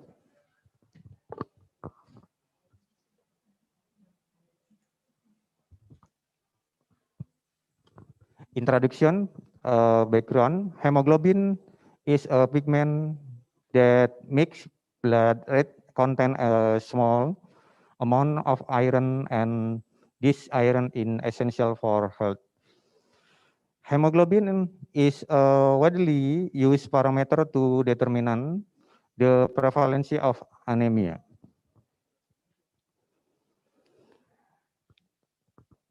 Chitra Kusumasari said that adolescents are at high risk of suffering from anemia, especially iron deficiency, because adolescents experience very fast growth. In growth is require large amount of nutrient, one of which is iron. When less iron is used for growth, that what the body produce anemia results. ICoHSST 2013 mentioned that iron nutrition anemia is still a public health problem, with the prevalence rate of iron nutrition anemia among adolescents 30 until 80 years of to 22.07%. This is above the cutoff point value for public health problem, namely 20% for 20% for the prevalence of anemia.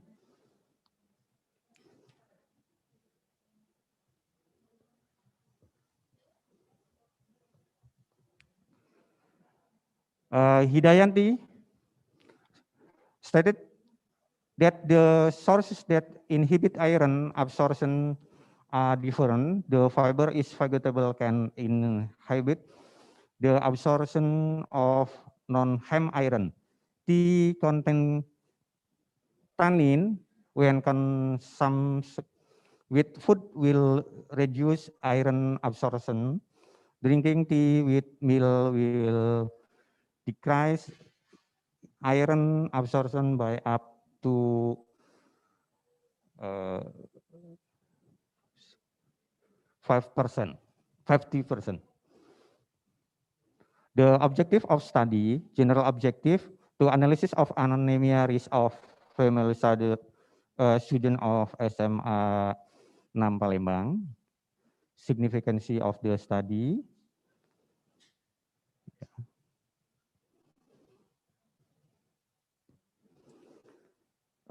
framework of concept, iron intake, protein intake, vitamin C intake, fiber intake, tea drinking habit.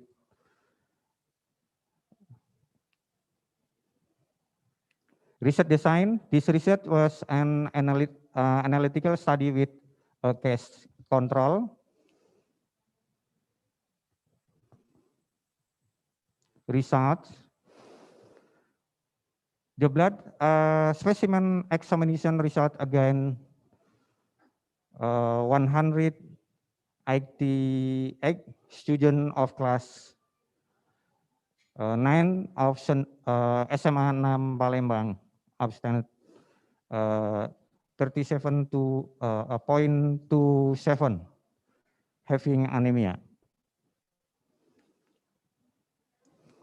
Table 1, the result of continuous data analysis of substance intake iron obtained and average value. 2 minutes left. 2 minutes left. Nutrient intake, iron, protein, vitamin C, and fiber seen in table 2.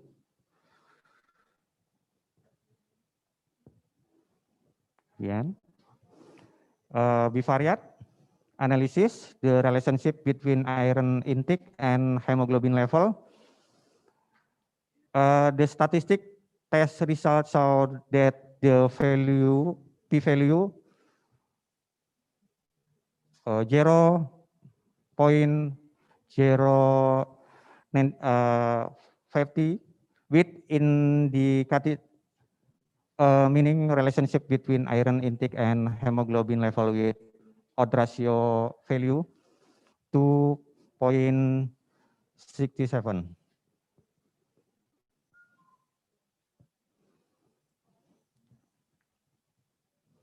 Distribusi of hemoglobin level according to protein intake for SMA Negeri 6 Palembang.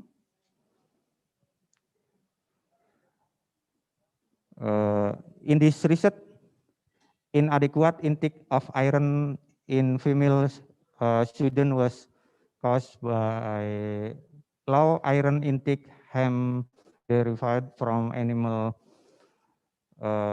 kurang dari 20,8 miligram. Poor sleep quality and the habit of drinking tea with a time concurrent of less than 2 hours after eating.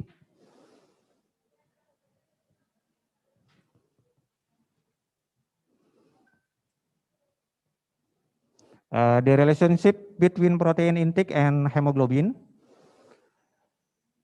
The statistic test results show to p-value 0.001 indicating a meaningful relationship between and hemoglobin level with the value of odd ratio. I'm sorry, Mr. Sartono, your time is up. Yeah. Okay, thank you for your great presentation. I want to offer to the audience or participant, if you have any question or suggest to Mr. Sartono, please. Is there anyone? No? Okay, how about reviewers? Mr. Fitri? Okay, thank you, moderator. Congrats, Mr. Sartono. Only advice about result study. First, univariate result of univariate data univariate can be has shown master table. One first. The second is the discussion, the result of and discussion of about to has shown to compare and contrast about sort of Liberian or sort of reference. This is compare and contrast very important for discussion about title or main variable is anemia. I think that is, yeah, thank you. Okay, thank you, Mr. Sartono. I think your time is up. Give an applause to Mr. Sartono. Oh, thank you. Thank you.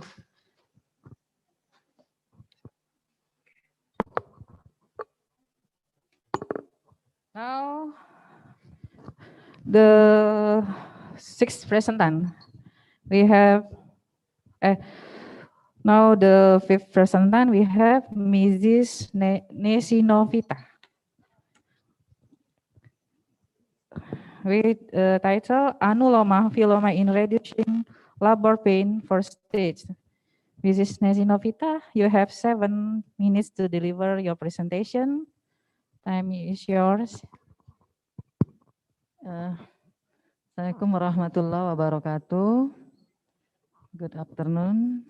Thanks for moderator, reviewers, and participants. I will present my research with the title Anuloma Philoma and Reducing Labor Pain First Stage. My name is Nesinovita. My team is Suprida.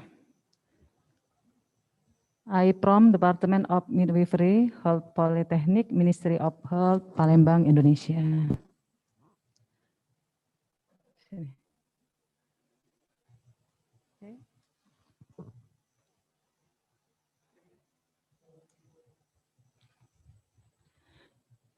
Introduction.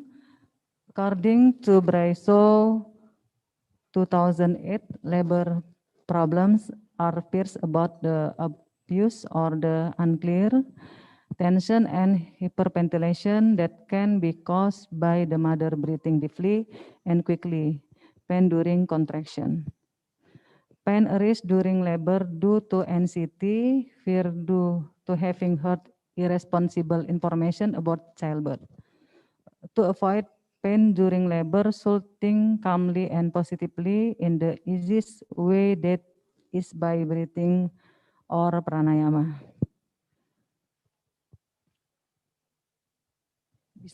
Besides basic maternal needs, among others, can reduce pain with not pharmacological techniques, namely relaxation and breathing techniques.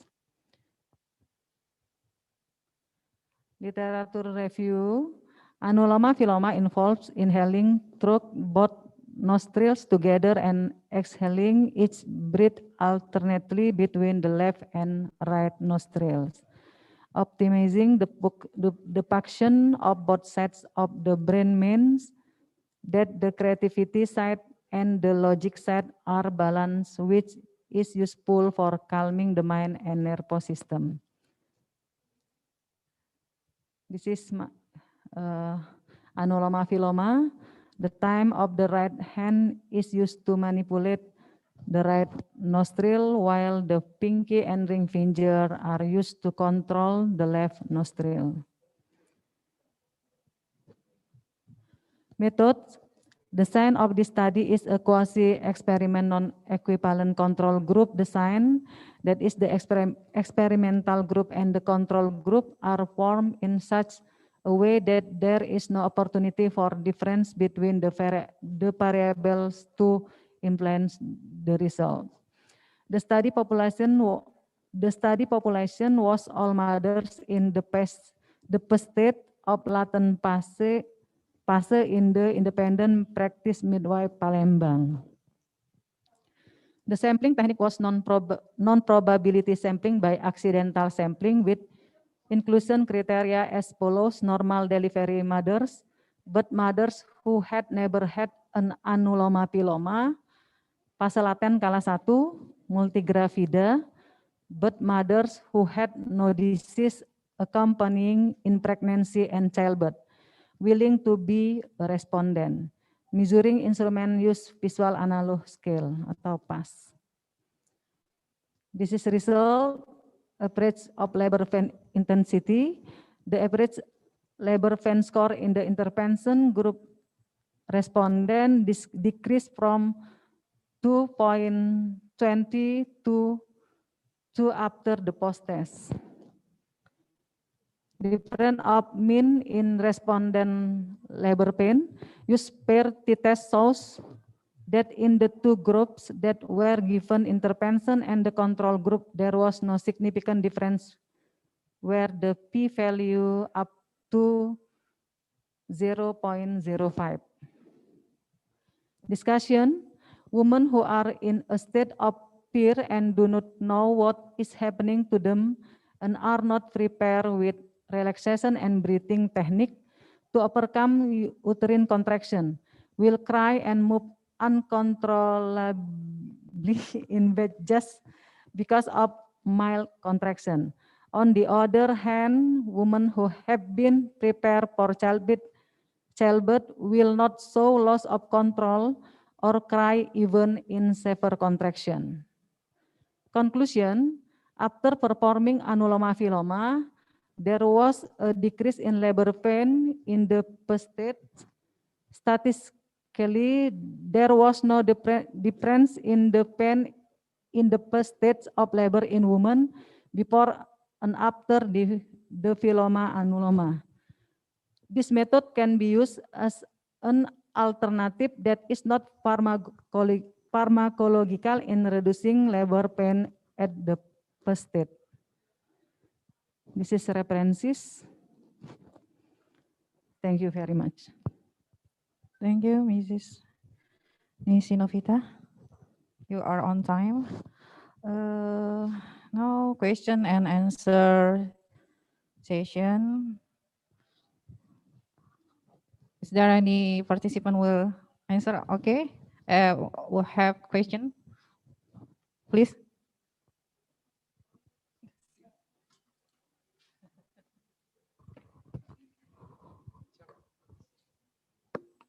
Say your name and where you are come from, sir.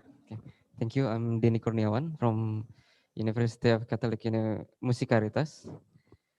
I'm interested with this study because it's one of a type of CAM, complementary and alternative medicine.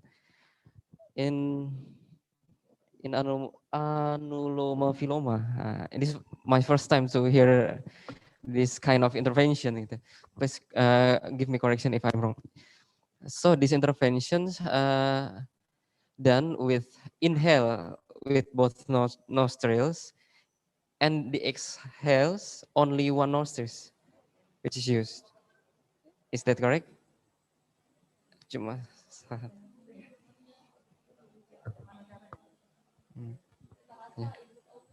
Oke. Di anulomaphylloma ini ketika inhalasi menggunakan dua lubang hidung, sedangkan saat eksalasi hanya salah satu. Nah, kemudian pertanyaan saya, apakah pada intervensi ini yang dipilih mulai dari pernafasan pertama sampai dengan terakhir, apakah hanya satu saja yang dipilih atau ada sekuensnya, misalnya eksalasi pertama hidung kiri dulu, kemudian inhalasi, kemudian eksalasi yang kedua kanan dulu bergantian, atau salah satu, itu yang pertama. Lalu yang kedua, untuk intervensi ini dilakukan berapa lama? Berapa menit? Kemudian dalam satu hari itu bisa dilakukan berapa kali? Ataukah hanya ketika nyeri muncul saja ini bisa dilakukan, sehingga mungkin nanti impact-nya pada hasil t-testnya tadi memang ada penurunan namun tidak signifikan. Apakah itu nanti dipengaruhi oleh durasi pemberian intervensinya, atau apakah ada faktor lain yang dapat mempengaruhi nyeri pada kala pertama itu? Ya. Terima kasih, Bu. Terima kasih. Pakai bahasa Indonesia. Baik, terima kasih Pak Dedi. Jadi untuk anulomaphylloma ini adalah salah satu teknik pernapasan dalam yoga. Jadi teknik pernapasan dalam yoga itu ada namanya pranayama. Dari pranayama itu banyak sekali teknik pernapasan, tapi yang kami ambil adalah anulomaphylloma. Tadi yang ditanyakan berapa durasinya. Jadi pada saat pasien tersebut mengalami nyeri di kala 1, nah selama nyeri itulah mereka kita latih untuk melakukan teknik pernapasan tersebut. Yang selama ini kalau mereka merasakan sakit, teknik pernapasan yang kita anjurkan adalah menarik napas dalam, kemudian dikeluarkan melalui mulut. Ternyata dari hasil beberapa studi sebenarnya itu memungkinkan untuk masuknya bakteri karena mulut terbuka. Tetapi pada saat kita menggunakan teknik anulomaphylloma, pada saat itu adalah mengganti secara manipulasi, istilahnya manipulasi dengan menutup lubang hidung kanan, tarik napas, kemudian secara bergantian ditutup. Gimana ya?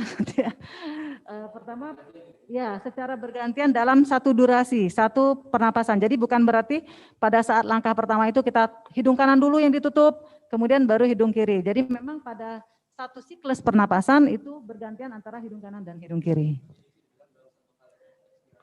Ya. Hidung kiri setengahnya hidung kanan. Dan memang memang secara statistik itu tidak berbeda secara signifikan, tetapi pada saat realnya, jadi kami melakukan penelitian pada ibu-ibu yang kala 1 itu, yang tadinya mereka itu seperti ikan yang digoreng, saking menahan nyeri itu ya, ikan yang digoreng, pada saat dilakukan teknik anuloma, pasiennya tenang dan terjadi pembukaan jalan lahir. Lebih cepat dibandingkan yang tidak melakukan anulomaphylloma. Jadi seperti itu Pak Dedi. Oh ya. Untuk posisinya apakah bebas, Bu? Bebas, bebas. Jadi memang yang dianjurkan untuk asuhan kebidanan itu ya sesuai dengan posisi senyaman mungkin. Jadi kalau memang mereka maunya duduk, kalau yang saya tampilkan itu kebenaran ibunya memilih duduk. Tapi ada juga beberapa foto yang tidak kami tampilkan itu memilih posisi berbaring. Tadi maaf Bu, berapa lama tadi intervensinya diberikan? Selama kontraksi. Oh, selama kontraksi. Nah, jadi kalau misalnya dia kontraksinya 3 menit. Jadi selama 3 menit itu, tapi kalau yang makin dekat persalin kan 10 kali dalam 5 kali dalam 10 menit. Jadi 2 kali dalam 5 kali dalam 10 menit, berarti dalam 1 menit itu ada dia mengalami kontraksi, itu yang kita latih untuk anuloma piloma. Oke, baik. Terima kasih, Ya. Bu. Ya, memang baru pertama itu, Pak. Okay, thank you, Mrs. Nesinovita. I think your time is up. Give an applause to Mrs. Nesinovita.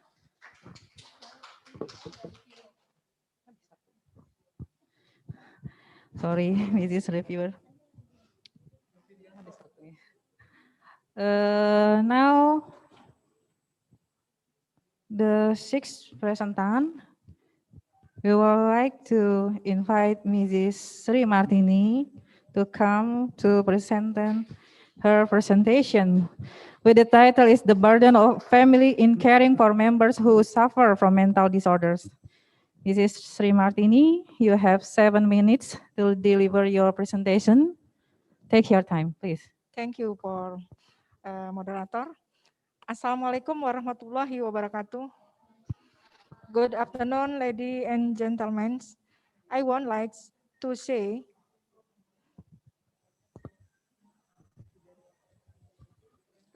for coming in my presentation. It's great to see you all, honorables to Mr. Ari Suswanto, honorables to Mr. Fitri Nopiadi, Honorable Miss Oktarina. Introduce myself. My name is Sri Martini. I'm from nursing major of health Palembang. Today I will presentation research results, the burdens of a family in caring for members who suffer from mental disorders. I do this research, my team. Next. Next.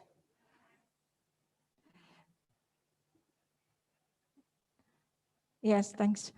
Sri Martini, Destiana, Yunika, and Ira Kusumawati. Next. Background, when a person is unable to deal with complex change in short time, it can result in descriptions of physiology in condition. The distortions that occurs describes in fulfillment on the needs of daily life. Next. Change in environmental and social condition have a wide impact on a person's mental state in which the questions are very complex. Next. However, there is feeling of being burdened by depression of a family member of the sufferers so that it might be able to contribute to the willingness and desire of the family while caring for the sufferers. As a result, family caregivers tired to avoid talk about their relatives' mental illness with extended family or pride in order to protect their family from losing peace. Next. In general, at the beginnings of being diagnosed with a mental disorder, the family feels takes aback, confused, concerned, and don't know what the soul do. But this is not the case when the family has been caring for a long time. Next. Improving the condition in patients which vary in minimal does not have a significant positive effect in reducing family burdens. Research methodology. A qualitative descriptive method was applied this study with a phenomenal logical approach after in-depth interview process and considering data saturation. The number of participants was 5 people. The research was carried out in the working area of one public health center with the most mental disorders in Palembang. Next. The question asked include, number one, what the experience with caring for family members who have mental disorders. Number two, during treatment patient, what problems this family face? Three, why is family accepted in suffers? Number four, who can use pairs survive while caring for suppliers? Five, what is the burden of the family as a caregiver when caring for sufferers? Six, what's the support of other family members for the care provided? Seven, what is from of family coping in dealing with problem while caring? Yes, this is table family participants description and age, sex, profession, relationship with sufferers during of caring for participation five people. Discussion. Yes. Next. Discussion based on the study, the results show that the age of caregiver schizophrenia patient is the age range of 20 until 40 years family. One, the burden file sign, the beginning of patient treatment. A research said the same thing, that family feel a burden that is very heavy and difficult for get. When the first time a family member is described psychology condition. Next. Range emotion as in fact of having the burden of caring, saying in 2 the minutes patient. more. Yes, thank you. Condition suddenly cannot. Yes.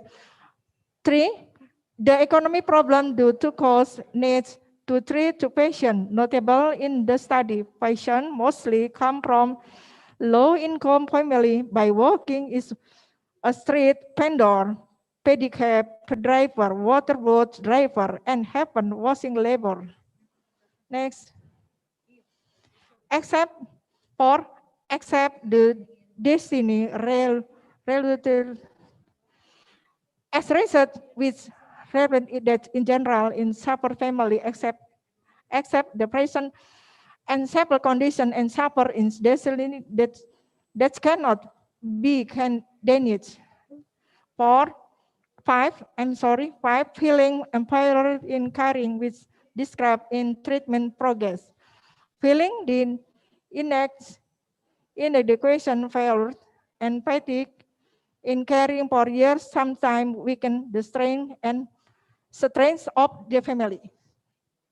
Conclusion, based on the result of the study and can be result there's in burden felt by family mental disorder patient this related in psychology condition.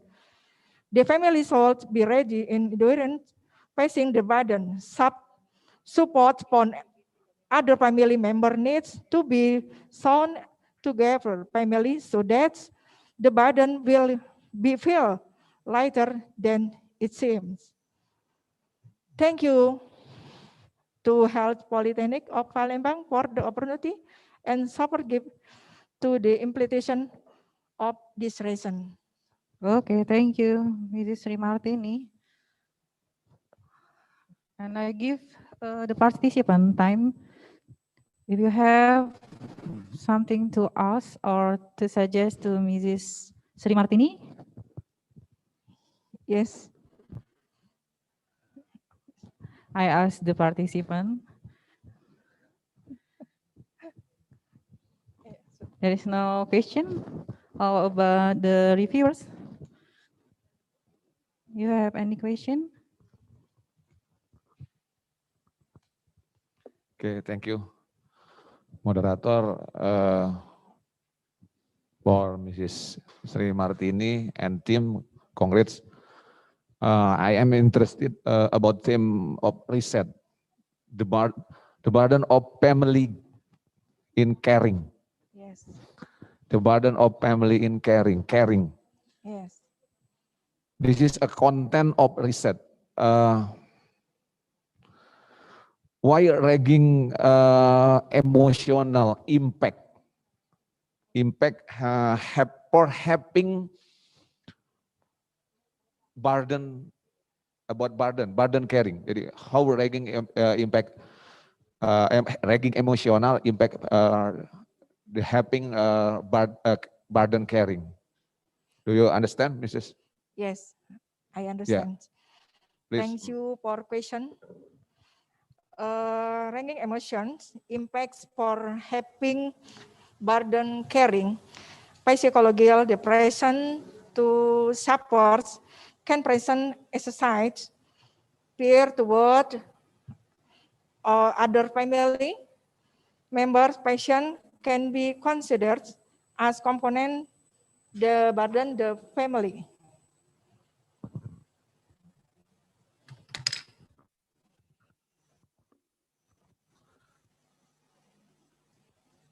Burden caring is ragging emosional, emosi yang Yes, emosi berlebihan. yang berlebihan.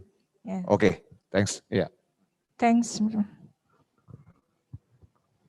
Okay, I think your time is up, Mrs. Sri Martini. Thank you for your great presentation. Give an applause to Mrs. Sri Martini. Thanks you moderator, thanks you for review.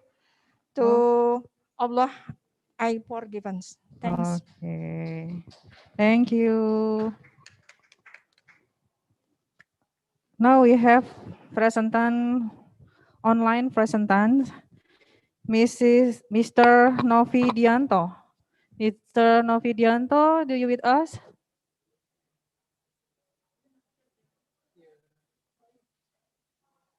Hello? Can you hear me, Mr. Novidianto?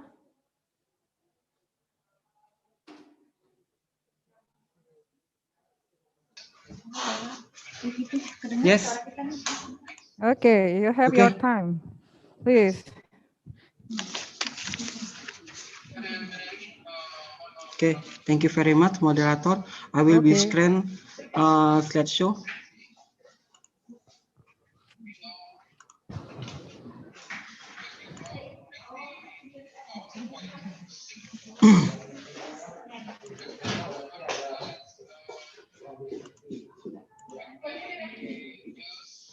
What is my slideshow? Can you see?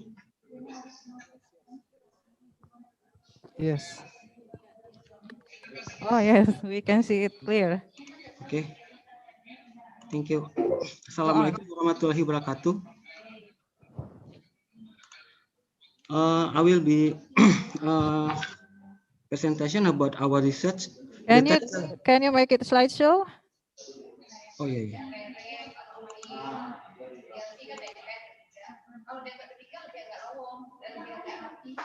Okay, thank you. Bismillahirrahmanirrahim. Assalamualaikum warahmatullahi wabarakatuh. I will be the presentation about research. The title is Proximate and Sensory Quality of Pempek Instant Flour from Mackerel Fish, Scomberomous commersoni. The author is Novidianto and Ori Pertami Enardi from Hart Polytechnic. of Health Ministry Pangkal Pinang. Okay. Bangka Belitung province is one of the archipelago province in Indonesia. Badan Pusat Statistik data show that fish production in the province of Bangka Belitung, the island from 1915 until to 1918 increased. One of type of fish caught in the province Bangka Belitung Island is mackerel fish. The local name Bangka Belitung is ikan tenggiri. Mackerel fish contain high protein and carbohydrate while low in fat. Mackerel fish contain nutrient and functional components that are good for human health, such as protein, vitamin, and mineral. One of processed mackerel fish product is pempek. Pempek is traditional food from Palembang, Sumatera Selatan. The culture of food consumption eating pempek in Bangka Belitung from Palembang, because previously Bangka Belitung was part of province of South Sumatra. Pempek has a short shelf life. This is because pempek has high moisture content. To overcome this, the processing of mackerel fish instant pempek flour is carried out.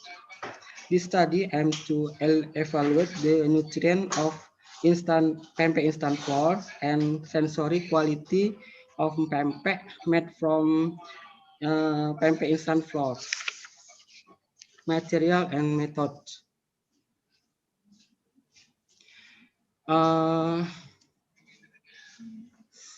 Number one, source of material.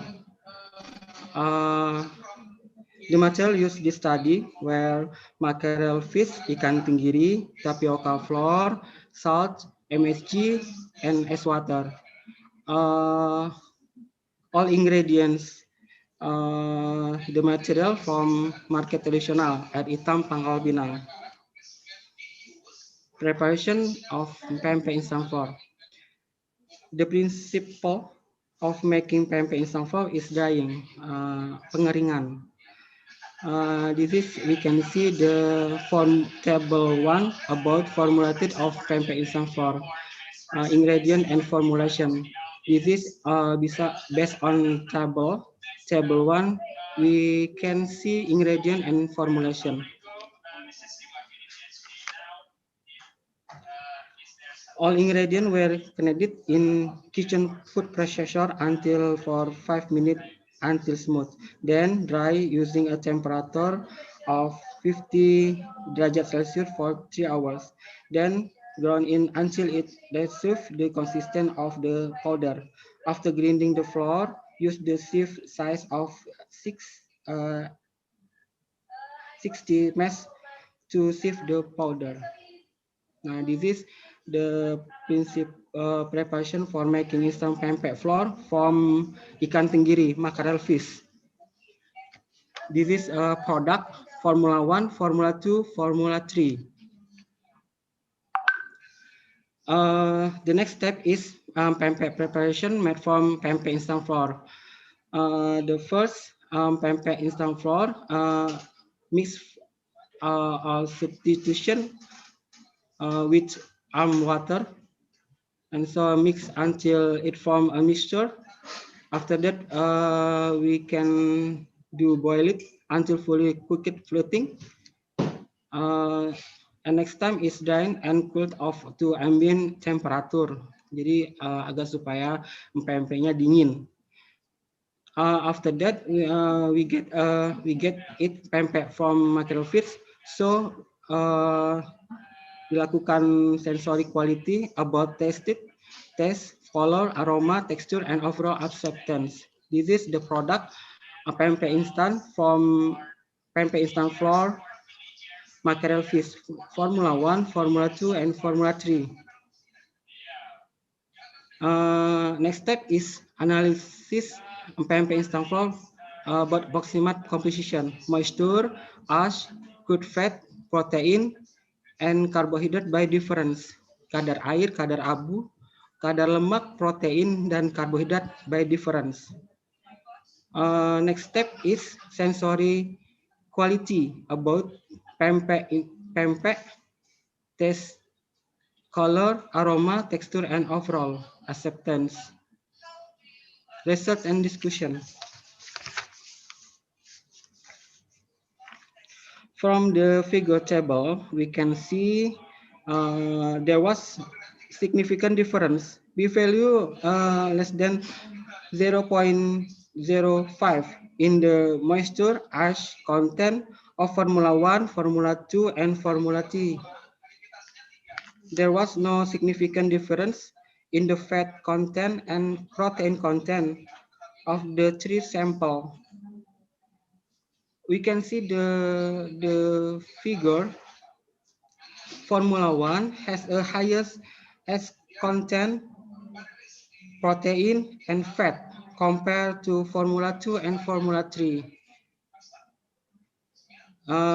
We can see Formula 3 has the highest carbohydrate and water content compared Formula 2 and Formula 3. 2 minutes left. Okay.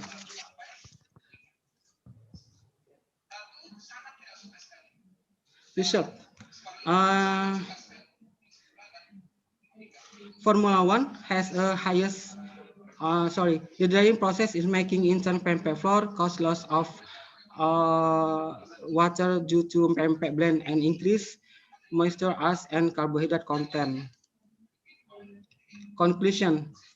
The proximate pempek instant flour is highest protein value and low lipid value. Jadi kadar proteinnya tinggi tetapi kadar lemaknya rendah.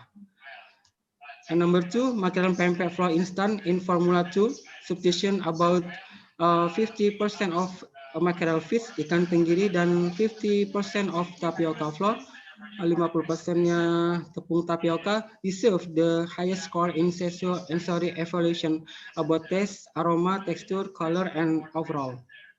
Recommendation. This study need research about micronutrient of pempek flour instant and pempek from mackerel fish. Okay, thank you. Okay, thank you for your presentation. Okay. Mr. Novidianto, are you ready for the question or suggestion? Yes, I'm ready. Is there any participant who will ask Mr. Novidianto? No one? Okay, how about reviewers? Mr. Ari?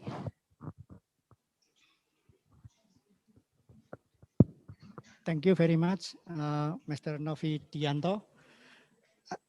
You said that the objective of the study is evaluate the nutritional of mackerel. My question is, what is the problem? So you want to evaluate that. And the second, what about the sampling? Because you said that something about air hitam market. Okay. What is the function of air hitam market? And then conclusion, is it better for mackerel or another ingredient or another fish? Yeah. Okay. Thank you. Okay. Baik, I will be the answer about question number 1. Jadi this study about this research about making a product of pempek instant flour from mackerel fish, ikan tenggiri.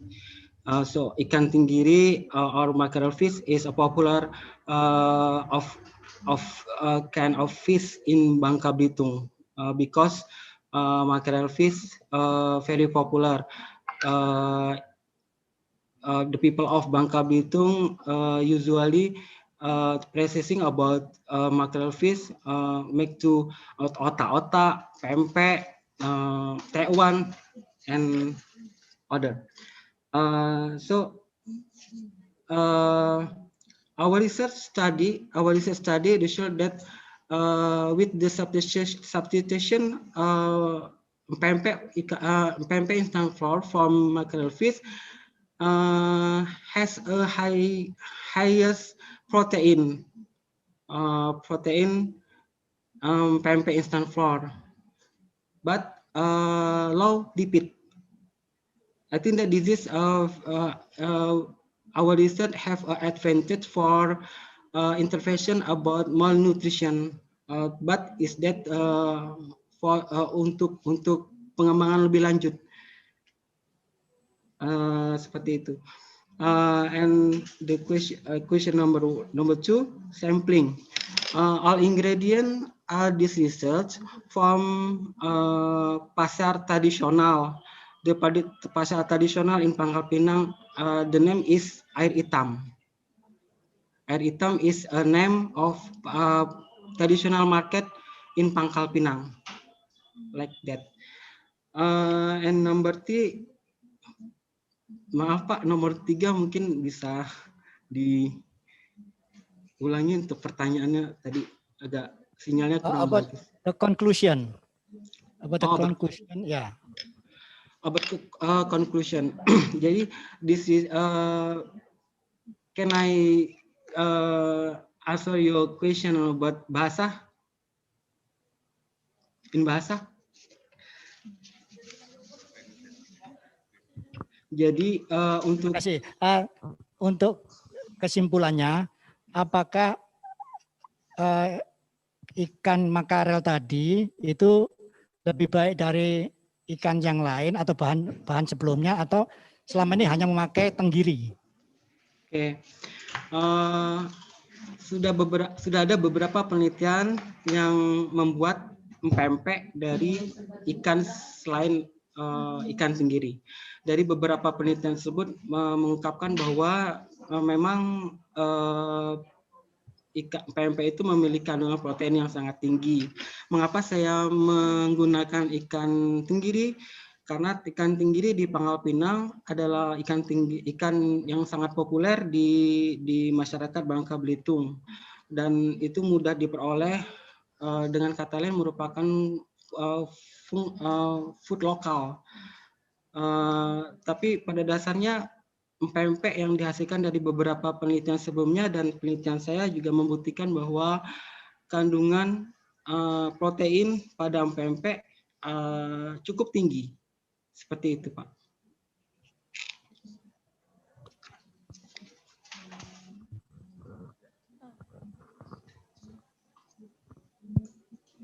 Okay, thank you, Mr. Novidianto. I think your time is up. Thank you for your great presentation. Thank you, moderator. Okay. Next, we have presentant from the Philippines. Is it Mrs. Rosalind L. Esquivel? Is there?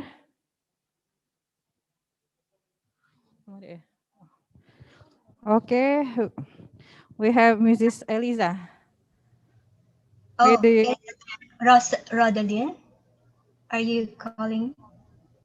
Okay, Mrs. Rosalind, I'm sorry.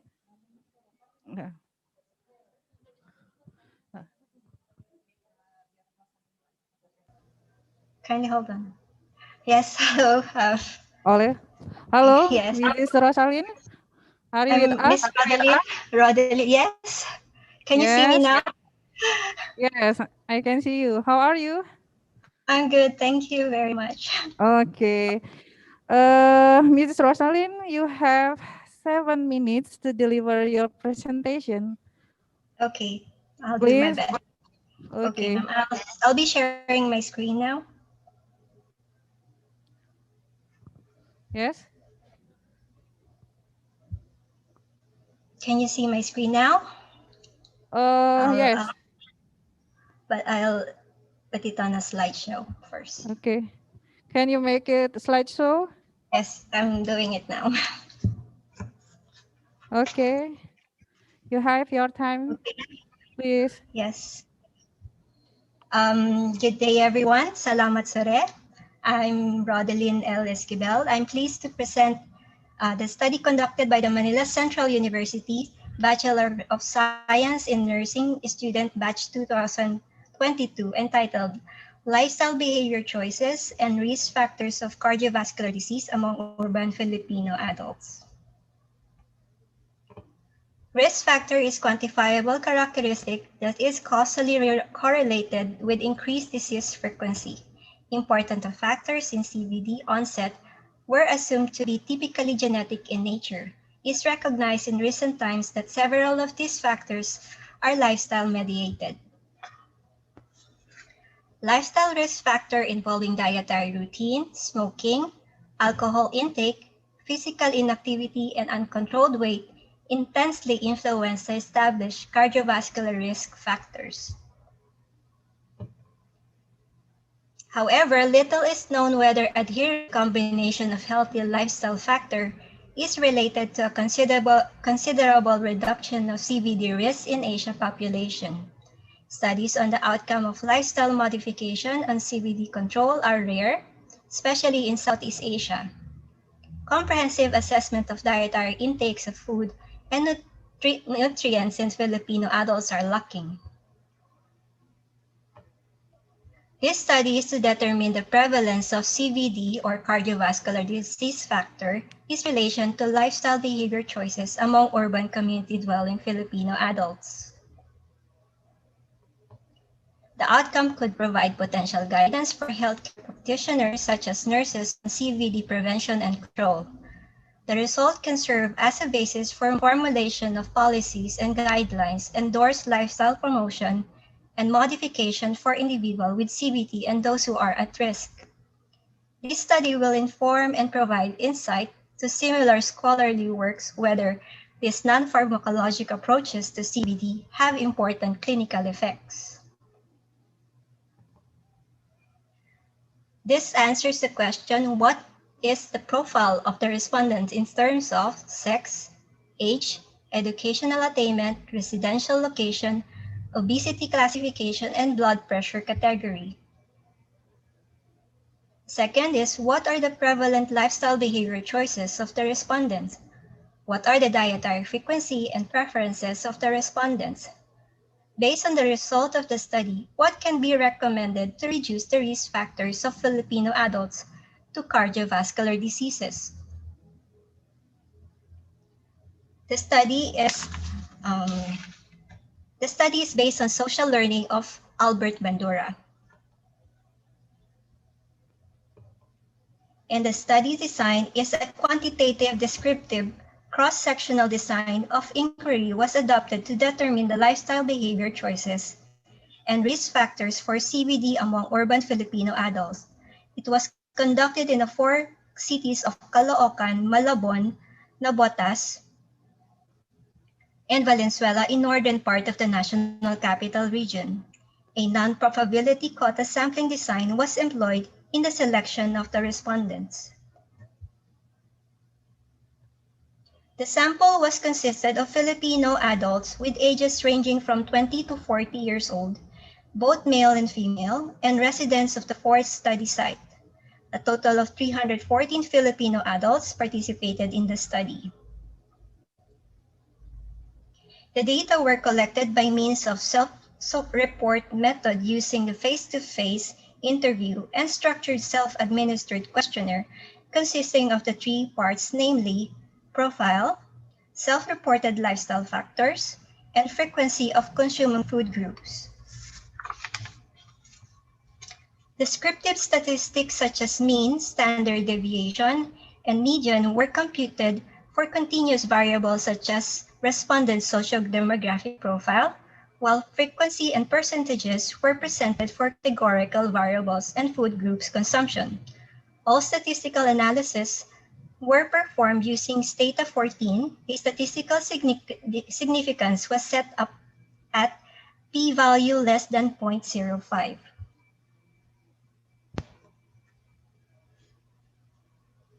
The full nature of the procedure of the study were explained to the respondent. Informed consent was provided to the duly signed without undue enticement, not coercion.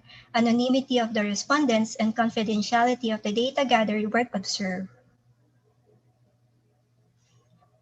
Table number 1 shows the distribution of the respondents in terms of sex, age, educational attainment, residential location, obesity classification, and blood pressure category. Next is the prevalence of the lifestyle behavior choices that consisted of current smoking, alcohol consumption, and physical activity through exercises among Filipino adults in 4 cities are demonstrated in table number 2. Using a categorical frequency scale, table number 3 shows that the respondents prefer to consume high saturated fat food 2 to 4 times a week.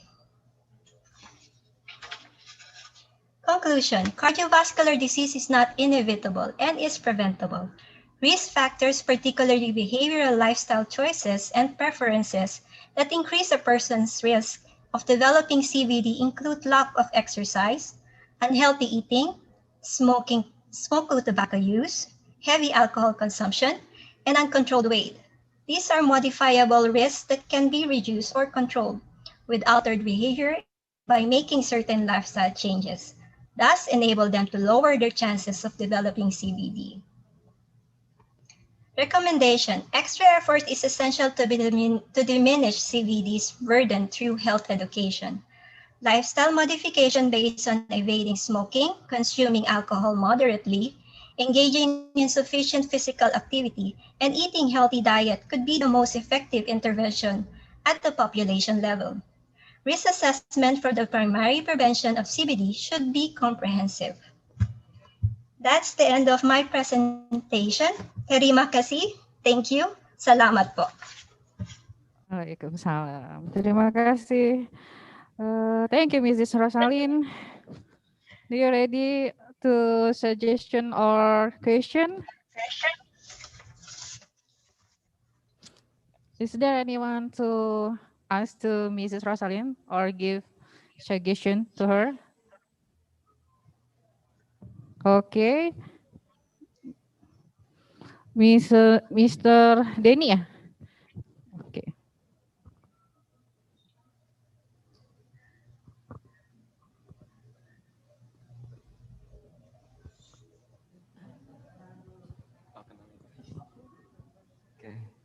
Hello, Mr. Rodalyn. Yes, good afternoon. My name is Denny Selamat Kurniawan. sore. Oh iya, selamat sore. My name is Denny Kurniawan. You can call me Denny. Good afternoon. Good afternoon. In your samples, which one of all those variables has the higher risk better than others variables, according to the descriptive in proportion or based on the scale of your Likert instrument? Which variable in the higher risk for the CVDs? Thank you. Yes. Kindly wait.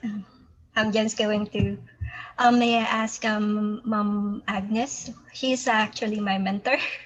Oh, And we it's okay. actually conducted the study together with her. Okay. Yeah, it's okay. It's fine. Thank you. If I may. Hello. Yes. those the high risk group, especially on this particular study, belong to the early 20s until the middle aged. That's why the study participants' ages range from young adults as young as 20 years old to 40 years old.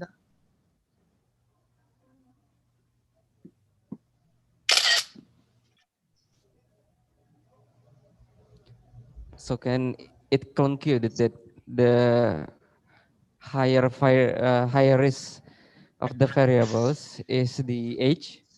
I think other than the variable. it's more of the dietary practices of Oh, the dietary. Yes, sorry. I wasn't able to get right the question.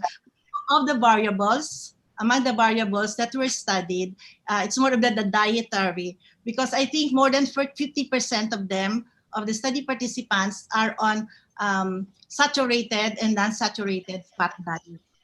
Because of the fast food, availability of fast food in the Philippines. So I think majority of them would prefer those the ready to eat foods or dishes. That's why they have a high increase in their frequency of foods rich in saturated and non-saturated fat. Okay. So it can be concluded that the dietary will be a first concern to Yes. modify it for preventing the syphilis. Yes, yes. Okay, thank you. Thank you. Thank you. Mr. Reviewer, Mr. Ali, do you have any question? Okay. Ms. Esquivel, Yes, sir. I have some question for you. Ms. Esquivel, hello. Good Yes, afternoon. good afternoon. Okay. I have some question. You mentioned before that there are obesity and also uncontrolled weight, but your table do not show about how many people in the condition of uncontrolled weight or obesity. And is it mean that obesity or slim people, contrary to the obesity, is more healthier? And the second question is, why you choose for small city for your research? What is the reason? Why not in the metropolitan area? You get my question? Yes, yes, sir. Okay, thank you. Yes, sir. With your first question, sir, it's written here on my table that I'll just open my. Can I show the screen? Yes.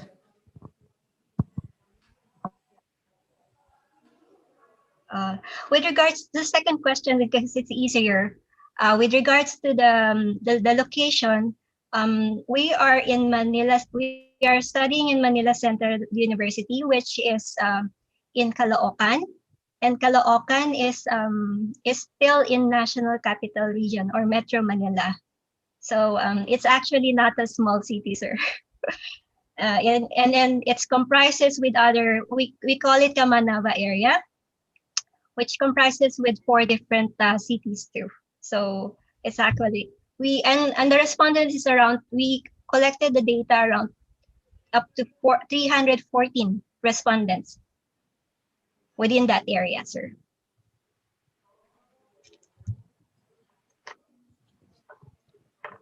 And the obesity, it's written here. The overweight is actually 28.98%, which is actually a large number considering that it's already 28.98%. So it's meaning that most of the Filipinos living in that area, almost 1/4% of that area of the 4 cities, they're actually obese. So living in an unhealthy diet, it's probably the most probably the problem. Did I answer your question, sir? Yeah, okay, thank you. Okay, I think the time for Mrs. Rosaline is enough. Thank you for your presentation, Mrs. Rosaline. Please give Mrs. Rosaline applause.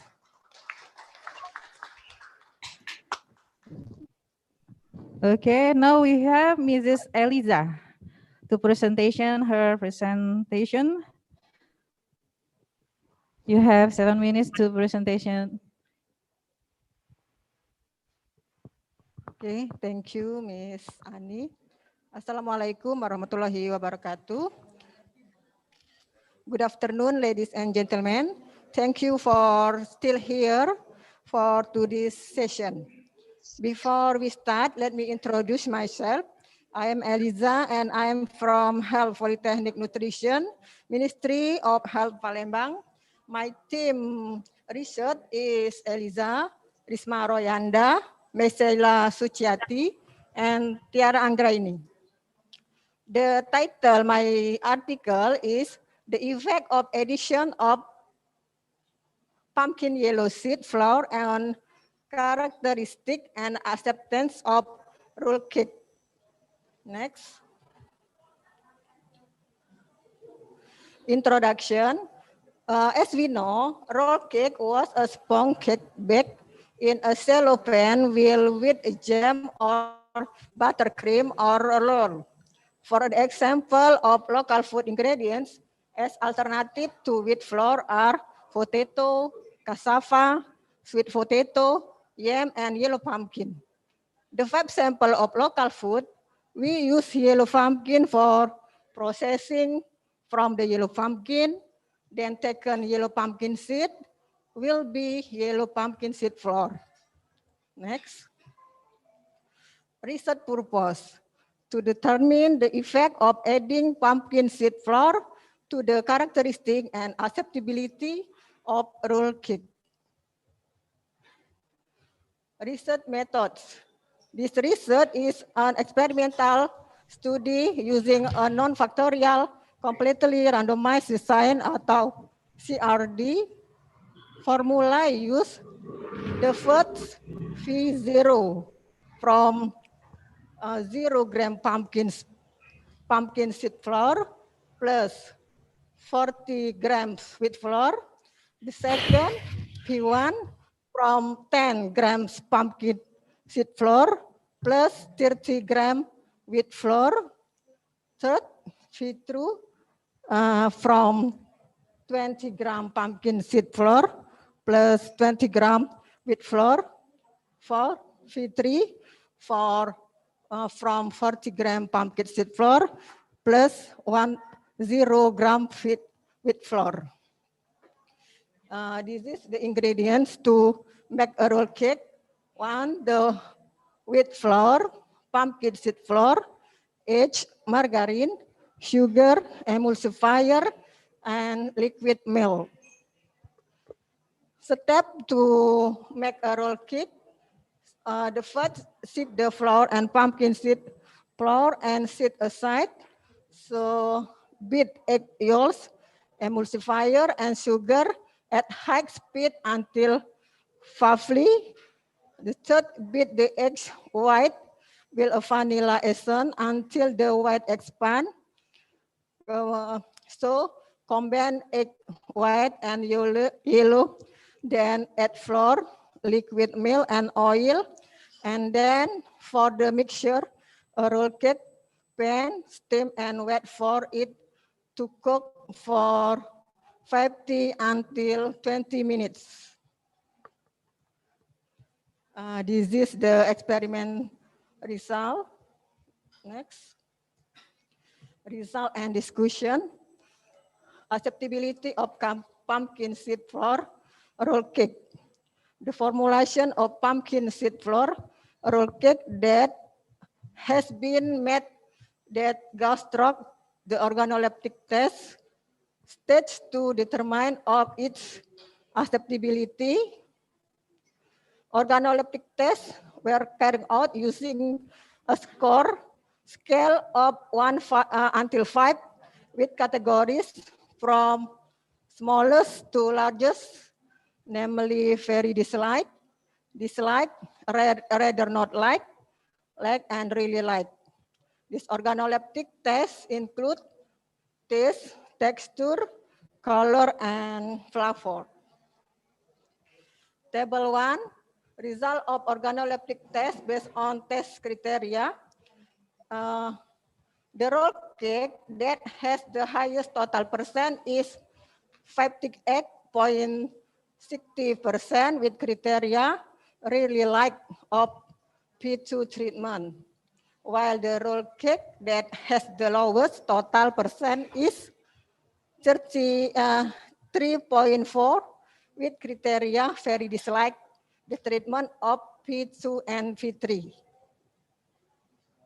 Table 2, result of organoleptic test based on texture criteria. So we can see that 2 minutes left. the cake that has the highest total percent is 28.10 with criteria really like of P2 treatment. Next. Table 3, result of organoleptic test based on color criteria. That the roll cake that has the highest total percent is 65.5 with criteria really like to the P1 treatment. Next. Table 4, result of organoleptic test based on flavor criteria. The roll cake which has the highest total percent is 48.3 with the criteria really like to the V3 treatment. Okay, next. Result of proximate analysis of flour rolled pumpkin seed. Based on table, it is known that the proximate analysis result of rolled cake pumpkin seed flour test on the three formula use obtain formula V1 where fat 10.97%, protein 10.39%, and carbohydrate 33.67%. And then formula P2 where fat 10.97%, protein 10.44%, and carbohydrate 40.04%. And formula V3 where fat 10.73%, protein 10.36%, and carbohydrate 40.58%. Conclusion and recommendation. Conclusion, from the result of the study, conclude that the best roll formula according to assessment to the organoleptic test was P2 roll cake. And the proximate analysis of the best pumpkin seed flour formulation were fat 10.1978, protein 10.44%, and carbohydrate 40.04%. Recommendation, it is necessary to reduce the high fat content in the roll cake by looking for a better composition of ingredients with the same functional and lower fat content.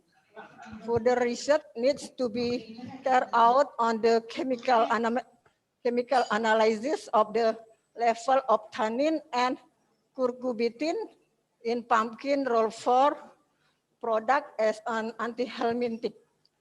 And the effect of the administration of pumpkin flour roll is for the treatment or prevention of intestinal worms in children. Ada ini dokumentasi. I think your time Okay, is thank you. up, Mrs. Eliza. Okay, we have our question and answer session. Is there anyone or Moderator. audience? Yes. Can I ask? Okay. Oh, you want to ask? Yes. Mr. Novidianto? Yes. Okay, please. Okay. Thank you, moderator. I want to ask about the research from Mrs. Eliza. Please. What is the filling material What is the filling into roll cake? Pumpkin seed flour.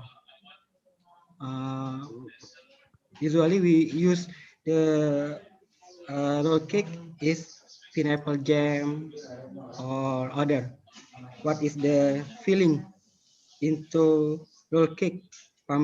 Pumpkin seed flour with your research. Thank you. Can you say it in Bahasa? Yes. Mrs. Novidianto, you can repeat in Bahasa. Oh ya, Sir yang saya ingin Novidianto. tanyakan adalah apa isi dari filling dari roll cake yang hasil penelitian yang Ibu lakukan. Jadi roll cake dari tepung labu itu ada isinya kan Bu ya? Nah itu isinya apa? Jadi Fillingnya, isinya Bu. itu selai dari pumpkin yellow flour tadi. Yeah. Yes. Oh, okay. Berarti it means that the pumpkin seed flour make to filling ya. Jadi tepung labunya adalah di fillingnya Bu ya, bukan Ya. bahan dari kulitnya roll cake bukan ya, tapi fillingnya Jadi ya. dua, jadi ada dijadikan selai dan juga ada dijadikan untuk Filling, bolunya bolu sendiri. bahannya ya. Ya. Oh, oke. Thank you Bu. Okay, you are welcome. Is it clear, Mr. Novidianto? Yes, thank you. Okay, thank you for your question. The reviewers, you want to ask? Okay, Miss Eliza. Your title is look delicious, but unfortunately we cannot taste your cake. Maybe later. Okay, just intermezzo, Miss Eliza. I would like ask you whether the pumpkin flour was made by yourself or from the market. Oh ya, ini tepung labu ini bikin sendiri atau beli? Enggak, jadi belinya itu apa namanya yang bijinya, kemudian dibuat sendiri untuk jadikan tepung. Oh, biji Pembuatan kering, tepung dibuat sendiri. daging kering dari labu kuning itu. Ya. Oke. Ya. Ya, Bukan beli yang udah jadi tepung, bukan.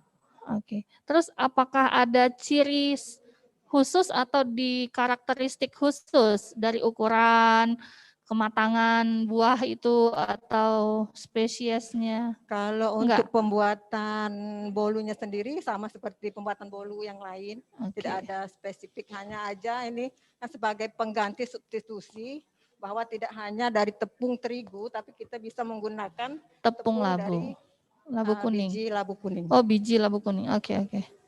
Enak rasanya, Bu? Enak. Oh iya, makasih. Minta resepnya nanti, Boleh. Bu. Okay, I think it's enough for Mrs. Eliza. Thank you for your good presentation. Give applause to Mrs. Eliza. Okay, thank you. Now we continue to the 10 presentation for today. We have Mrs. Dr. Agnes V. Raimundo from Philippines. Mrs. Agnes, can you hear me? Are you with us? Oh, yes. How are you? Hello. I'm very good. Thank you. Okay, thank you.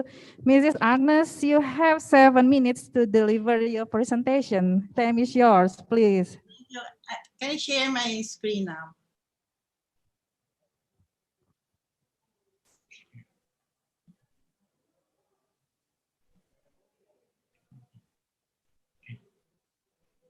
Good afternoon, everyone. I, Dr. Agnes V. Good afternoon. Together with my co-investigator, Dean Melvin D. Miranda from Manila Central University, Philippines, are pleased to present virtually our research paper entitled Filipino Next Generation Nurses as Frontliners Amid COVID-19 Pandemic, a Usurian Phenomenology Study. When the COVID-19 outbreak was declared a global pandemic, the Filipino next generation nurses have been thrust into the vanguard of this dire health crisis. However, when paralleled with other health professionals, nurses have considerable inferior profile. They're often not included and involved even when issues directly affect them.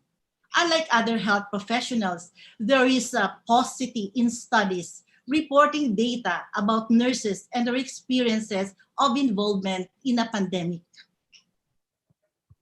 Therefore, the study aimed to understand and describe the lived experiences of Filipino next generation nurses as frontliners in the midst of COVID-19 pandemic.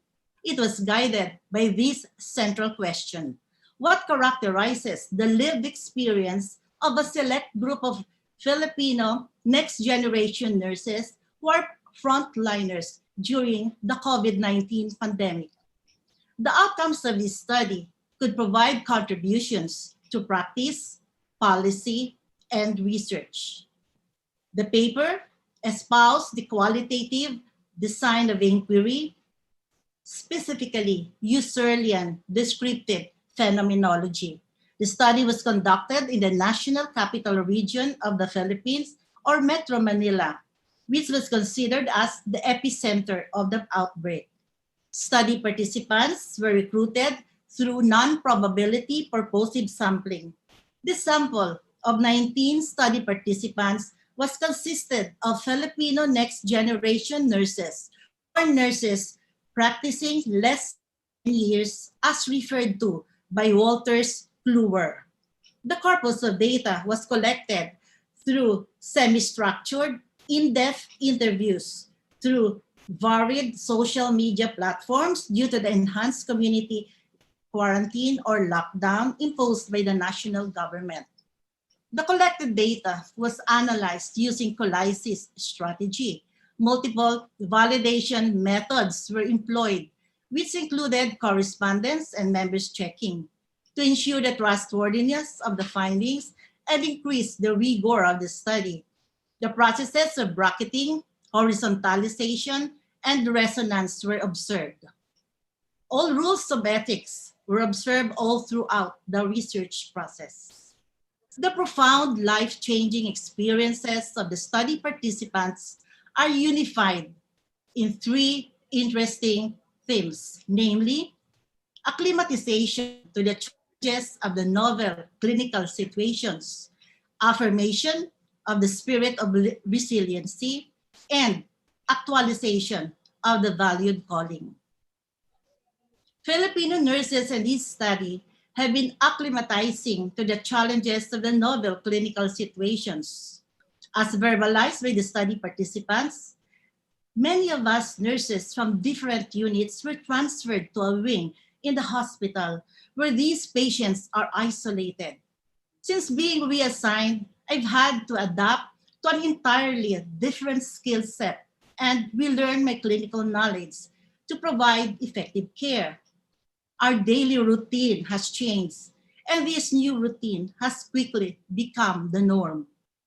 The American Nurses Association emphasizes that in a health crisis such as a pandemic, nurses must be equipped to adapt under these health crises. The nurse participants in the study exemplify what it is to embody and affirm the spirit of resiliency. As articulated by a study participant, we continually remind each other the importance of self-care and self-preservation to ensure that we are in good physical and psychological state to enable us to carry out our jobs well. The World Health Organization contends that healthcare providers, such as nurses, find meaning in what they are doing. Since the start of the COVID-19 outbreak, Filipino nurses in the study demonstrate how valuable assets they are during this pandemic health crisis. As expressed by the study participants, during this COVID pandemic, I worked 14 days straight and was doing 12-hour shifts. I did not visit my parents who are older adults and with comorbidities because I am not certain that I don't carry the virus with me after my duty. These are some of the sacrifices I have to endure because I have to be true to my vocation as a nurse. Findings of this study indicate that as the pandemic changed the landscape and dynamics of nursing practice, Filipino first-generation nurses function in new roles in an entirely novel context and acclimatize to a completely new working routine. They embody the spirit of resiliency and affirm their valued calling as nurses.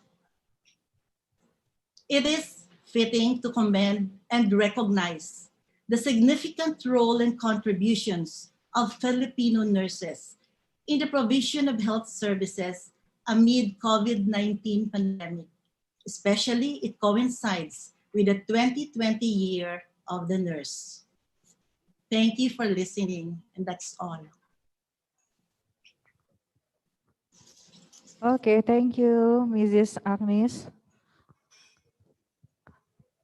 Now we have time to question or answer.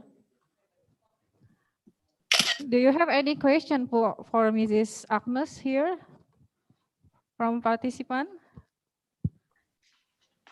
Mr. Denny, do you want to ask? Yes, okay.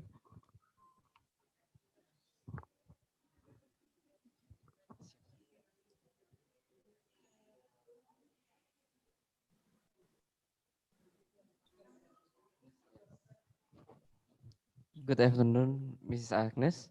Good afternoon, sir. It's nice to meet you in virtual. Same Okay, here. my name is my name is Denny. I want to ask you. I'm new in a qualitative research, and I see you use the Husserlian approach.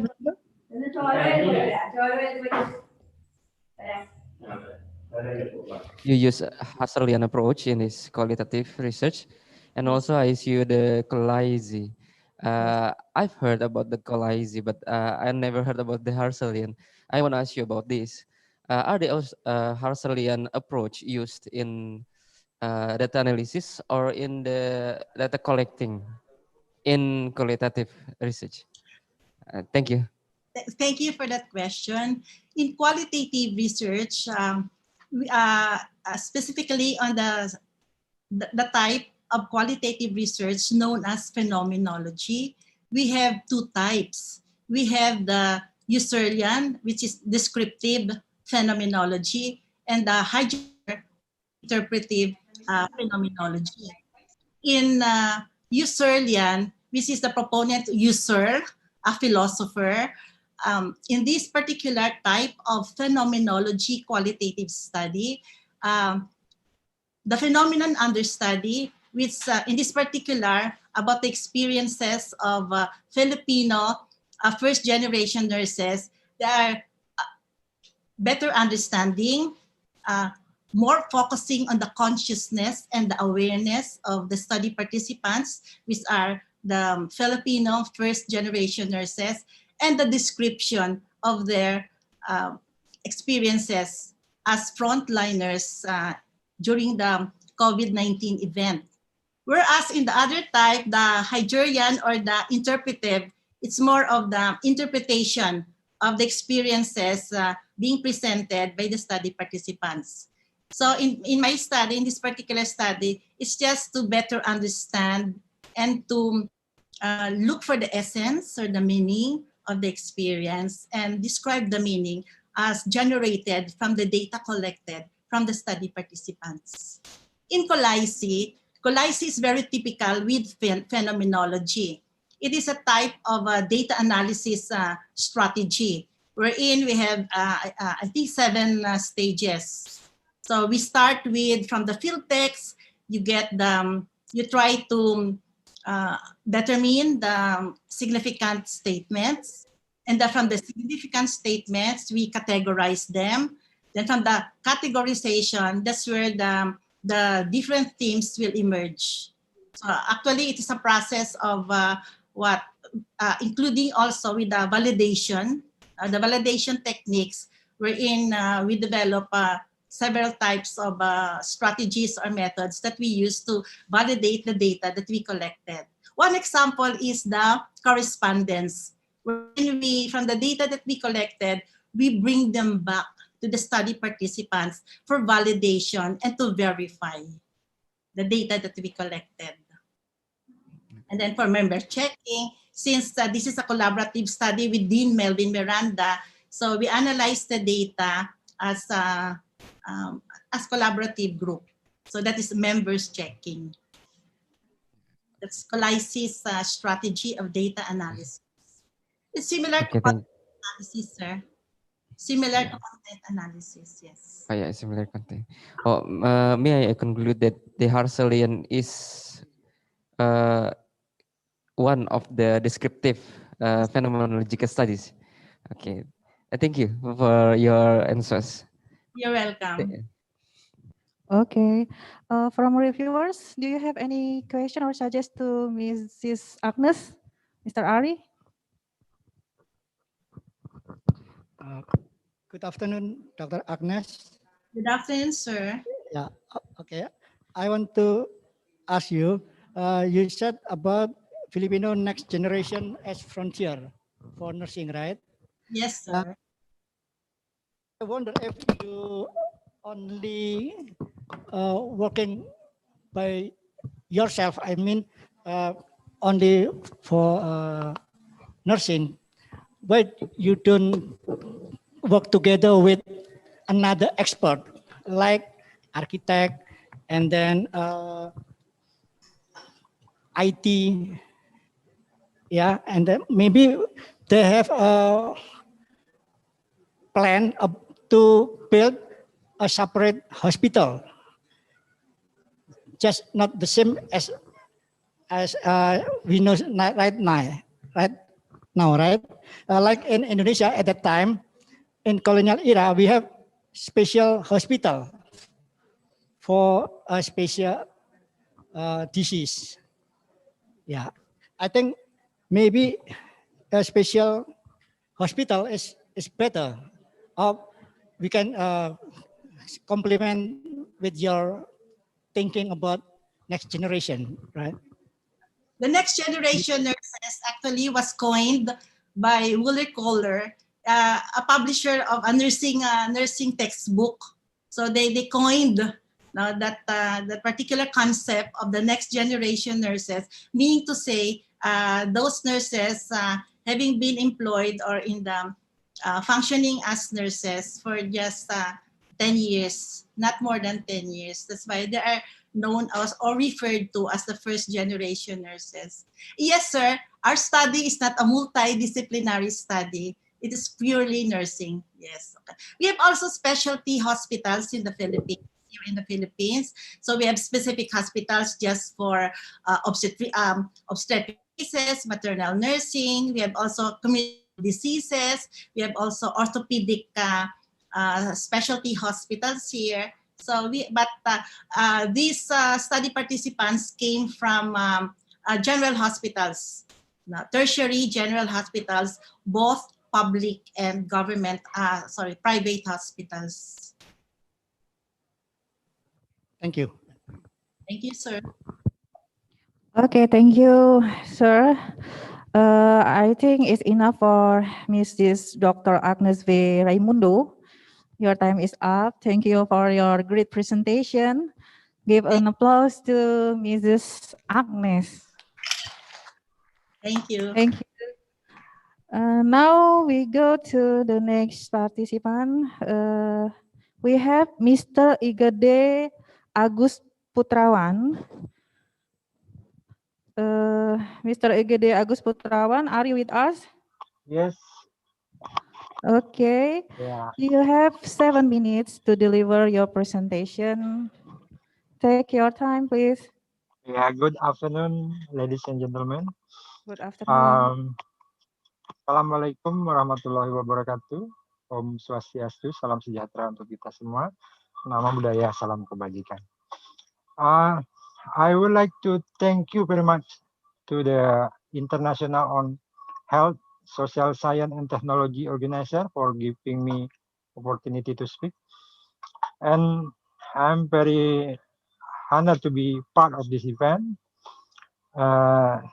Even though we are virtual meeting, but I think this is another positive part of the pandemic, COVID-19, because the COVID teaches us and force us to utilize the internet media that make us can make a virtual meeting, share knowledge is become borderless and timeless, and then still in touch with this condition. Now, yeah, can see the presentation.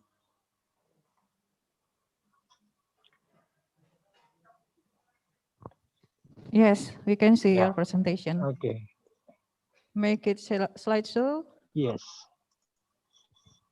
Still in line with this condition, today I would like to present paper titled "The Fumigan from Chajuput Oil at Penjarakan Village to Improve the Quality of Community Life in COVID-19 Pandemic Era and New Normal." My name is Igede Sri Agus Putrawan from Faculty of Health of Ayurveda, Universitas Hindu Indonesia, Denpasar, Bali. And here with lecturer and my gurus, the Dr. Abhishek Joshi, BAMS, MD, PhD Ayurveda, and also Apotheker Dwi Arimbi Sanjaya. Okay. COVID-19 since appear in Wuhan become increasing until now, but in other side, it decrease of quality of life. It's overcoming of it's a fundamental of health. So this is decrease the quality. So the SDGs, the Sustainable Development Goals, become a good health and well-being cannot fully achieve. Also, stand of the decent work and economic growth also is not fully achieved, because someone is sick cannot work and be as productive as they are in the good health condition. According to the data, increasing of the COVID-19. So until now, there has not been found the medicine and vaccine for that. So government or social make new normal, like as implementation of basic health and protection protocol. That recommendation in the same time to keep the healthy population, also the social economic can maintain as well. Okay, don't forget the basic of good hygiene. First is regularly and thoroughly clean your hand with the alcohol-based hand rub or wash them with the soap and water. Avoid touching your eyes, nose, and mouth. Cover your mouth and nose with your bent elbow or tissue when you cough or sneeze. And then clean and disinfect environment frequently, especially those which are regularly touched. Environment disinfection, fumigation as an alternative for disinfection for our environment. Fumigation with formaldehyde,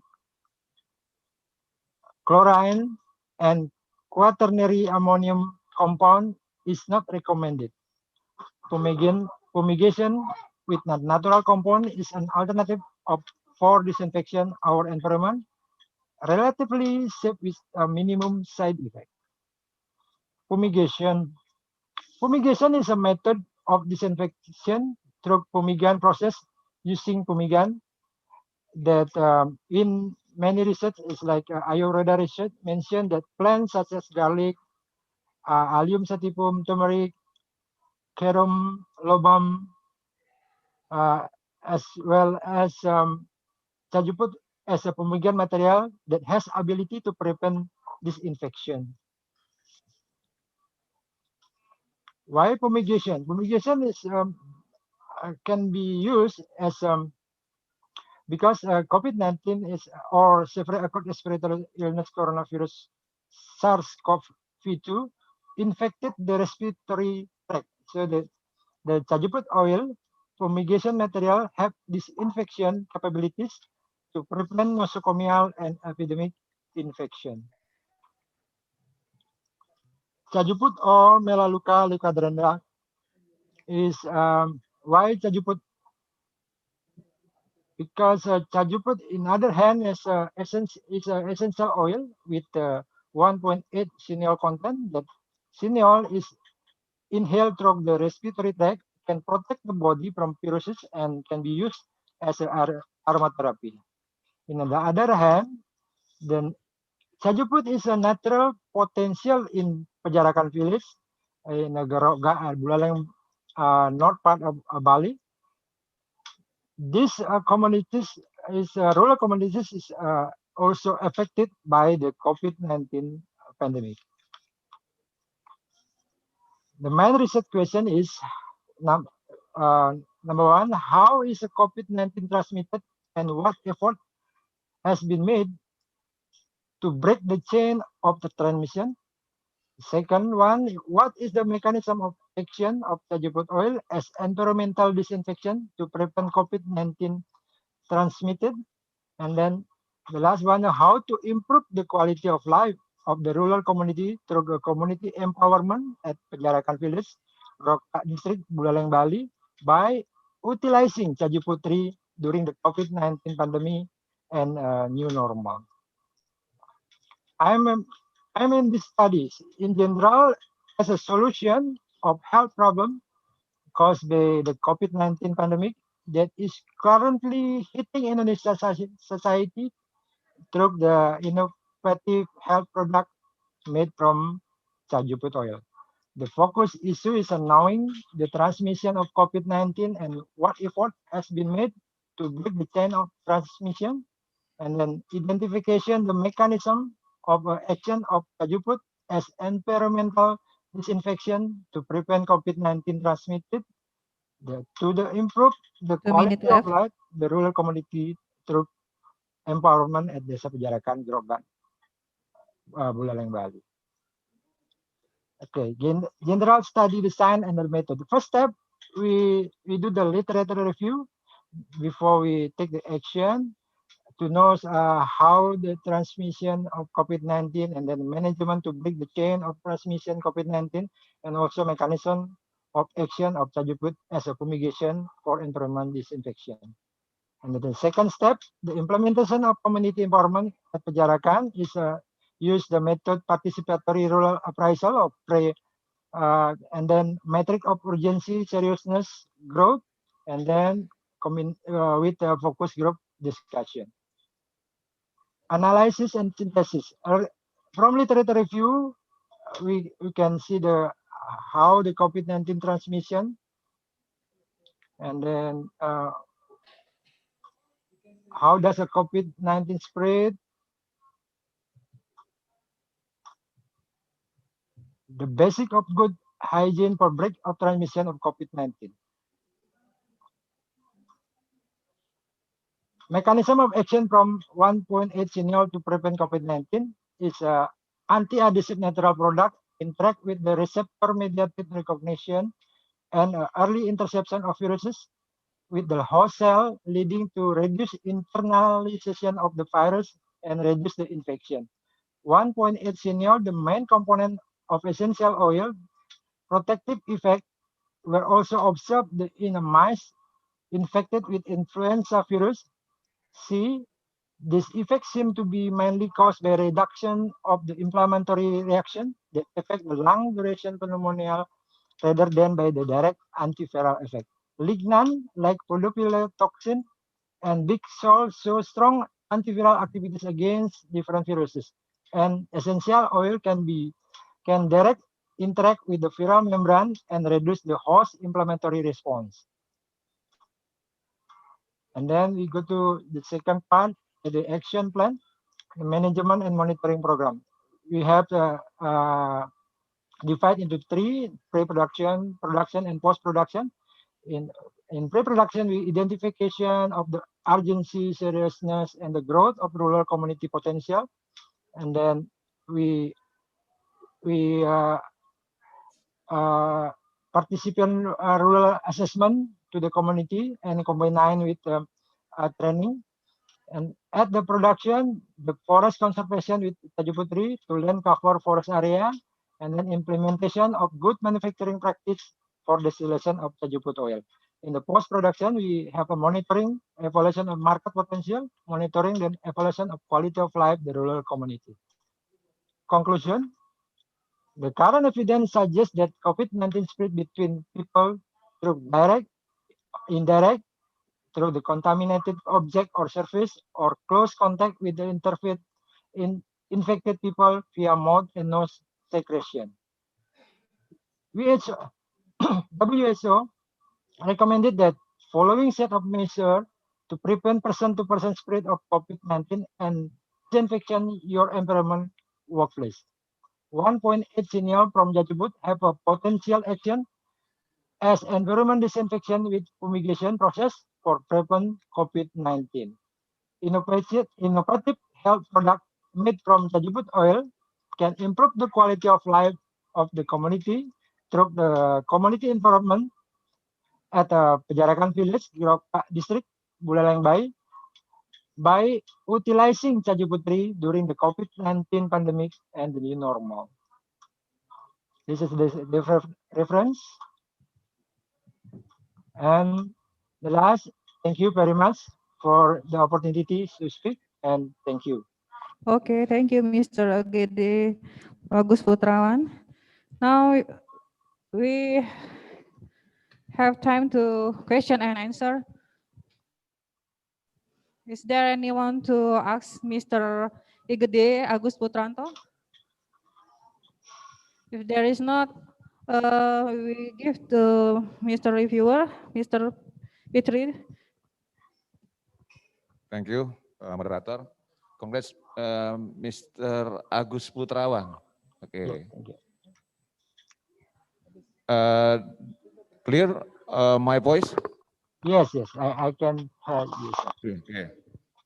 The title of research about Kajuput oil. Kajuput oil as a fumigasi, penghamaan ya. Yeah, fumigation. This is okay. Yeah.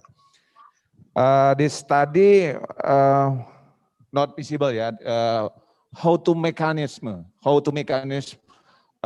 collecting and processing is step by step until Kajuput oil is ready. Okay, let's explain about this. Do you hear me? Yes, I can hear you. Yeah. Okay, thank you for the question. For the process, I can explain in brief that Kajuput oil in Pejarakan as a part of the forest that slope the village, and then in 2020 the Pejarakan village has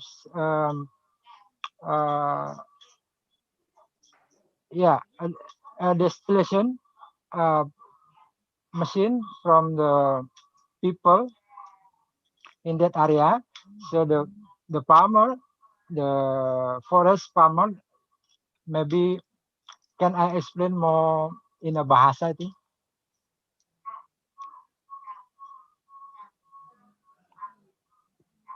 Hello. Ya. Ya, dapat saya lebih jelaskan dalam bahasa, Bapak? Oke, please.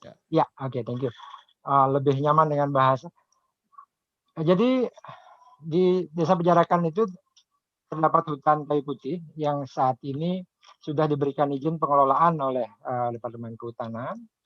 Kemudian petani hutan yang tergabung dalam kelompok tani tersebut mengelola lahan seluas 700 hektar yang sudah diberikan izin untuk pengelolaan, dan 350 hektarnya adalah tanaman kayu putih. Mereka melakukan konservasi penanaman, kemudian dari penanaman tersebut dilakukan rempesan atau tebang panen untuk mengambil daun kayu putih. Daun kayu putih ini dibawa ke salah satu usaha di desa bicarakan tersebut yang memiliki mesin destilasi. Kemudian dilakukan destilasi dengan penguapan panas dan menghasilkan minyak kayu putih atau cajuput oil itu esensialnya. Jadi telah dilakukan uji pengecekan di suku Pindo, mengandung kadar siniol yang cukup tinggi, yakni 65,2% dari standar nasional yang mutu utama adalah 55% kandungan senyawa siniolnya. Kira-kira seperti itu prosesnya, Bapak. Okay. Advice to your research is use design research and development (R&D). Yes. Yeah, yeah. Okay. Do you hear me? Yeah, okay. yeah. Yeah. I Enough. can hear you.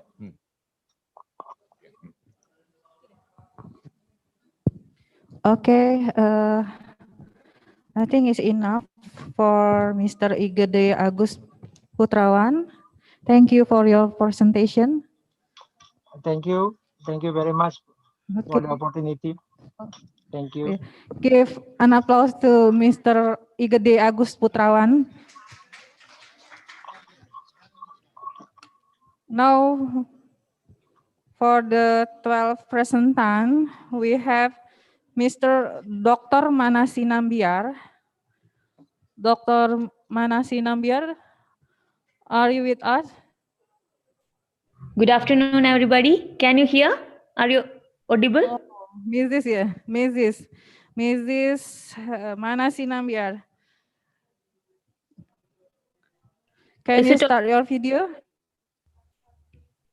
You can open your video. Okay, thank you. Now is your time to present your presentation. Okay. You have 7 minutes to presentation. Okay. To deliver your presentation, please. I'm presenting before you a clinical study on efficacy of Ayurveda enema treatment in sciatica. Is it audible? You can screen sharing. Sharing your screen, okay. Okay, just wait. Yes, we can see it now. Thank you. Whether you share the screen? Yes. A clinical study on efficacy of Ayurveda enema treatment in sciatica. Myself, Dr. Manasi Nambiar, medical officer from India. As you know, Ayurveda is mother of all healings. Directly we can go to the disease sciatica. The term sciatica describes a symptom, pain along the sciatic nerve pathway, rather than a specific condition, illness or disease. It is not a disease, it is a symptom. Sciatica is the name given to any sort of pain caused by irritation or compression of the sciatic nerve. In the next slide, you can see the sciatic nerve. The blue color represents the sciatic nerve. It is coming from the L4, L5, S1. The sciatic nerve is the longest nerve in the body. It runs from the back of pelvis through buttocks and all the way down both legs, ending at feet. You can see the vertebral column. In that red color, you see, that is the herniated disc which compresses the sciatic nerve and it causes the sciatica. The most common cause of sciatica is bulging disc or herniated disc. The main causes are sciatica can be occurred due to variety of pathological lesions. In the vast majority of cases, sciatica is caused by a lumbar disc herniation directly pressing on the nerve. This irritation of nerves as a result of an abnormal intervertebral disc is referred to as radiculopathy.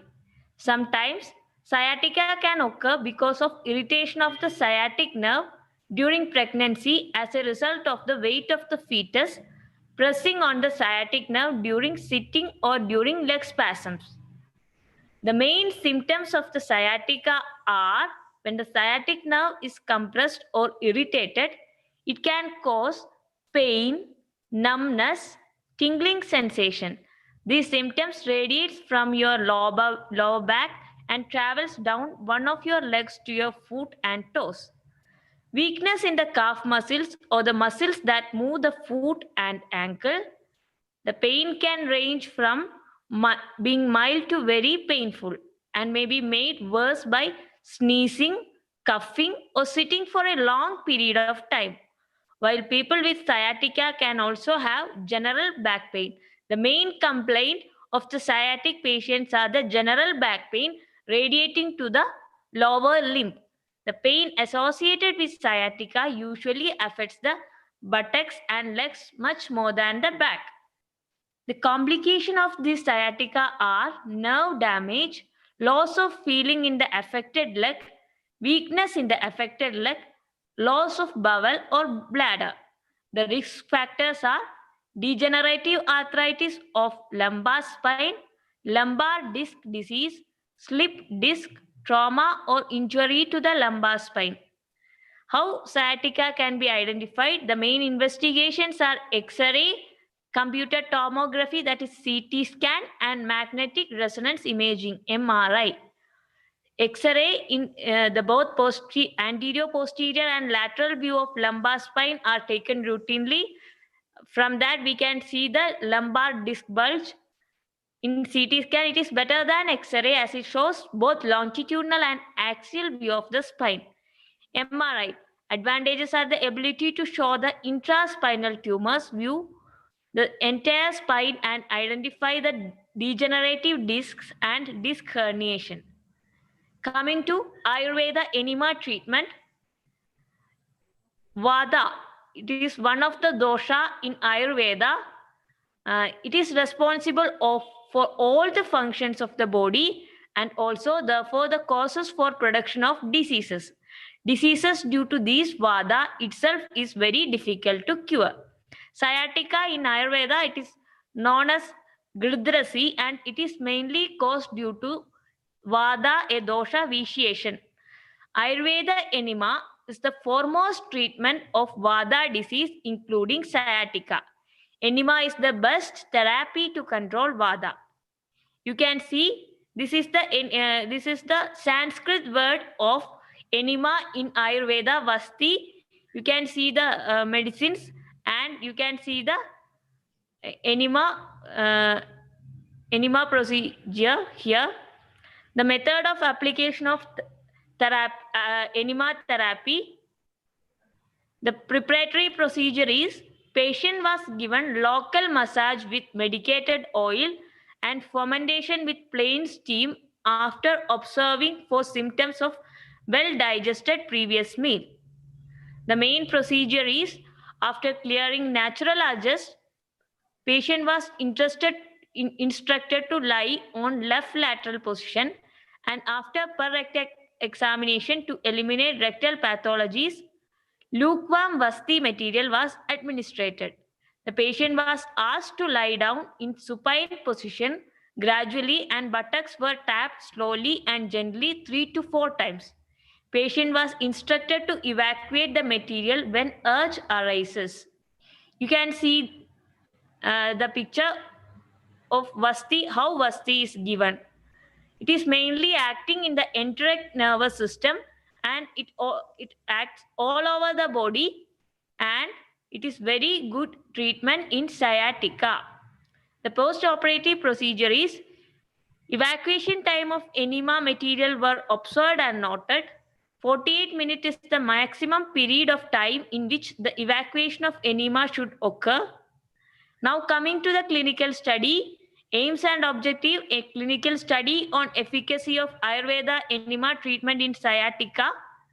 We have selected 30 patients in this group. The inclusion criteria was patients suffering from radiating neuralgia along with any of the following features such as numbness, heaviness, or tingling sensation.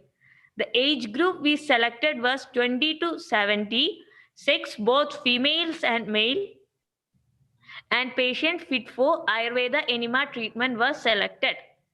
Exclusion criteria: patients with complications on congenital structural abnormalities, who is already having scoliosis like things, we didn't select those patients.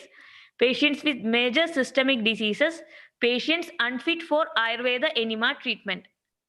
The diagnostic criteria was patient reports having typical radiating pain in one leg or both, as well as one or more neurological indication of nerve root tension or neurological deficit, that is numbness, heaviness, tingling sensation. And we have done positive straight leg raising test and Bragat's test. The assessment criteria is with two outcome measures. Outcome measure in the case of low back pain was VAS, Visual Analog Scale, and Roland Morris Disability Questionnaire. In Visual Analog Scale, it is a psychometric response scale which can be used in questionnaires. It is a measurement instrument for subjective characteristics or attitudes that cannot be directly measured. The question asked is, how severe is your pain today in 100? Place a vertical mark on the below to indicate how bad you feel.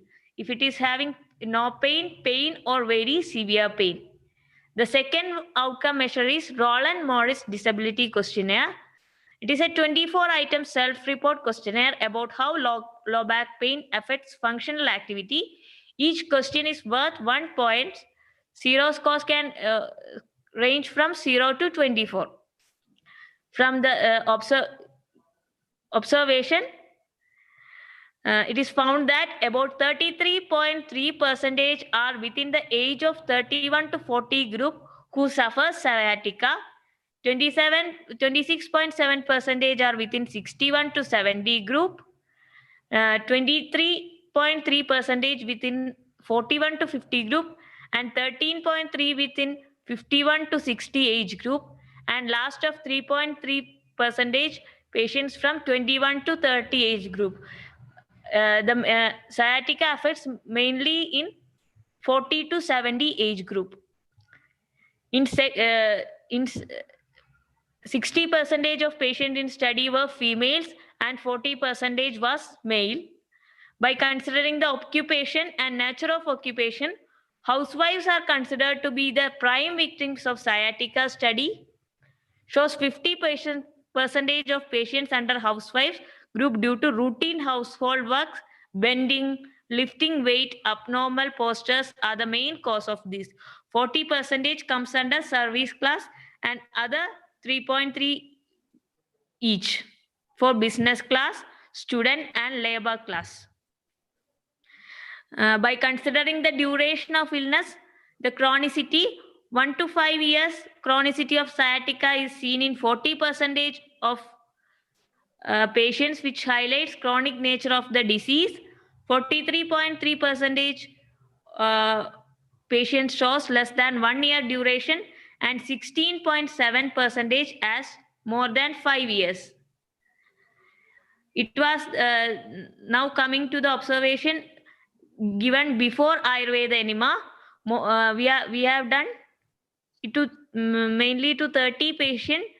Radiating pain and low back pain are present in all 30 patients. You can see after enema, the improvement was very good. Many of the patients have the improvement moderate and good. You can see the table. And the outcome measures, it is the graphical representation before and after treatment, the visual analog scale. It has been reduced after the Ayurveda enema treatment. You can see the Roland Morris disability also. It has been reduced. We have done paired sample tests. Paired t-test was conducted to see whether there is any significant difference between the mean value of visual analog scale and the Roland Morris disability at the time of admission and at the time of discharge, respectively. In case of visual analog scale, the mean and standard deviation at the time of admission was 7.63 and 2.33 respectively, and at the time of discharge the value were respectively 3.13 and 1.43. That is, it got decreased. Again, in the case of disability, the Roland Morris disability scale, the mean value at the time of admission was 13.3 and at the time of discharge was 5.87. This indicates a significant decrease in the mean value at the time of discharge. I'm going to conclude my presentation in this present study. After administration of Ayurveda enema treatment, which is considered to be best treatment for sciatica, the symptom got completely relieved. That is, the main symptoms are radiating pain, tingling sensation, low back ache, numbness, heaviness, tingling. All these got reduced. Ayurveda enema treatment is considered to be half of the treatment or the complete treatment itself for the sciatica. Thank you. Thank you for listening. Any questions? Okay, thank you, Mrs. Dr. Manasi. From audience, do you have any question for Dr. Manasi? Mr. Nadi, do you have question for us? Okay. How about Mr. Petri?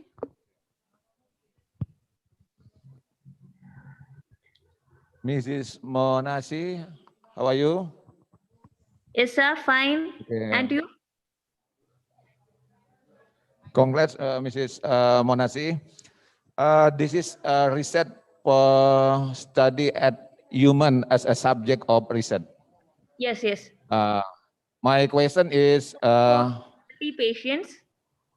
yeah. My question is whether an ethical review has been done. It has been selected when they came to hospital, and we have signed the and it is only for the treatment purpose. Yes, in ethic review is been shown. Okay, clear my voice? Okay, should be display ethical approach in paper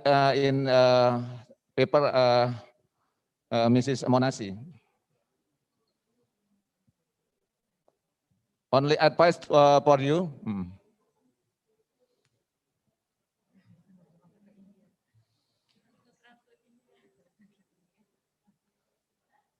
Mrs. Monasi.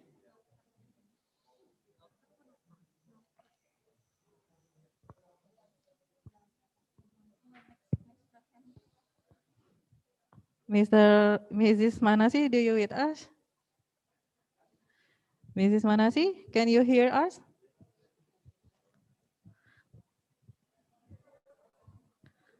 Sini suaranya ke sini ya. Sini. Ya.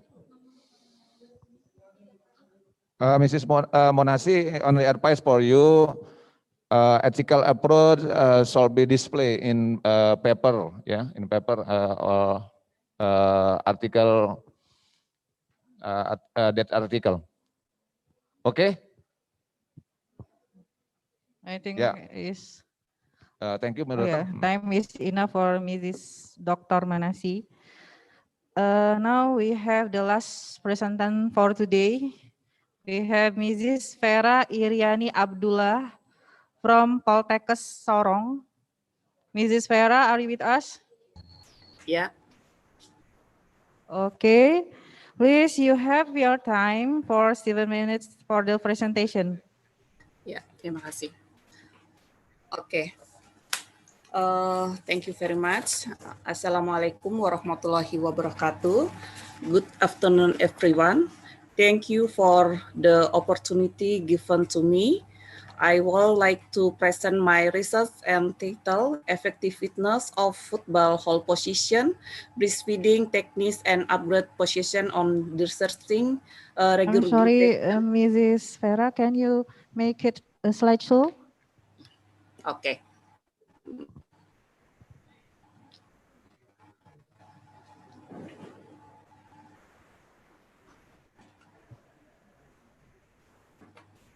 Okay, thank you. The regurgitation frequency in newborn. My name is Vera Iriani Abdullah. I'm from Polteke Sorong, West Papua. Introduction: regurgitation occurs in increase in infants premature sepsis on infection, neurological, brain and muscle abnormalities. However, it does not rule out the possibility of mature babies contributing to the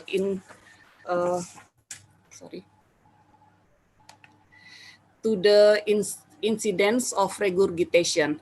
That is because to swallow food other than milk, seat between the lower esophagus and the stomach is still incomplete, resulting in regurgitation in the newborn. One of the causes of regurgitation is wrong feeding techniques and attachment techniques.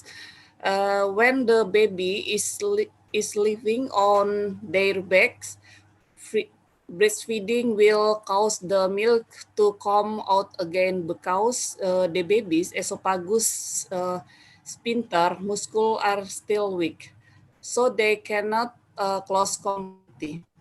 The improper attachment process, normally that the baby's mouth does not stick to the part of the areola and the chin does not stick to the mother breast, will result in the air being sucked in with the milk to the stomach and trapped.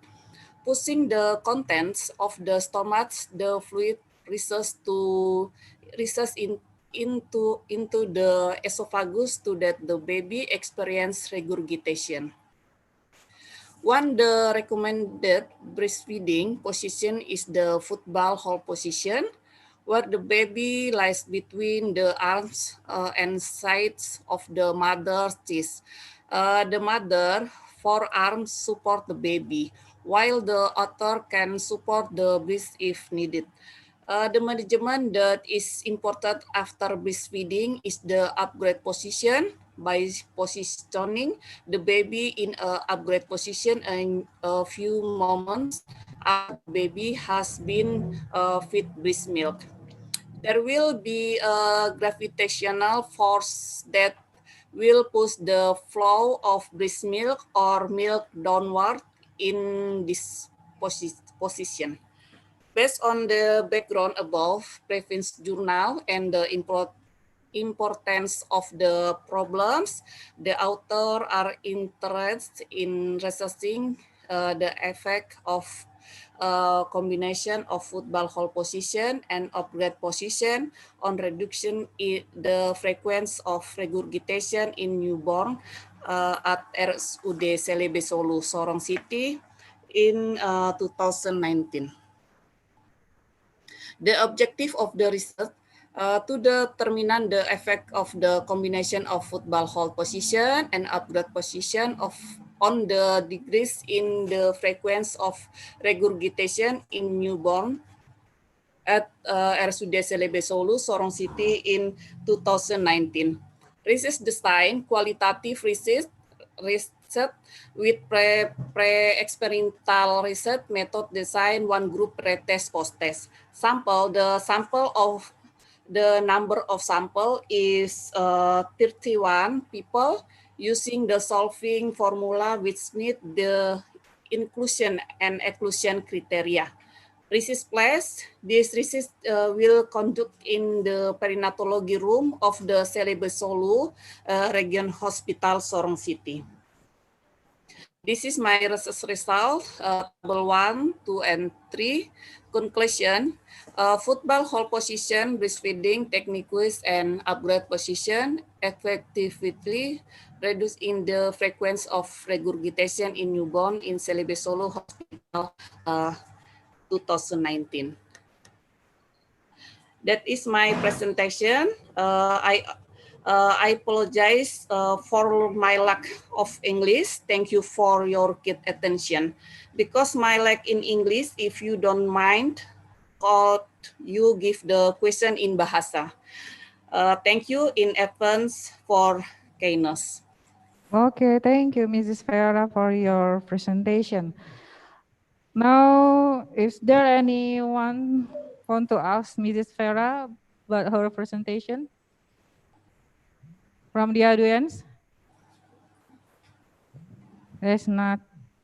How about reviewer?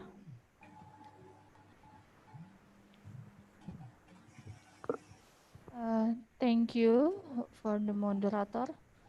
Welcome, Mrs. Farah, in our conference. I would like to ask you, what is more effective between both football position and upright position to decrease regurgitation frequency in the babies? And then the second, how is your suggest for the mothers breastfeedings regarding your research in the community? Thank you.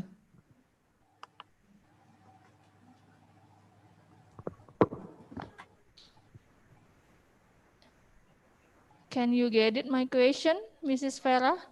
Ya, mungkin saya minta dibantu translate-kan oleh moderator.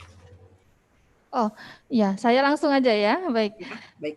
Dari kedua posisi itu yang mana yang lebih efektif, Bu Vera, Ya. untuk mengurangi regurgasi tadi? Iya, terima kasih. Izinkan saya menjawab dengan bahasa Indonesia. Jadi sebenarnya saya tidak melihat perbedaan antara dua teknik itu. Kalau football position itu adalah teknik perlekatannya. Kalau yang satunya itu artinya dia setelah disusui, kemudian dia dilanjutkan dengan teknik upgrade position itu. Jadi dia dikombinasikan. Oh, berarti ini untuk melihat efektivitas dari kombinasi kedua posisi itu ya, Ya, Bu Vera ya? Ya. Nah, kemudian untuk yang kedua, kira-kira nanti apa yang akan Ibu sarankan kepada komunitas ibu-ibu menyusui berdasarkan hasil penelitian Ibu ini? Ya, baik. Jadi untuk teknik football position ini dia mempunyai keuntungan khususnya pada ibu-ibu dengan post sesar, post SC, artinya dengan posisi football ini dia tidak akan menekan pada luka post SC itu, sehingga itu lebih baik. Jadi mungkin lebih nanti dianjurkan kepada ibu-ibu yang post SC, dia bisa melakukan menyusui menggunakan football position, kemudian dia melanjutkan dengan upgrade position. Oke, mungkin satu lagi, Bu. Apakah posisi yang efektif ini perlu bantuan orang lain untuk football position, atau Ibu bisa melakukannya sendiri? Ibu bisa melakukannya sendiri. Oke, baik. Terima kasih jawabannya sangat memuaskan. Saya kembalikan ke moderator. Terima kasih. Baik, terima kasih. Thank you, Mrs. Farah, for your presentation. Give applause to Mrs. Farah, our last presenter for today. Okay, now we're already in the end of this session. We would like to thank to Mr. Ari, Mr. Fitri Noviadi, and Mrs. Octariana for the time as the reviewer this afternoon. Thank you. Thank you to all presenters here, online and offline, presenters from abroad, Mrs. Rosalind from Philippines, Mrs. Manasi from Philippines, Mrs. Agnes from Philippines, and Mrs. Manasi from India. Thank you. And to all the participants here, especially active participant from tomorrow till today, Mr. Denny Kurniawan. Give an applause to him.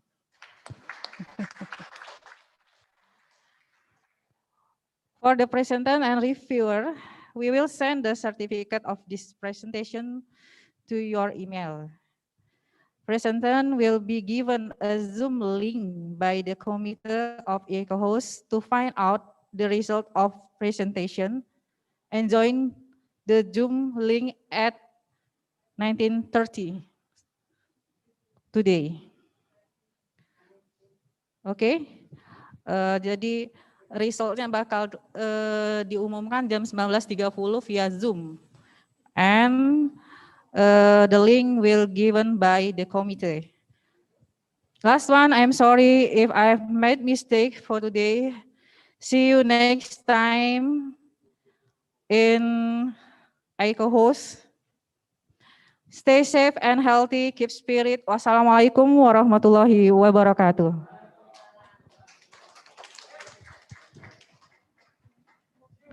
See you, Dr. Agnes, Mrs. Manasi. Say hi, all participants. Thank you. Mrs. Agnes, Mrs. Rosalind, you can leave the room. Thank you. We can leave.